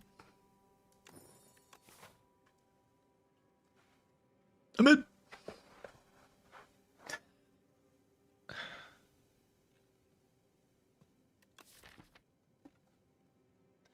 So we are in a decent spot. We're in a decent spot, I think. The pyramid. The runic pyramid. Runic pyramid. I just like play Void Form, I play Bombardment, and I just sit there. Most things will die to that, probably. Void Form Pyramid seems like maybe it's okay. That might be okay. Maybe. The pin nib of evil.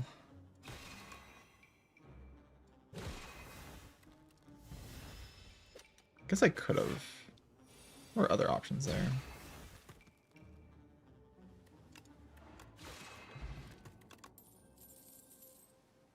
Cloak of Stars, just for the sake of the pyramid. I get to retain it.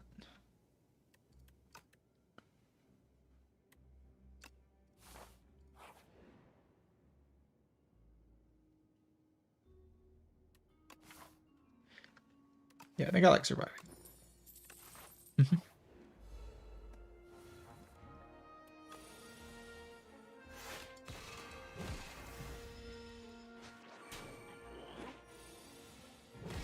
I'd really prefer if you didn't, you know.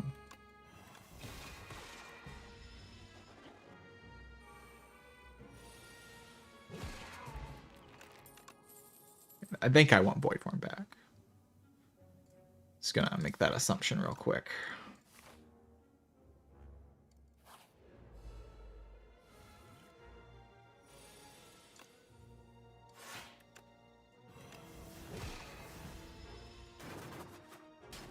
We don't play that, they just kind of never die.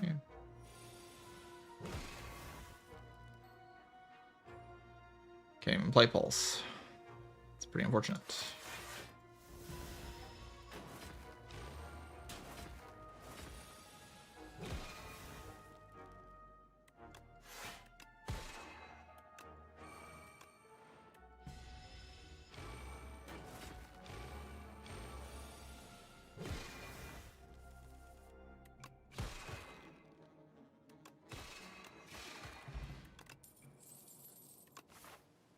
Well, I'm not dead yet. It's just like this act path is just kind of brutal. Like the pyramid's nice, but like the act path is just not cooperative at all. And the deck isn't actually very good. The deck is kind of whatever.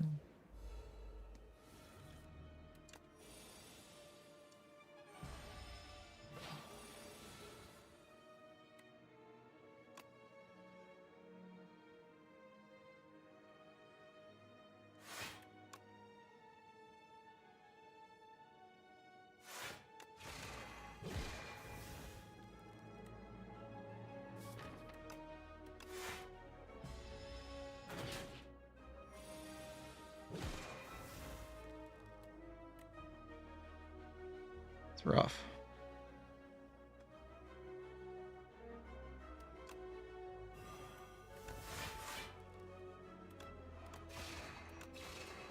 Oh, I wasted my pinup. That's really bad. Can I kill this turn? Yes. Oh, shit. Please.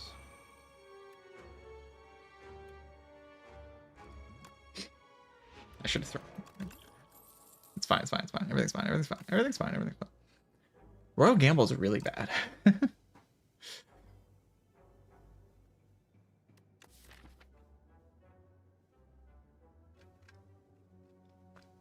I didn't waste my pin up there, I would have just killed with the bombardment, but it's fine. I got a potion back anyway. Yeah, Royal Gamble is really bad. Feels like just I'm not being offered things that I can use to actually win here. I'm just kind of limping along, losing HP every floor until I die. Because my deck doesn't do anything. Like, how do I beat the bees? How do I beat the, like, all of the elites? How do I beat them? Potions? Potion seems to be the answer, but...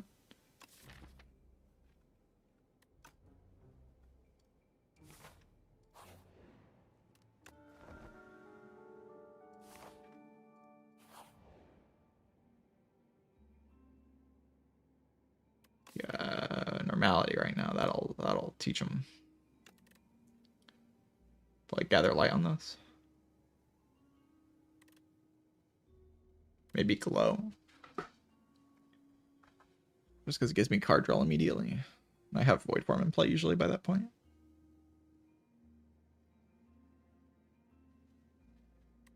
Maybe Falling Star, just because debuff good.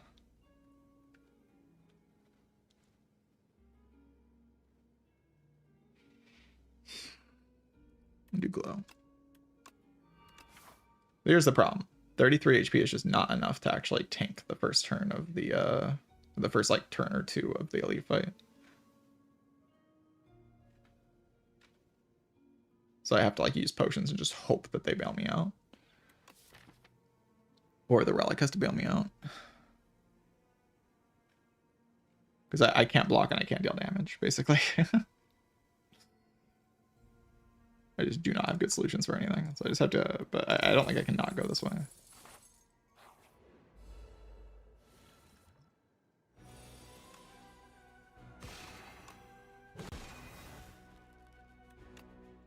This is probably the fight I'm the best at not dying in.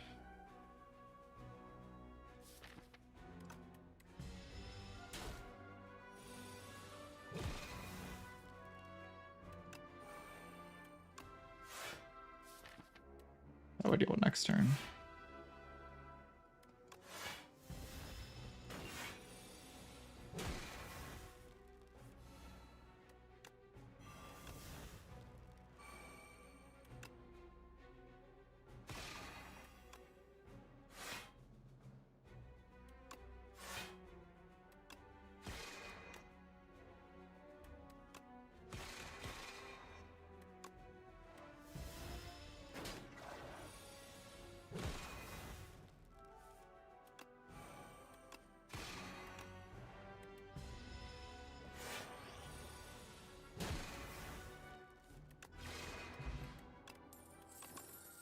Here's HP, that's good.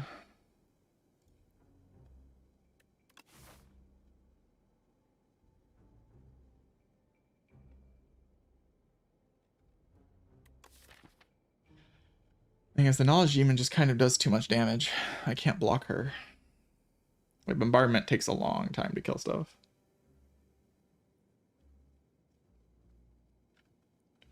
So I can take a Summon Forth, and then I have, like, some extra type of damage in the deck, maybe.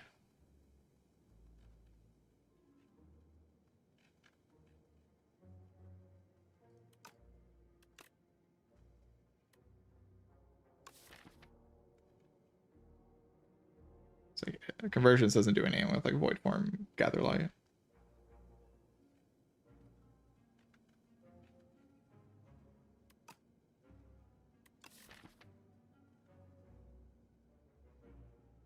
Summon Forth just doesn't feel like it does anything. I think it's just take a block pot over and attack pot and rest. And go to the shop. Maybe rest twice and then hopefully we get strong at some point.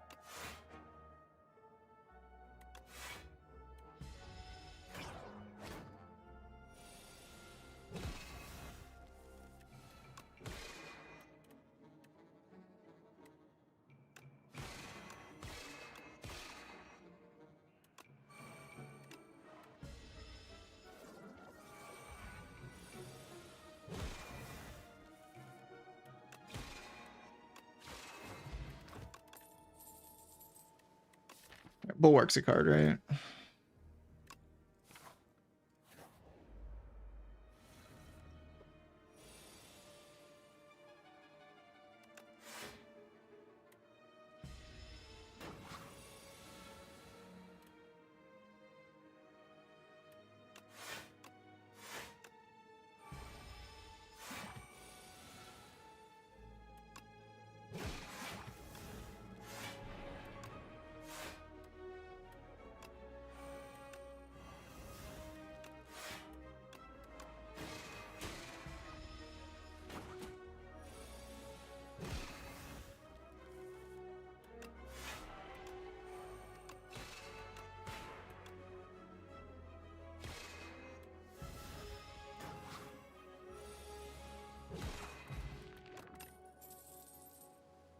Another glow's not really good at all. Worst case scenario, I can't just remove in the shop, which does look like the idea. Because remove does just mean I draw Bulwark more, and the whole deck just wants to be playing Bulwark, I think, at this point. I just want to reshuffle into Bulwark, play it with the Void Form, and then that's my block strategy.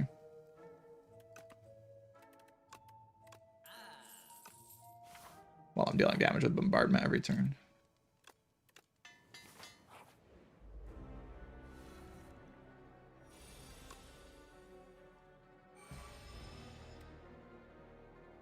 Drawing Fear card each turn is just not really a downside.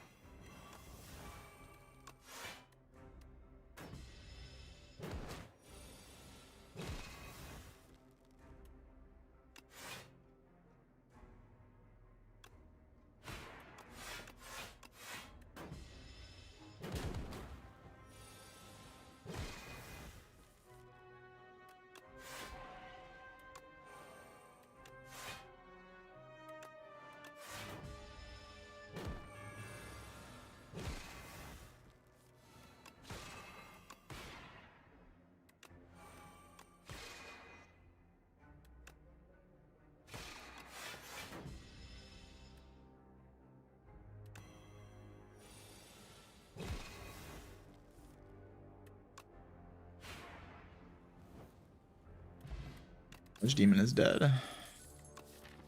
There's the smith here, which is pretty good.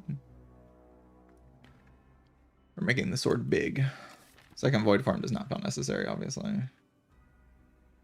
Just had to play the first one.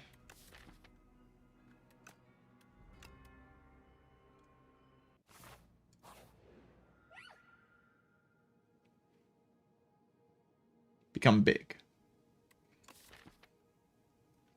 I don't have to fight the door, so I assume this run is just over.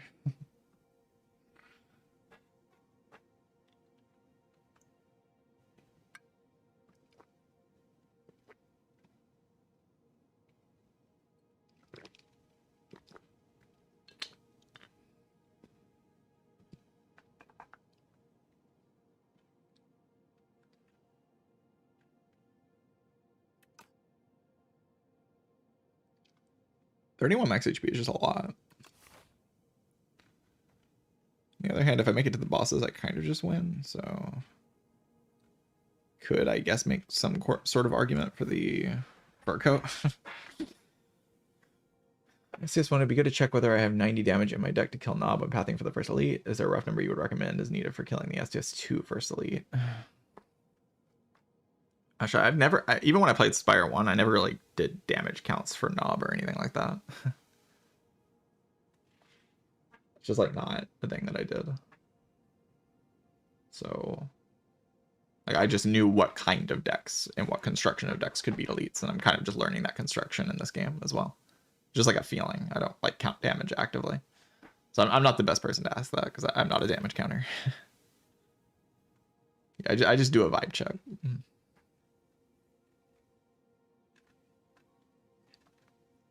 So I don't really love my matchup against the guys that unupgrade my deck. I mean, it's okay. I can just, like, play Bulwark over and over again. Bulwark is my deck at this point. Like, it's just a Bulwark deck. It's not bad.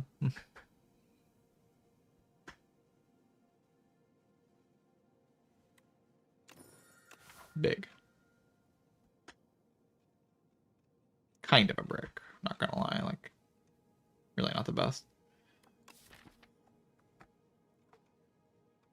Deck is definitely good enough to beat the queen, right? I guess she can, like, kind of limit my cards, but I can always play them in 2 turns. Like, she can never limit them 2 turns in a row. Bombardment's just going in, and then I just play the smith a couple times and she explodes, because the smith does a bajillion damage. As long as I make it into the boss gauntlet on full HP, I shouldn't be able to die, I don't think. So let's just do that, I guess.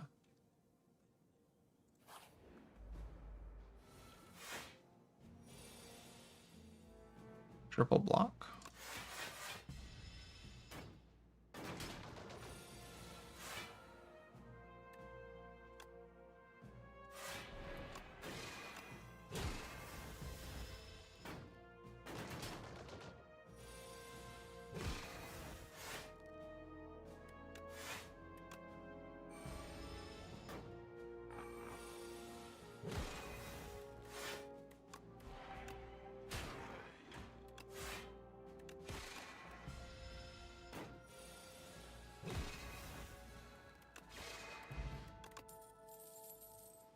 Glitter Stream Plus. That's an efficient block card. A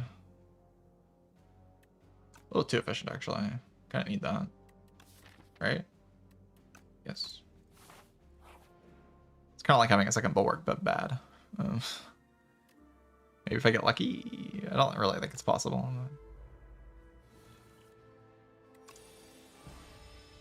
Like, Void Form turn 1 is, like, not even close to good enough, right?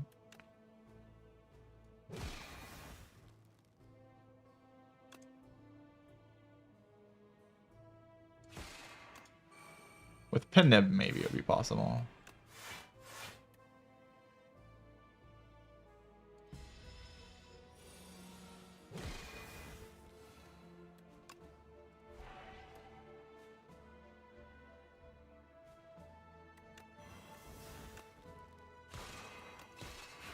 Oh, I did it. That's actually really good. Cool. Actually did have enough damage. Now Bombardment's upgraded, which is a huge amount of my damage, so that's good. I pick Conquer here? At this point, maybe. Because Conquer at this point is like, I just retain it until I play it against the queen and blow them up.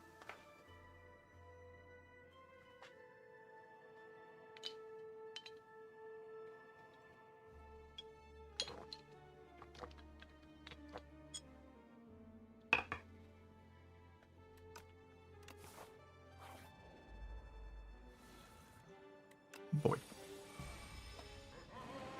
Complicated turns in this deck.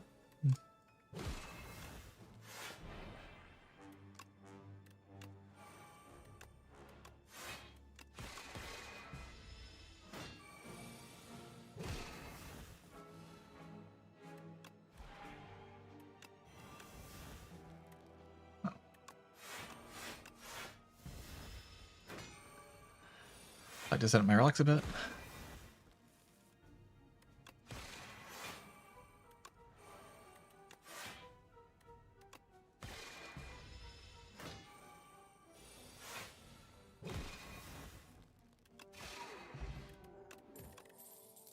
Charge. Charge can get rid of all of my basics, so I can just kind of play with my good cards. Like the turn of just playing Glitterstream, Bulwark, the Smith, and the Sword every turn is just like, that's good enough to win the whole game, right? There's nothing that beats that.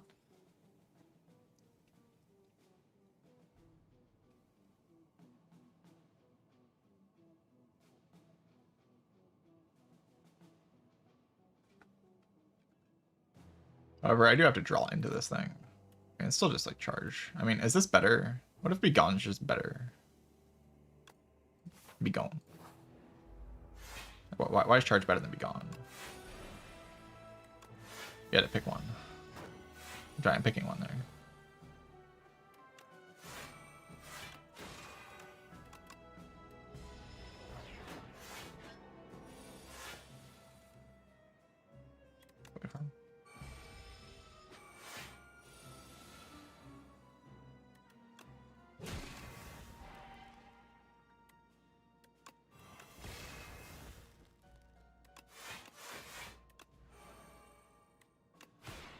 Holy shit.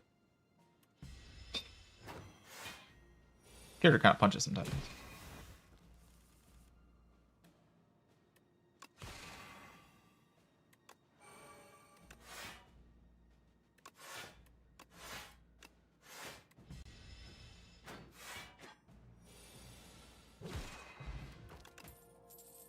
Another Guo. Not really.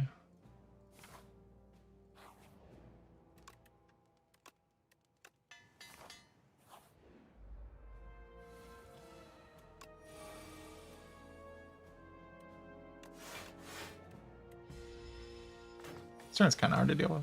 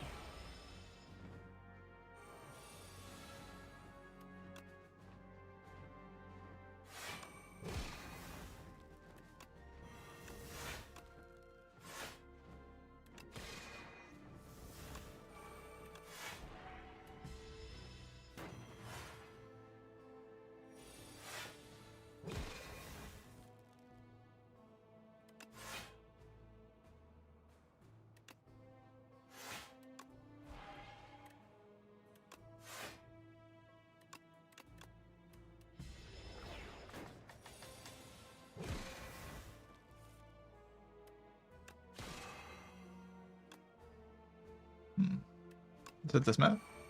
Yeah.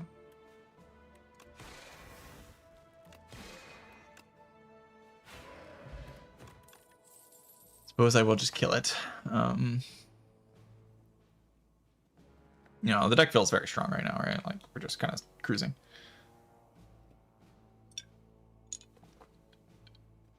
And I can't really think of a way that Queen beats this. Like, I actually stack up my damage pretty quickly. I just had to be gone like a couple cards and then play the Smith every turn. She kind of just loses to that.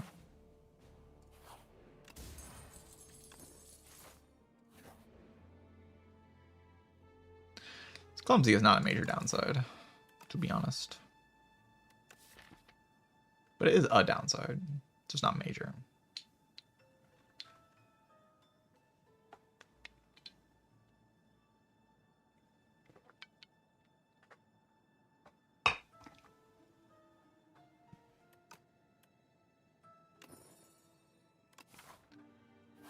Probably like around worth it. Not quite worth it, but maybe like in the vicinity of being worth it.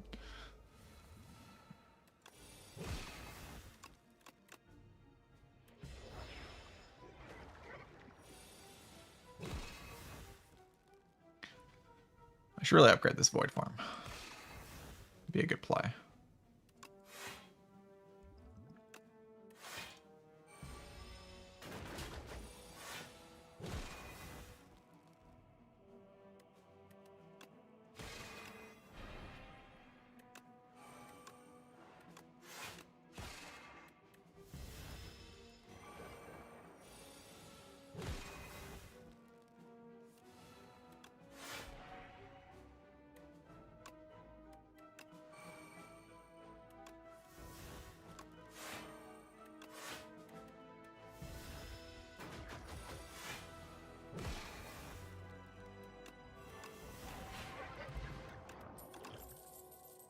Conqueror.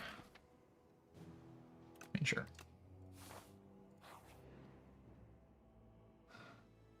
It's like the one way I can lose, right? I mean, there's so many cards. Like, it's actually crazy if I freaking brick there. Be insane. Play defend to full block this turn, but then I don't get bombardment down. I don't need to upgrade Void Form really, because like Void Form upgrade's good in hallway fights, but in elite fights it's like, or in a boss fight, it's like I'll just play the Void Form. Like I'll take 50 damage to play the freaking Void Form. I'm gonna play it. You're not gonna stop me from playing it. I almost dealt enough damage. I guess I could have bomb potted. Whatever.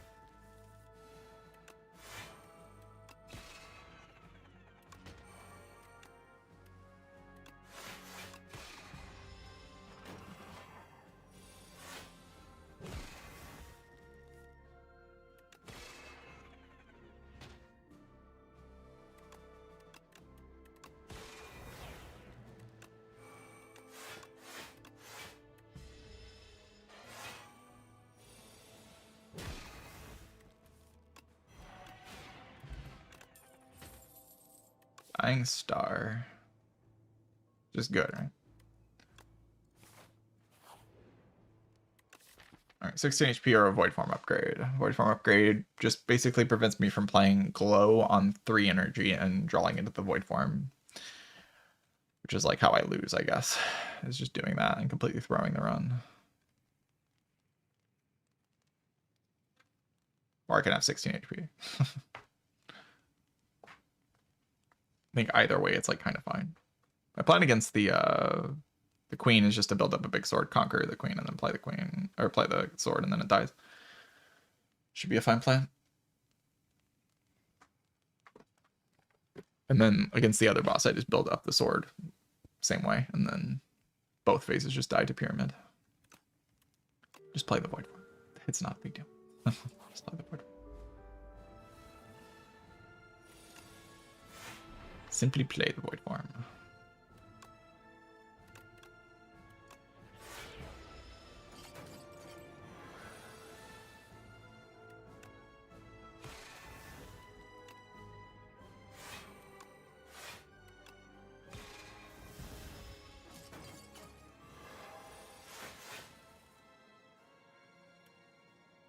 like don't play glow here, you know.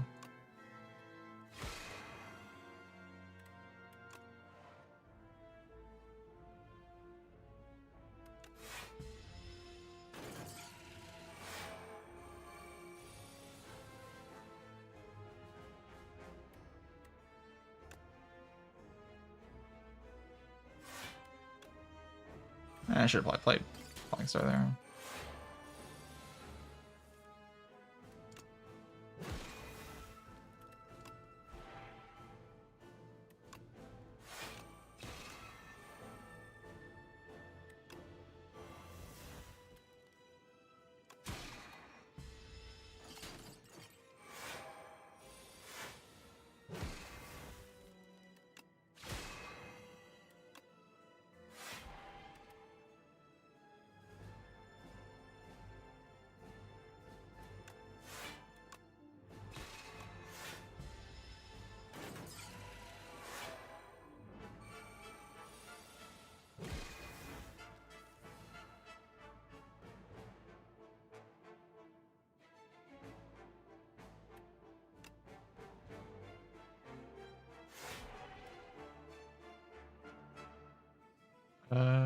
You can just go like Dying Star this turn next turn, then Bombardment hits, and then I do Conquer into... No, because I want the Vaughn, right? So we wait. Okay.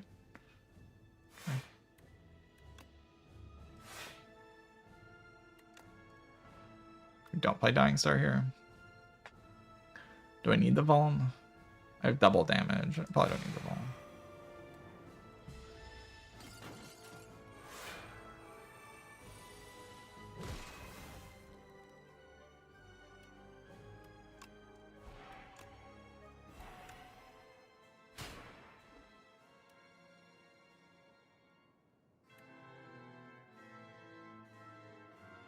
Oh, maybe I should have vaulted it.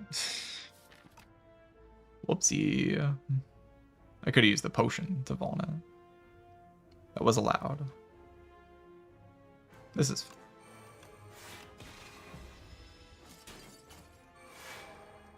We get the potion for the next fight.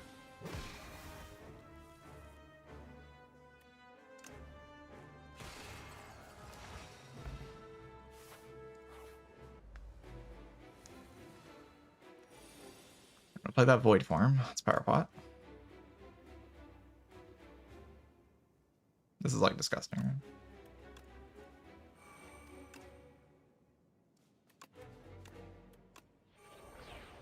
Play Falling Star to like avoid this damage, probably, right?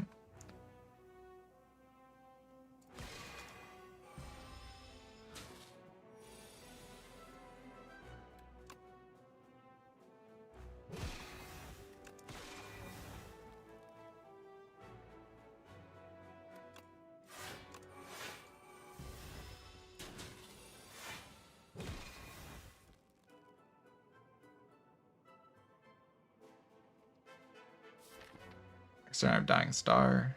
Feels pretty good against what the next turn's doing to me.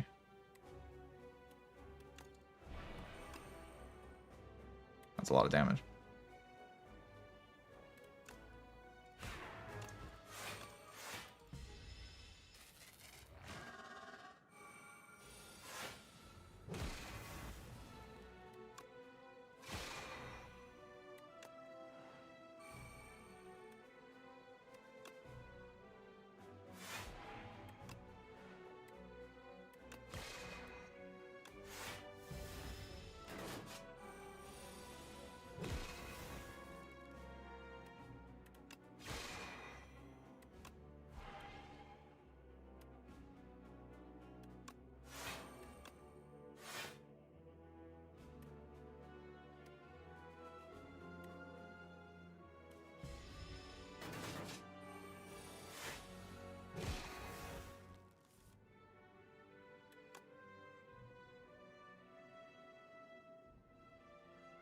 I'd rather kill it with my other stuff, because like if I kill it with the... I mean, it's fine, right? I can Dying Star again.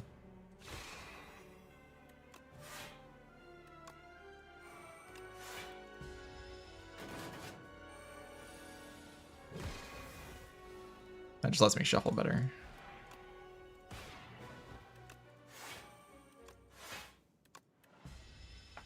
All right, GG. It's overwhelmingly winning.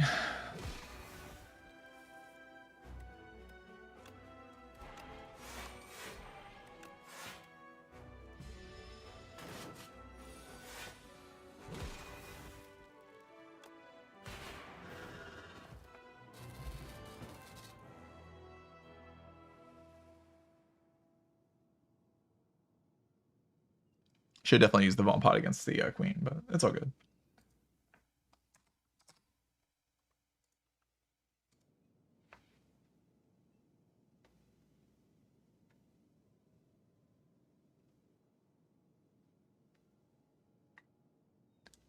GG. I've arrived again. The loud fool returns.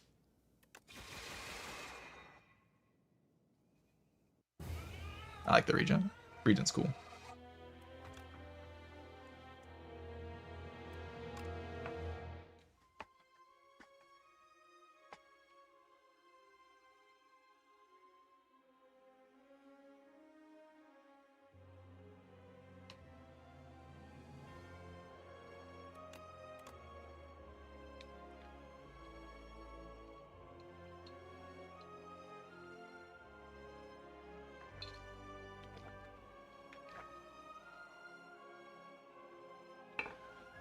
All right, so I gotta make like a YouTube like streak video content out of this entire streak, right? Because it's a 10 streak now, so it's like good content. But like, am I the first to get 10, or is there somebody else who's gotten 10? Because I need to know that for the title. I don't want to lie and say I'm the first to get 10 when I'm not the first to get 10. Probably the first to get 10 on this patch, but even that I don't know for sure. I just don't know. It'd be like making an assumption.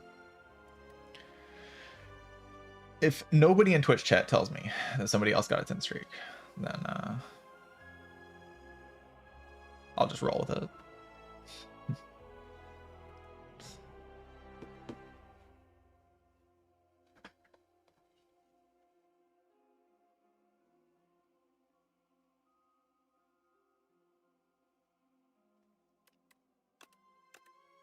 Zagnar's not playing on stream. Zagnar could get a 10 streak. He's Zagnar, but he's not playing on stream, so doesn't count.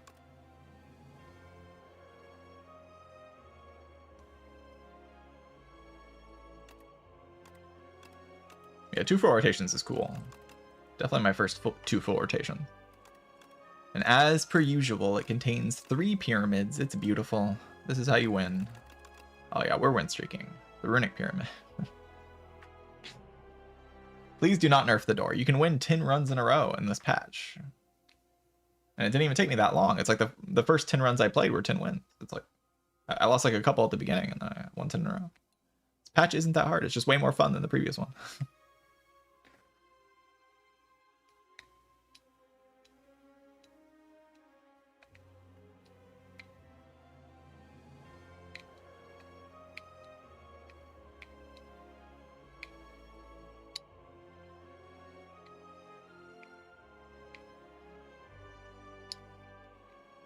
Multiplayer?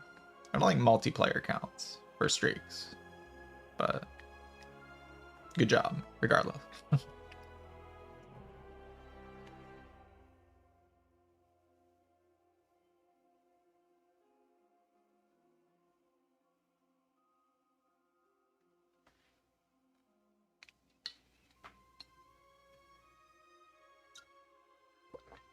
Yeah, I think there's been some stuff for individual characters for sure. Like Regent 10 and Necrobiter 10 aren't very hard to do. I mean, rotating 10 is also not hard to do, but not a lot of people play rotating, right?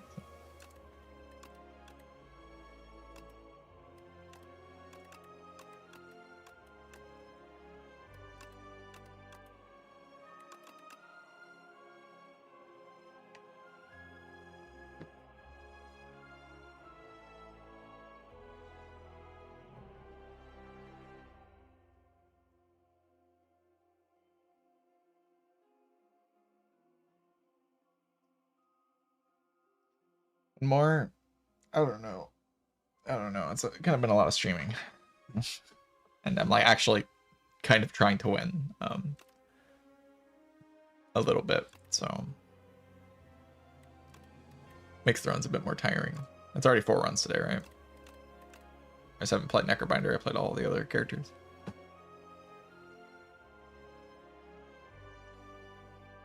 It was 0 to 176 on regen. That's insane. That's actually insane. That's like mental. It's just like what? 0 to 176 is very interesting.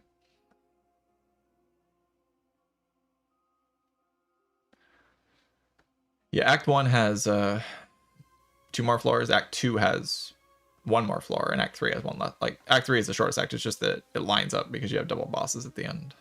So it kind of has equal floors on Ascension 10. But you don't get anything from these floors. They're just boss fight.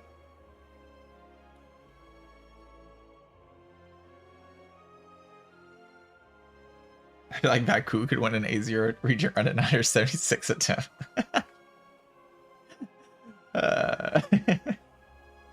Maybe. The crazy thing isn't really going 0 and 176. The crazy thing is doing that and then posting about it on Reddit. That's crazy. I guess you might get clicks. Maybe people just want the attention.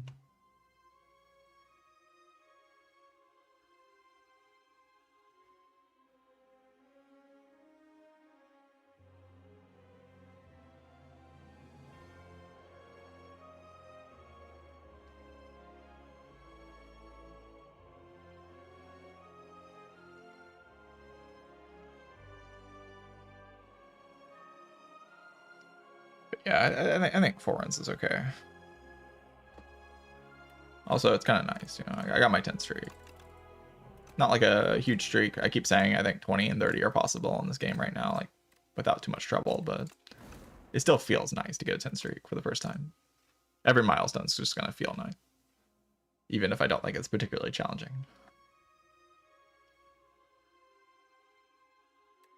It's still like a nice thing to do.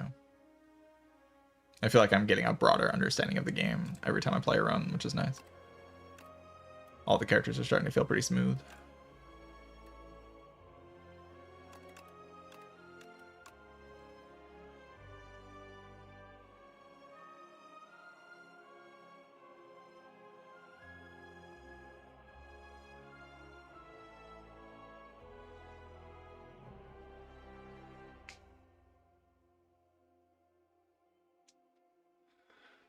Here's some of my latest understandings. Just a broader understanding of the card pool, like what I can do with the cards, how I want to build my decks, stuff like that. There's just a bunch of different small things. I just get closer to understanding how to deal damage and how to block consistently, how to deal with like the door, how to draft for Act 3 elites, when I want to fight Act 3 elites, when Act 1 elites are dangerous, when to dodge, when to fight, when to go to shops, you know, it's everything. It's all the stuff. Gets fine-tuned slightly every time I play around.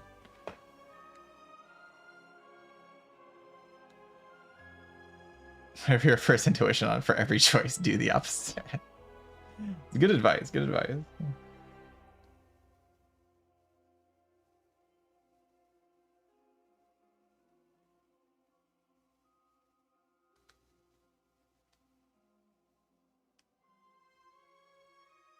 Does seem to be pretty solid advice. All right, anyway, chat, I think I'm gonna head out. I think 5 hours is a bit short, but like usually my streams just fluctuate between 5 and 8 hour streams. Yesterday I did an 8 hour stream. Today I did a 5 hour stream. Appreciate it a bunch if you followed the stream. If you subscribe to the YouTube channel, as always, would love to see you there. I'll be posting daily content on the YouTube channel if you want to see more runs. If you want to see this entire streak's probably going to go up on the YouTube unless like a patch happens before I can get them all out, which it might.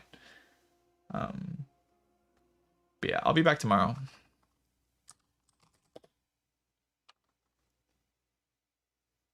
I'm gonna go make a YouTube video and read a book. It's gonna be great. Good raid, Halion.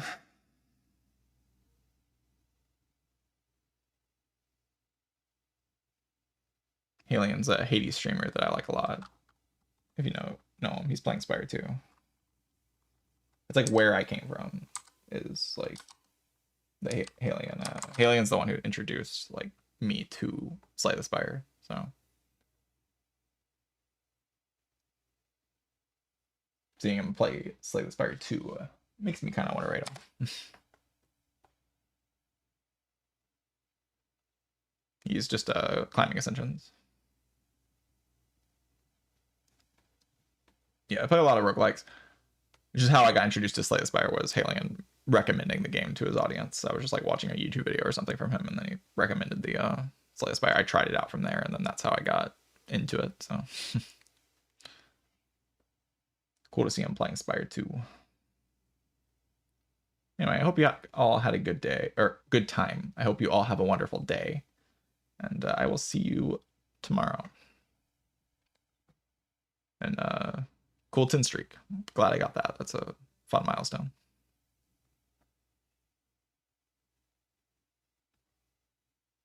All right, GG's, everybody. See you all tomorrow. Goodbye.